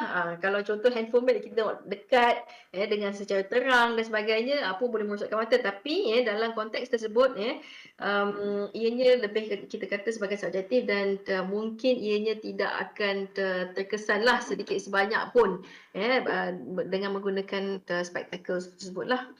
Okey. Okey, bagus soalan tu tak terfikir soalan tu. Alright, selain daripada itu juga dengan adanya augmented reality contoh dalam bidang industrial dalam KKP ianya dapat memberikan informasi inilah. Informasi apa-apa sahaja yang mungkin kita nak tunjulkan ataupun kita nak sampaikan kepada pengguna. Terutamanya tadi masa dengar webinar sebelum ni berkenaan dengan keselamatan. Kalau contoh kalau katalah kita pergi main badminton tadi adakah kita boleh terus untuk buat aduan kepada DOSH sebab kalau katalah kita ada kemalangan dan sebagainya kan. Okey, so itu bergantung jugalah pada apa sebenarnya objektif kita yang kita nak sampaikan kepada pengguna. Mungkin masa nak main badminton tu dekat kawasan badminton tu tempat badminton tu sendiri kena sediakan apakah area-area ataupun kemungkinan ataupun hazardous yang ada dekat dalam sekitar tu. Mungkin kena letakkan tape yang warna kuning tu kalau ada gap dan sebagainya kan, kalau ada split level dan sebagainya. Okey. Dan untuk visualization of course kita dapat meningkatkan apa sahaja kefahaman berkenaan dengan sesuatu subjek tersebutlah. Sebagai contoh kalau katalah kita nak membuat pengurusan daripada segi mesin yang baru. Jadi macam mana sebenarnya nak buat? So berbalik kepada prosedur tadilah dan juga untuk kita lihat sama ada kita boleh design spaces, sama ada bangunan. Okey, kalau area daripada point katalah dinding A dengan dinding B, so space yang ni adakah ianya memadai untuk kita buat pintu ataupun untuk buat apa-apa saja exit door untuk emergency sebagai contoh. Okey, jadi itu mungkin boleh difikirkanlah untuk yang akan datang. Okey, selain daripada bidang KKP Keselamatan dan juga Kesihatan Pekerjaan dalam AR juga kita ada sebagai contoh pelancongan. Mungkin ni saya nak tunjukkanlah contoh-contoh boleh diadaptasikan dalam AR untuk yang akan datang. Kalau katalah DOSH Pulau Pinang ingin membuat apa-apa sahaja informasi berkenaan dengan dekat bangunan dan sebagainya, boleh juga kita ambil konsep seperti yang tadi dipaparkan dalam skrip ini.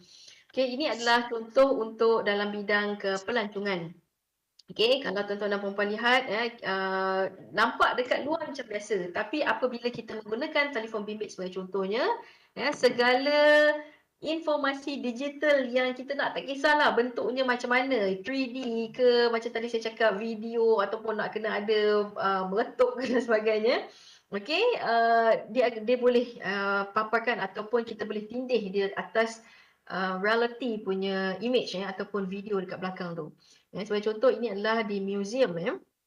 Okay, nampak tak? Dia boleh nampak penyu, dia boleh nampak macam-macam lah dekat dalam handphone masing-masing dengan menggunakan augmented reality.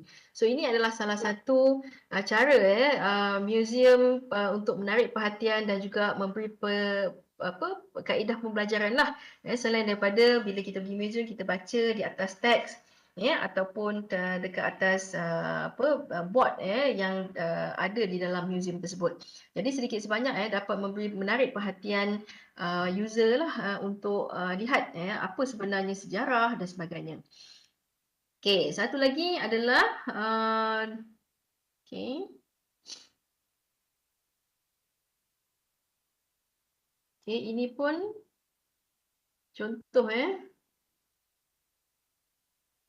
okey, yang boleh kita lihat museum di Taiwan, kalau tak salah saya museum di Taiwan ni. Okey, ini kalau lihat selain daripada kita boleh buat untuk paparkan additional punya information. Okey, sebagai contoh mungkin nak reconstruction. Contohnya bangunan-bangunan dekat Melaka. Formosa, macam mana sebenarnya Formosa dahulu? Mungkin apakah sebenarnya fortress dulu? Adakah ianya wujud? Dan juga kat mana bahagian fortress tu? Kalau ikutkan dulu-dulu, macam mana sebenarnya pembangunannya? So itu boleh kita buatlah dekat dalam reconstruction punya content lah dalam AR, dalam bidang AR. Okey, yang ni contoh untuk dinosaur Okay, kalau lihat informasi yang dikeluarkan, kita boleh simply klik lah dan juga akan keluar semua berkenaan dengan gajah ataupun dinosaur dan sebagainya. Mungkin boleh diadaptasikan lah ke dalam KKP apakah sebenarnya yang informasi yang kita nak tunjukkan lah untuk penekanan sudut keselamatan dan juga kesihatan pekerjaan.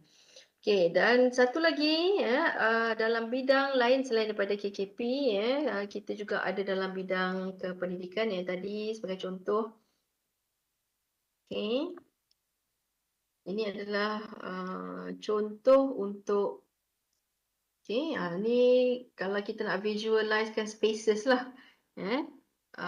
Contoh kita nak design space macam dekat IKEA kan, pernah guna tak aplikasi AR IKEA? Yang mana bila kita buat dia dekat rumah kita tu dan kita boleh pilih sama ada sofa apa kita nak sesuaikan dekat kawasan dalam sesuatu dalam rumah kita tu lah. Okay, jadi boleh tengok sama ada kesesuaian ni macam mana ataupun adakah besar ke space tu, muat ke tak untuk kawasan tu dan sebagainya. Okay. Okay, selain daripada tu kita boleh juga tengoklah untuk daripada segi macam mana jantung nak operate dan juga kita nak tengok sama ada dapat kita visualkan experience tersebut supaya ianya lebih kefahaman tu lebih terjamin dengan adanya visual yang dipaparkan di dalam aplikasi AR ni. Okey.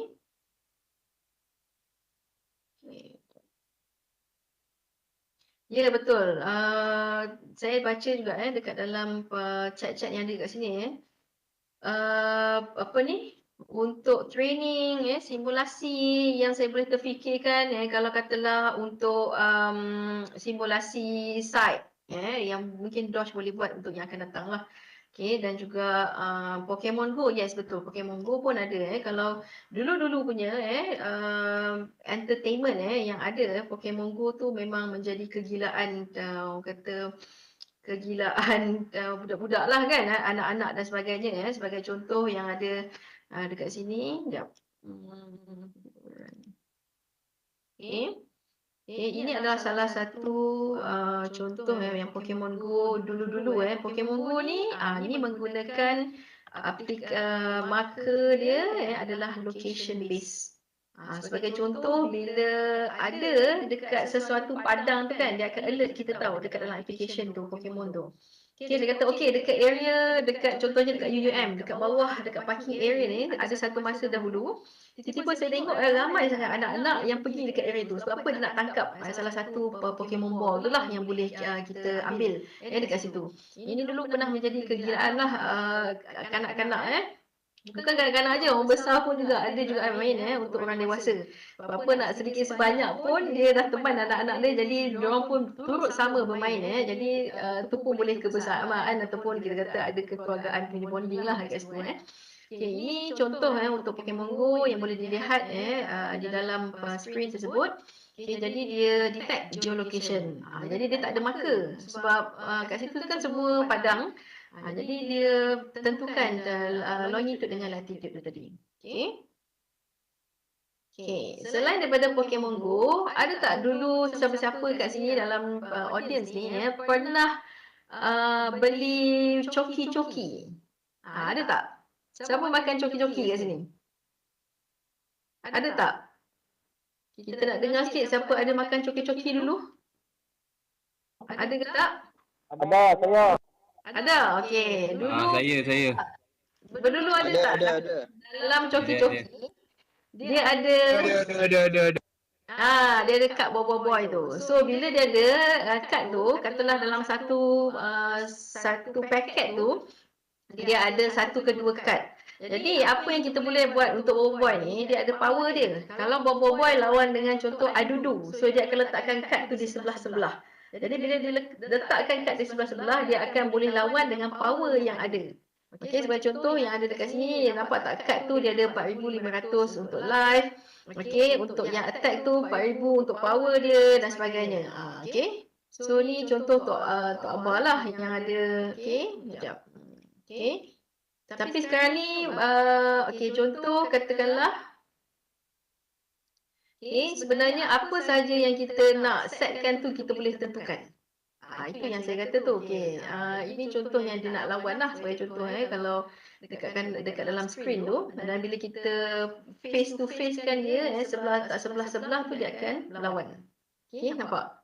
Jadi dia boleh kita kata programkan lah perlawanan tu ataupun sebagainya.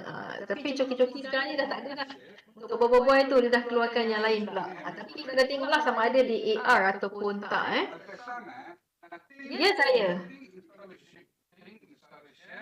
Hello? Ada orang bercakap ke? Tuan Prisha ke? Saya dengar tadi ada bercakap ke ni? Dia cakap dengan member dia. Okey, satu lagi, kalau pergi dekat mana-mana supermarket, kalau nampak ni Heinz ni, tomato ketchup ni, ketchup. Kalau nak try lah dekat mall ataupun kot tak selesai dekat Tesco ada kot Heinz ni. Ataupun mungkin ada dekat Jaya Grocer ke ataupun apa-apa grocer lah grocery punya outlet.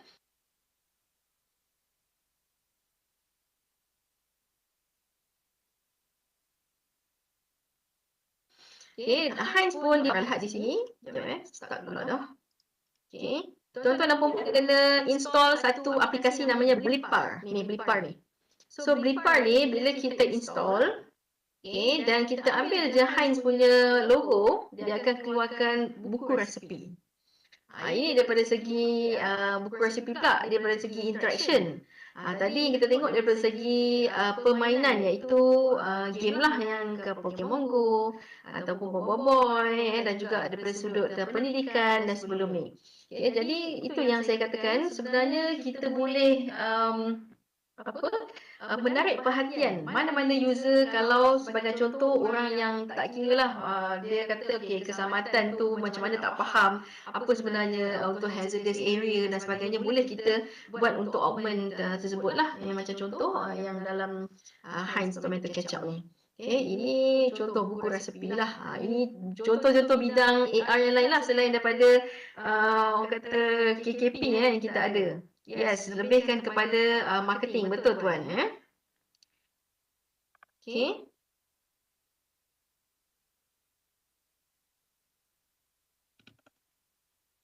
Okay. So, selain daripada itu juga, saya pergi balik yang dekat sini tadi.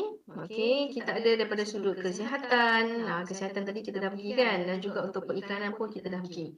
Okay, setakat ni ada tak tuan-tuan okey ke tak lagi? Masih apa orang kata mesti standing kan kat situ? Okey. Yes, dekat Aeon pun ada. Saya ada baca, saya terus baca dekat dalam komen-komen ni. Sebab saya takut nanti bila dah last sekali lagi itu pun dah hilang dah excitement tu. Okey, bagaimana untuk menjadi seorang yang develop AR perlu mengambil kelas khas, adakah? Okey, alright. Itu saya akan reserve dulu kejap lagi Okey. Untuk itu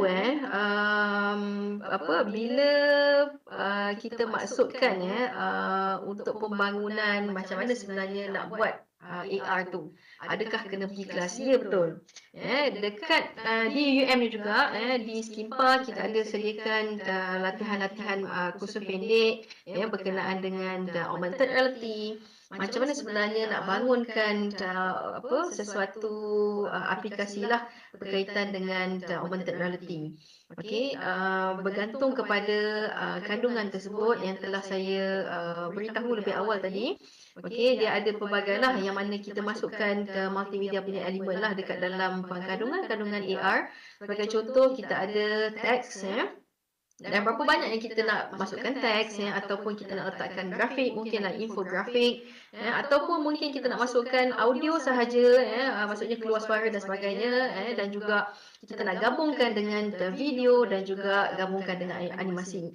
Kebiasaannya untuk yang multimedia punya elemen kita akan gabungkanlah yang kelima-lima multimedia punya elemen ke dalam sesuatu aplikasi AR. Okey, sebagai contoh, kalau tuan-tuan tadi tuan ada tanya berkenaan dengan macam mana sebenarnya nak bangunkan.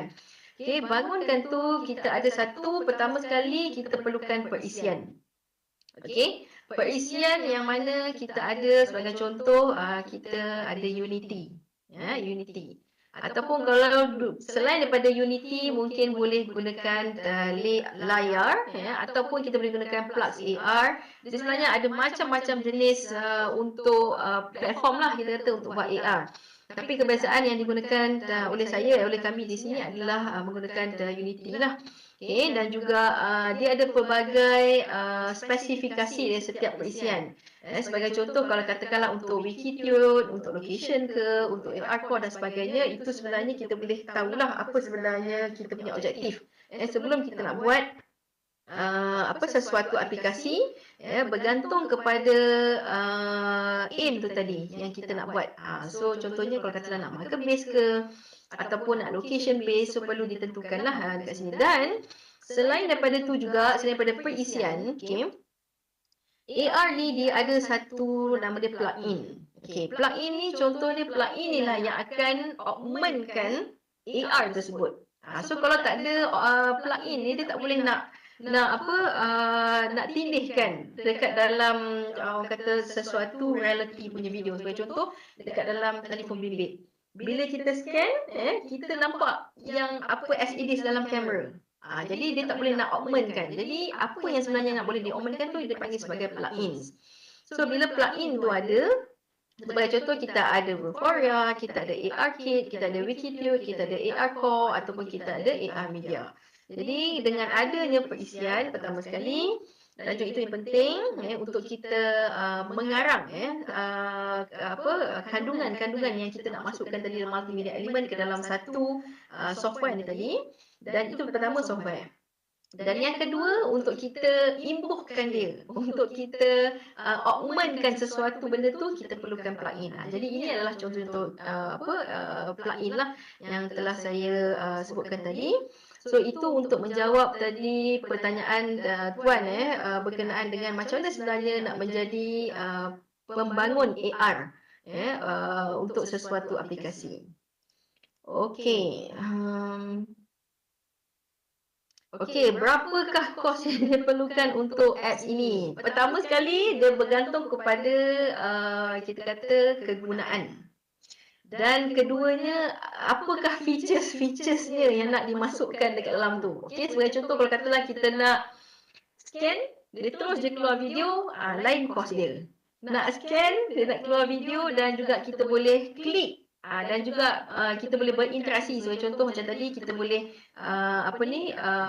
ikut step by step sebagai contoh ataupun kita tengok okey, nak keluarkan, nak ukur measurement daripada bahagian lantai dan juga untuk bahagian ceiling sebagai contoh.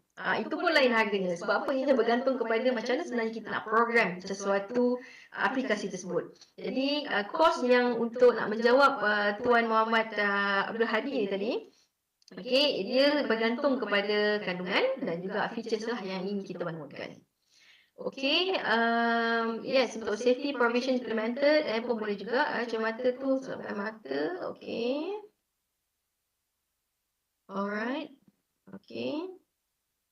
Alright, tadi Tuan Hizil tanya untuk develop AR. Okey, saya dah jawab tadi tu. Okey ke Tuan? Adakah saya menjawab pertanyaan Tuan tadi? Tuan Hizil? Okey. Alright. Okey, lepas tu okey. Saya scroll untuk mesej-mesej kalau ada soalan yang nak ditanyakan takut saya terlepas pandang. Okey, ada tak aplikasi yang berkaitan KKP dah dibuat menggunakan AR? Okey. Saya nak tanya dekat dalam audience ni, aplikasi yang telah dibangunkan untuk AR. Siapa boleh jawab? Ada ke? Okey, ada. Okey, Abdul Hadi mungkin nak berkongsi sikit macam mana, apakah sebenarnya aplikasi tersebut?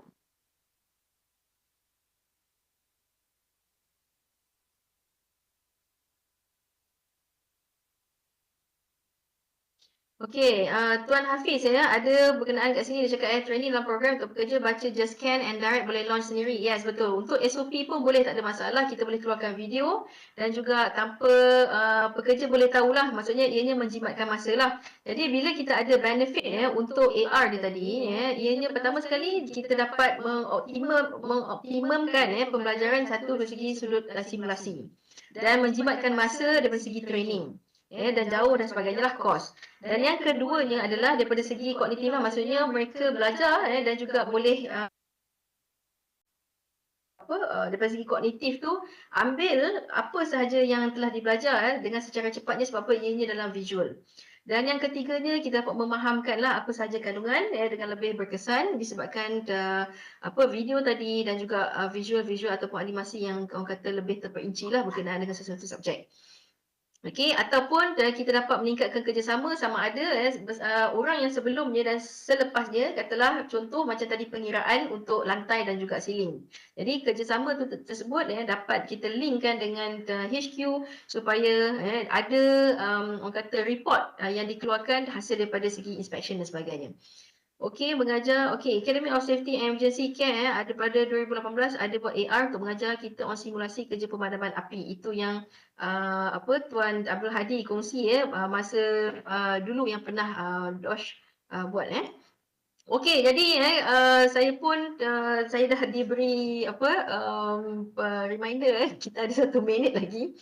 Okey, sebagai contoh yang ada di sini dalam skrin ni, ini contoh yang saya ambil daripada DOSH lah. Okey, hierarchy of fall protection, boleh kita selain daripada kita nak buat step 1, 2, 3, 4, 5 ni, kita boleh augmentkan dia mungkin daripada segi video ataupun mungkin daripada segi animasi ataupun apa sahaja jenis yang kandungan yang tadi yang kita dah terangkan dalam 5 elemen tadi tu dalam multimedia. Dan kerja berangkat dengan selamat langkah-langkah macam mana. Jadi bila kita scan tu, dia akan keluar apa. Animasi macam tadilah yang saya maksudkan. Okey, jadi setakat ini itu saja untuk perkongsian saya. Jadi setakat ni saya ucapkan jutaan terima kasih di atas perhatian dan juga kerjasama daripada tuan-tuan dan puan-puan yang mana sudi untuk mendengar perkongsian berkenaan dengan aplikasi ataupun introduction lah berkenaan dengan augmented reality. Okey. Jadi kalau ada apa-apa mungkin boleh hubungi kita lah. Email saya kat situ sitisalmi@uum.edu.my. Okey, kalau ada mungkin projek yang boleh kita fikirkan bersama untuk lah dan juga pekerja-pekerja. Terima kasih banyak-banyak. So over to you host Terima kasih. Baik, terima kasih Dr. Salmi. Alhamdulillah. Satu perkongsian yang kita kira sangat hebat, yang mana teknologi kreatif ini kita blend bersama-sama dengan keselamatan dan kesihatan pekerjaan. Alhamdulillah. So sesi petang kita pada kali ini, okey, sebelum itu tuan-tuan tuan-tuan ni masih ada di sini ke? Kalau ada, okey, jap try QR code. Kalau ada komen ada, saya nak tengok berapa ramai ada. Jangan kata ada je tapi orang tak ada. Okey. Ada cukup 100, kita continue. Kita bagi habis semuanya. Ada law katanya. Oi, macam marah tu. Okey, ada tengah melekat ni. Oh, melekat tak apa. Alhamdulillah, jangan terbaring tuan-tuan Baik, so ada alhamdulillah dah ada 90. Minum petang, sabar. Belum lagi. Baik, ada sambil hai kau ni biar betul sambil membuang. Baik. Okey, yang mecah kita. Baik. Tuan-tuan, ex-DJ ke? Hai kau ni. Tak ada jawatan kosong. Kalau ada boleh masuk dah. Okey. Tuan-tuan, macam ni, kita sambung. Sebelum tu kita kena ada nak isi kehadiran kan? Kehadiran pada waktu petang bagi tuan-tuan. MC AJL, kau dah kenapa bye? Okey, so tolong isi kehadiran malam petang ni. Kau tengok sasul dah aku. So isi, nanti lepas ini kita akan ada borang penilaian pula. Okay? Penilaian pula yang mana kita akan kongsikan pada bila-bila masa saja. Baik So tuan-tuan, sambil-sambil itu saya nak continue dengan tajuk kita yang seterusnya. Okey, tajuk kita yang seterusnya bakal disampaikan oleh teknologis Siu Peng Wah. Okey, saya ulang teknologis Siu Peng Wah. Beliau adalah merupakan pemegang master dalam bisnes tahun 2019. Kemudian start bekerja sebagai sistem engineer tuan-tuan. Dahsyat 1989. Mungkin ada di kalangan kita yang belum lahir pun lagi. Gitu. So tak apa. Baik, kemudian beliau banyak terlibat kalau tengok dia punya CV pun sama, 2 line juga. Okey, macam nak minta kerja tuan-tuan Baik, kemudian dia pakar, beliau pakar dalam bidang robotik. Okey, robotik. Okey, kemudian banyak sangat projek-projek yang terlibat. Contohnya projek achievementnya Matsushita Television Packaging Line, Proton Chassis Engraving System. Alhamdulillah, memang power KLA Baggage Handling System. Maknanya dia ni, beliau ini memang pakar dari segi sistem, automation dan sebagainya lah. Putrajaya Holding pun sama. Okey, Putrajaya Holding, Setia City Mall, banyak ada 30 lebih daripada 30 kemahiran project achievement yang telah beliau join together dan sukses. Alhamdulillah. Juga di luar negara pun ada ada di Vietnam dan juga di Indonesia. Baik. Tanpa berlengah masa lagi tuan-tuan. Okey, tanpa berlengah masa lagi, mari kita teruskan dengan tajuk seterusnya. Tajuk yang bertajuk Smart Building Technologies that Improve Air Quality and Emergency Evacuation Management. Dengan segala hormatnya dan sukacitanya mempersilakan teknologis Siu Peng Wah. Dipersilakan.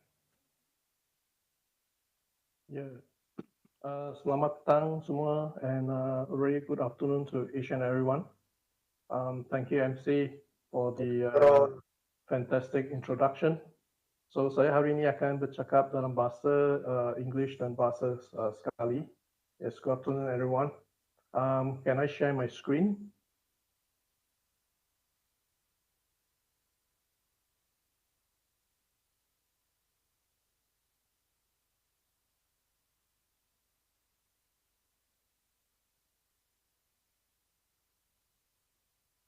Mereka semua orang nampak screen saya? Boleh. Okay, good. Boleh, Thank you Tuan. so much. Thank you so much. So tadi I also sit through the Dr. Siti presentation, and the AR is always the interesting one. And I hope that after the lunch break, we are still awake. Yeah, we are still awake. And I will actually talk about building automations that able to improve the air quality in terms of health and also the emergency evacuation systems that for safety. All right.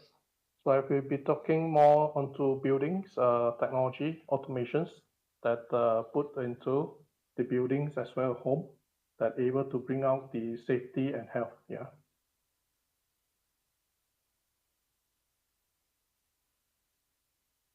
A little bit about myself. Yeah, I would like to introduce myself. My name is Siu, and I've been doing building automations and industrial automations for more than 30 years. Yeah. In terms of like just now the MC had mentioned, I'm actually in charge of the engineering design, programming, system design, implementations for industrial automations like robotics, conveyor systems. Yeah. In terms of industrial automations, we also have a lot of safety and health as well. And now lately, I'm actually more involved in building automations. Yeah. Building automations will be more towards the controls of the buildings, and basically the building today able to think by itself. Yeah. Bangunan-bangunan otomasi yang bangunan ini boleh berfikir dengan sendiri, and it actually will create all the safety and health for the people inside the building itself. Yeah.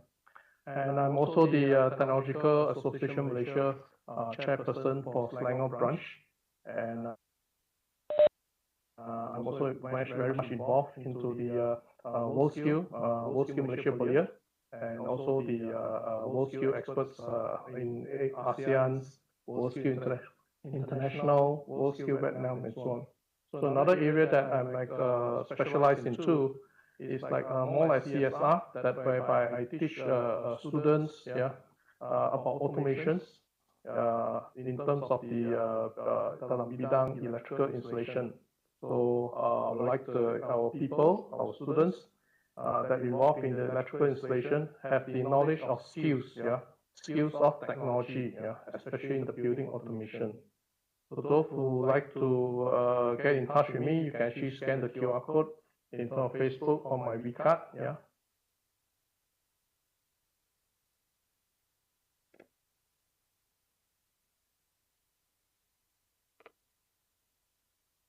Can you see my screen again? I think my screen is stuck.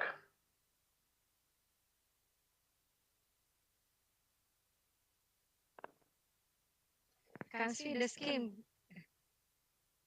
Just a minute, there's something wrong with my screen. It was okay just now, right?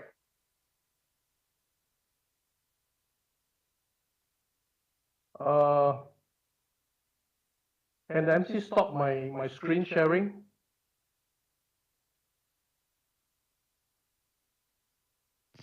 Sometimes this is the technology, and technology sometimes will backfire. And someone stopped my screen sharing because I cannot. It seems to I cannot see, or probably you can actually run on your I've already shared my slide to the organizer.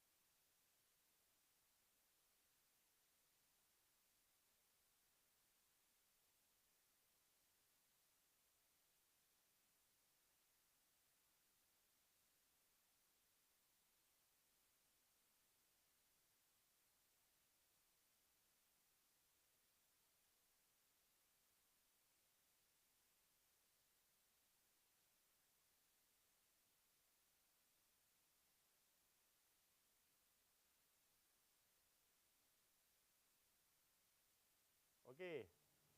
Kalau macam tu biar saya je lah yang bagi ceramah. Baik, so saya fikir di sana teknologis kita tu nama je teknologis. sorry. Gurau je. Tapi line internet mungkin masalah. Okey, line suara saya dengar tak? Suara saya dengar tak ni? Tuan-tuan masih dengar. Alhamdulillah. Dah. Coming back. Okey, alhamdulillah. Apa nama teknologi show okey ke? Okey ah? Ada screen sekali lagi. Ha. Kadang-kadang teknologi ada masalah lah. Okey, tak apa. Nanti technician kita cover insya-Allah. Kita bantu sama-sama. Baik. Maafkan kami semua wahai partisipan semua. Maafkan kami. Insya-Allah kita akan cuba sedaya upaya supaya berjalan dengan lancar. Baik, so saya persilakan balik teknologis Siu, dipersilakan. I share sekali lagi screen saya. I takut bila sharing ada masalah. I cuba sekali lagi.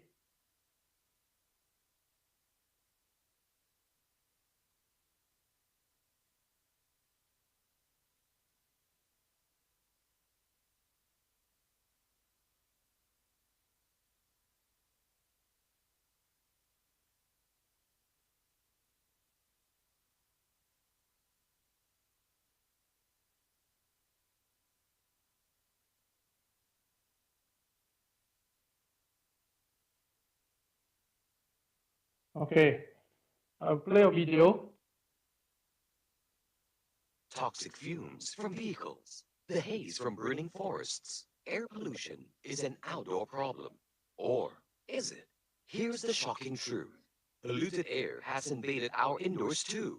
More than 60% of Malaysians are suffering from poor indoor air quality. Yes, right in their very own home. This means only 4 out of every 10 Malaysians are experiencing healthy indoor air. Ever wondered why the air at home can get so polluted? From the mold on damp walls, to the dangerous chemicals from new furniture, to the microscopic bacteria floating from dirty utensils. There is a range of indoor air pollutants that can bring serious harm to our health. 49% of Malaysians clean their living room once to twice a week, when the recommended cleaning frequency should be 4 times a week or more to keep the indoor air clean. Did you know only 38% of Malaysians, which is a low percentage, have the habit of cleaning their kitchen floors on a daily basis? On top of not cleaning enough, Malaysians are practicing the wrong steps to care for their air. 62% of Malaysians occasionally use air fresheners, scented candles, mothballs in the living room, thinking that these items help to clean and refresh when they actually emit toxins and chemicals. Yes. So, I nak tanya, how many people have itu accents kat rumah? Ramai ke yang ada accent dalam rumah? Can I get some response?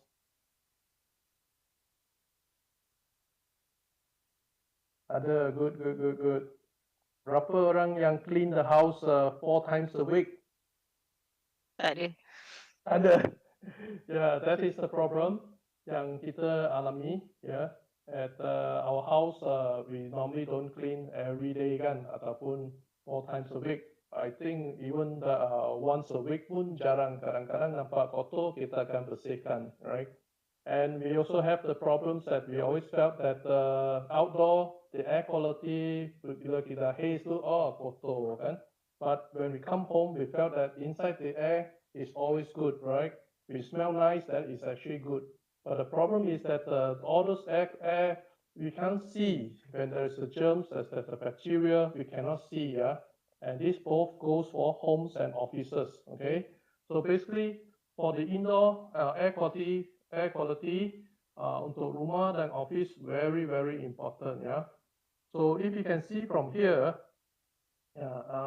like for example, VOC, the volatile organic compound, normally these are on those gases or chemicals that release from like paint, right? They release some gases that you breathe in, especially those new homes that have painted or offices that you have painted, bacterial, chemical, air pollution from outdoor, and like offices.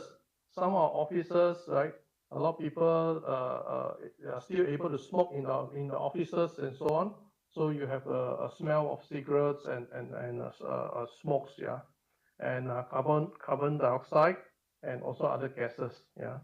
So these are some of the things that the common air pollutant in our environment, and we are like not realizing it, and every day we are actually sitting beside it, okay.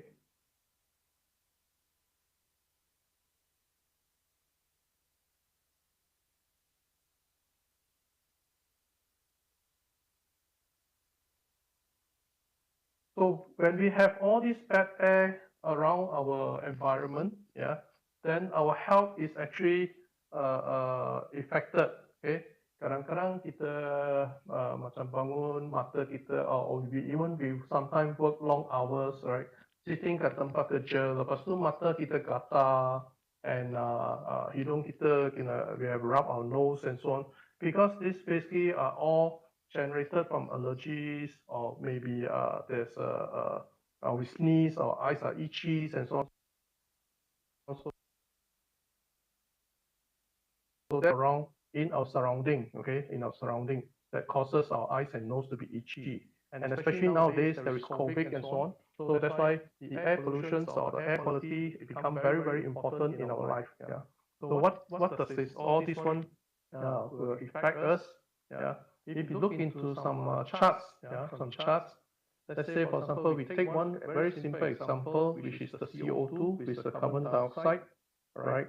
If you look at the chart here, people increases the CO2 concentration in air, okay? So when we breathe, right, bila kita bernafas, so we actually breathe in oxygen, and then we'll let go all this carbon dioxide. And this carbon dioxide become very high concentration, then the well-being ataupun kesihatan or the well-being of the person becomes slower, okay? So or the performance or the learning ability of the person becomes slower, okay?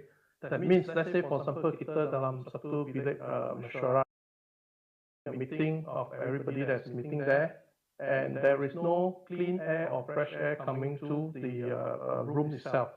So when the CO2 or the carbon dioxide is very high, the person sometimes will feel very sleepy, right? Kita akan mengantuk, right? Or we have a bit headache, yeah. Actually, these are because of the CO2 concentration become very, very high, okay? So we basically will need the fresh air, right?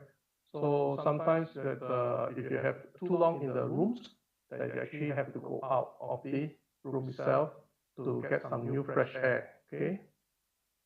And also, when people, let's say for example here, another chart here will show, when we have a lot of people, the rate of the CO2 concentration in air, when we breathe, right, when we breathe, the normal air, room air is actually about 21% oxygen, yeah, and about 0.035 carbon dioxide in the room, normal room lah, yang kita berada di room.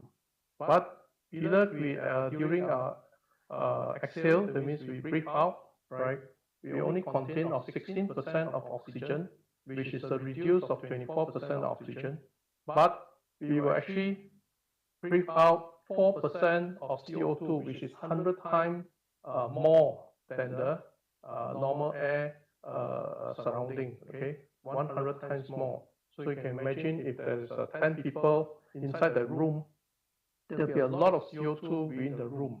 And that's the reason that cause the people become very sleepy, or not feeling well, or they even have headache. And those are more allergy to this air, then they have more problem, right? They will have more problem, especially people who have asthma and so on. So air quality become very, very important in our daily life, okay? But we are not realized, we do not know about all this, because basically we only felt that outside, when we see haze, that is dirty air.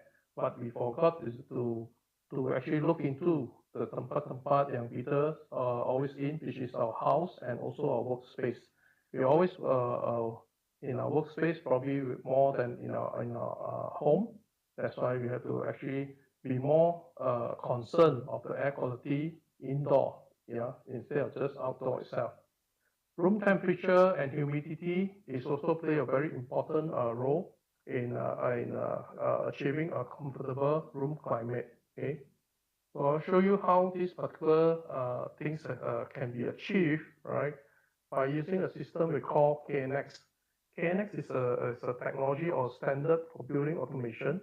So this particular standard able to control energy efficiency, comfort, safety, security, and flexibility. This particular standards is from Europe itself, and it's been around for more than 30 years. Okay, 30 years in the market. And with this particular standard, it has been applied dalam banyak-banyak bangunan otomasi, not only controlling in terms of lighting, air conditioning, and but it also will monitor the air quality. Okay. So one of the example here that in the room itself, when we can actually install some sensor. This particular sensor can detect the CO2, humidity, VOC, and we'll do a calculation. So inside this particular controllers, or the sensor, we actually will put in some what we call some threshold. Okay, this threshold we will do the programming. If let's say, for example, the air quality indoor is above the bad level or the unhealthy level, okay, unhealthy level, then we can actually control probably to turn on a blower to blow to take away those bad air in the room itself and bring in fresh air. Okay, to bring in fresh air. We can also connect to like for example air purifier, yeah, or we can actually turn on oxygen generator, yeah, so that room become the air in that room become cleaner and fresher. Okay, in Europe, this type of system are implemented in a lot of classrooms, a lot of classrooms, and because during the classroom itself, wait, I want a request.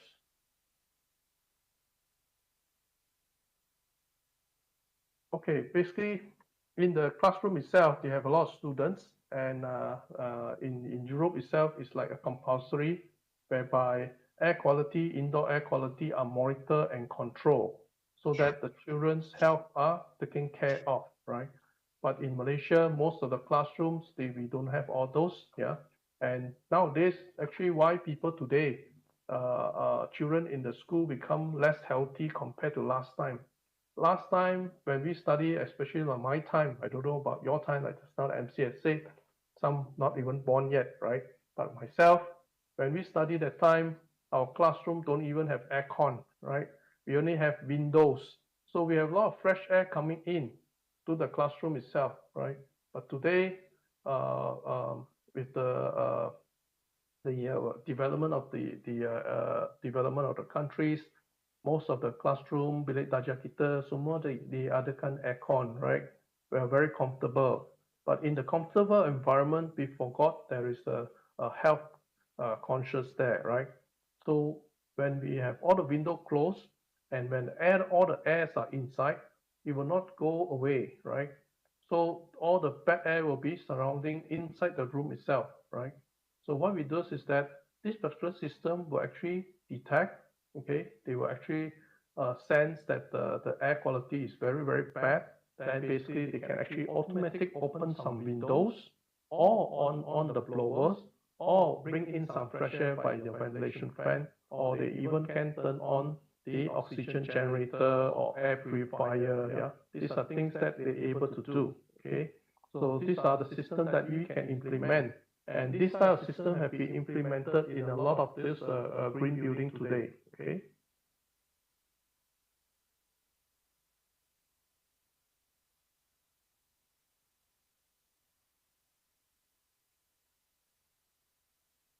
Yes, I see some correct. There's a lot of air quality which is not as good as last time. Now most of the air quality are pretty bad.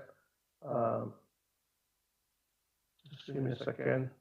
I again cannot find my mouse.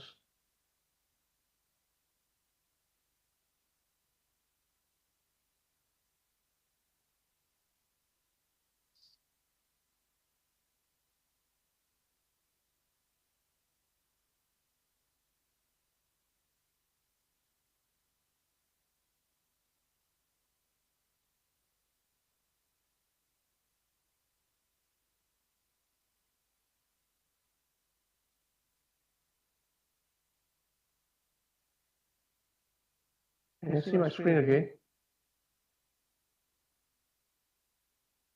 Can. Thank you. I'm so sorry for this inconvenient cause.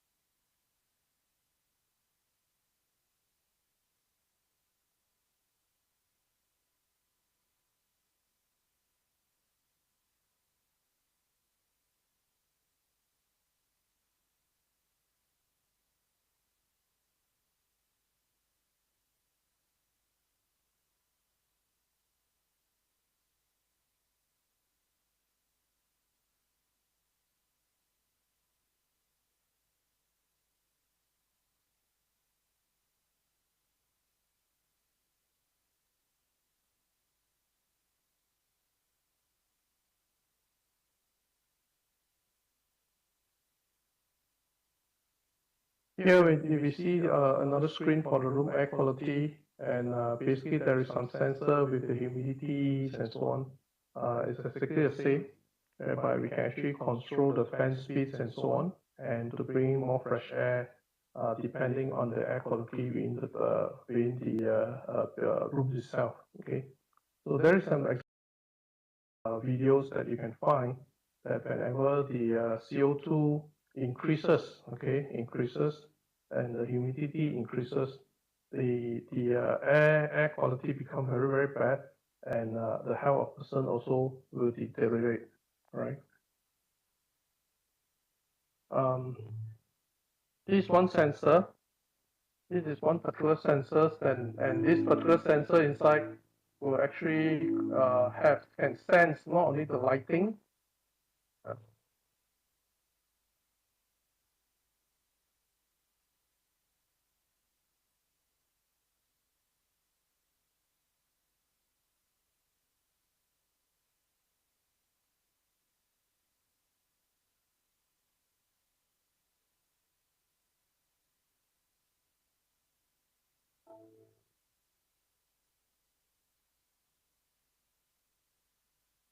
So next time, if you go to some offices, you see these sensors.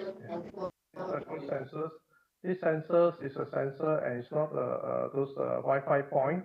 Yeah, this sensor able to detect the presence of people, and with the number of people, we can also know what is the temperature you want to turn on in terms of the air conditioning, and we can also read the CO2 within the rooms, the air pressure, the humidity, temperature. And with all these calculations, then you can see on the left screen that we can actually show whether the air quality is indoor air quality is good or bad. And with that, the people will actually knows and understand whether the room are safe enough to sit longer. Yeah. So these are things that we able to put in our building automation system. Okay. Questions so far?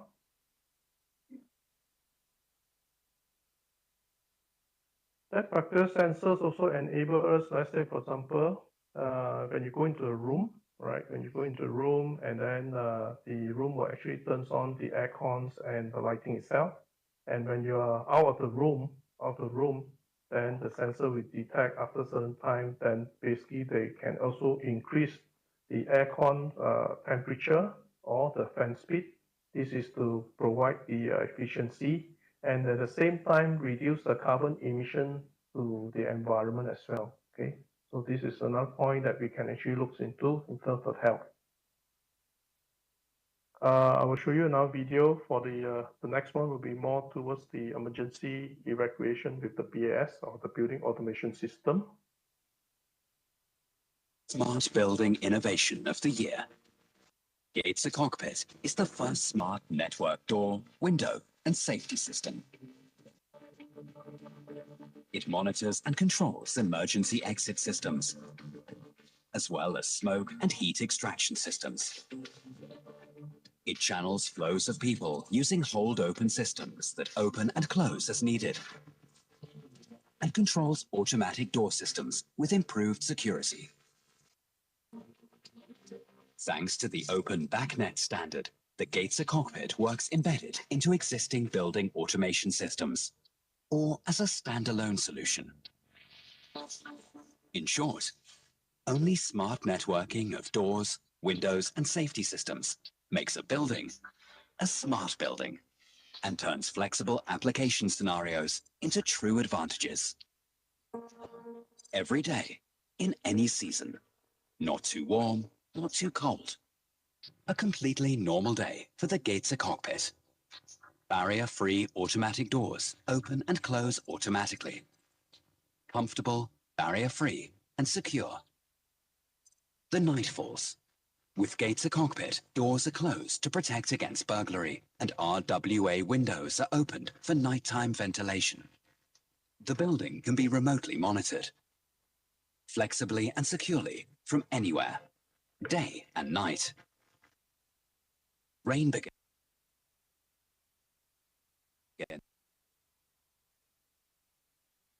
Everything in control. The windows are closed. Everything in the building stays dry.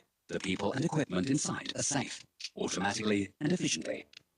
Just like the rain sensors, wind sensor technology is intelligently networked with the gates cockpit.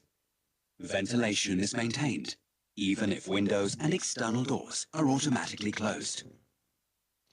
People inside the building are safe and can work and concentrate, while the facade remains protected. The gates cockpit knows what to do in winter as well. It recognizes low temperatures and activates the doors at reduced opening widths, as specified, for clever temperature control, energy efficiency, and sustainability with minimal work. Smart ventilation starts in the summer. Stale air is vented, while fresh air is fed into the building. For energy efficiency, sustainability, and comfort, as well as optimal air quality in the building. But what if the sun's not the only thing burning? Gates Cockpit monitors and controls the automatic release of escape routes, closes fire protection doors, and keeps emergency exit routes. Groups of people are guided safely and intelligently. The smoke and heat extraction system functions as planned. It can also be controlled and monitored from a central point. Intelligent, safe, and controlled. All in all, in every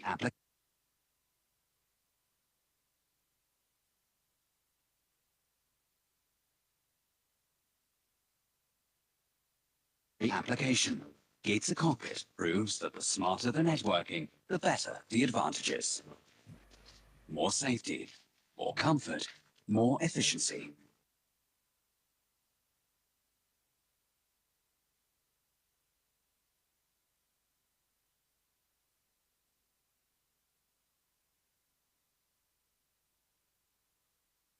So just now you saw the video, right? In terms of the building today, especially, this is not the future. In fact, these are all already implemented. You can actually see some of the building that it actually thinks by itself, depending on the environment, the weather, and the people inside or outside. It actually will think by itself. Like just now, you can see the when the nighttime, some of the windows are actually automatically open, and it closes automatically when it rains. This is to bring in a lot of fresh air into the building itself.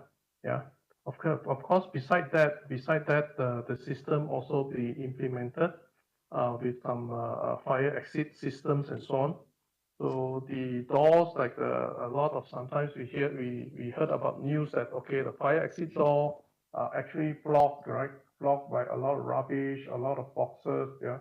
Then when during fire, they cannot even open the door. So all these fire exit door actually can be programmed that you have to self-test. That means they can actually open by itself to do a test.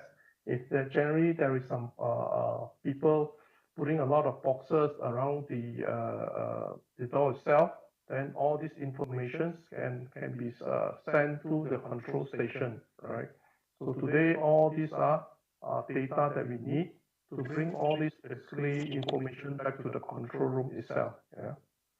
Another thing is that every time that we can see we have emergency lights, and then we have the emergency exit signage and so on. These are actually backups by batteries, or we need to charge and so on. But is there people really maintaining this particular emergency light and those exit signage, right? So whenever the problems come, right, for example, whenever there is a fire, whenever there is a emergency breakdown, this particular signage or the emergency are not working in good condition, right? So what it does is that the system itself will able to go to the what I call all these particular units of emergency light signage for asking them for a reply. Let's say for example, exit light number 1, is it you're okay? Are your battery in good condition? And all this one can be fed back to the control room. If the particular emergency light is not functioning or they have a bad status, then the maintenance team can able to go there to maintain the system even before it fails and so on. Yeah, and we can even have automatic light indicator to show to the tenants to the nearest exit door And we can even program that the floor LED indication light to be turned on. Yeah. So during a fire, people are panicked. Maybe they are very familiar with the building, but when it comes to fire, they become panicked. They basically will lost their way. So the system can able to show, right? They can give a direction, okay, where to go, which is the nearest, or even they can actually deter this system will actually link with the fire system. Let's say the fire is in zone, left zone, then the system will actually tell the people to go to the right exit, yeah. And when the place is all very smoky, you're not able to see, but you're able to see those indicator light at the floor itself to give you a very clear path or route to the nearest exit door. So all these are actually integrated in a building today to give people a sense of faster evacuation towards safety. Okay. So how these things can be achieved? The same thing as I mentioned just now. All these particular systems are hooked up with controllers, and we actually worked with one system called DALI. DALI is Digital Addressable Lighting Interface, whereby this particular interface, let's say for example, in terms of layman terms, the signage itself or the emergency light itself have a microprocessor built inside. Okay, and what it does is that they can actually tell the status, all the information of the lighting, the exit sign, whether they are in good condition or not. Yeah.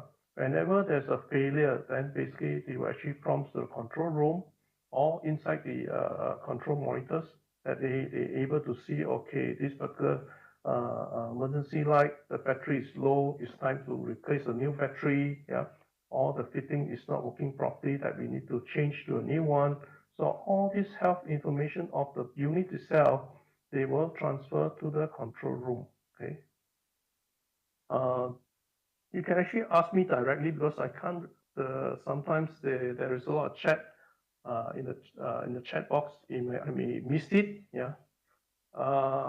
Does this system have firewall to prevent cyber attack? Yes. Basically, the system we call it the IP secure. And inside these particular systems are built in with the IP security, whereby it can actually protect from the cyber attack. And of course, if these are actually links to the main systems, main system, then the main system can also install with firewall and so on. Okay, I hope that's answered your questions. If any other question, please you can actually just pick up so that I don't have to scroll through the whole chat because we have about 5 row of people down here. I may miss some of the chat, okay? All right.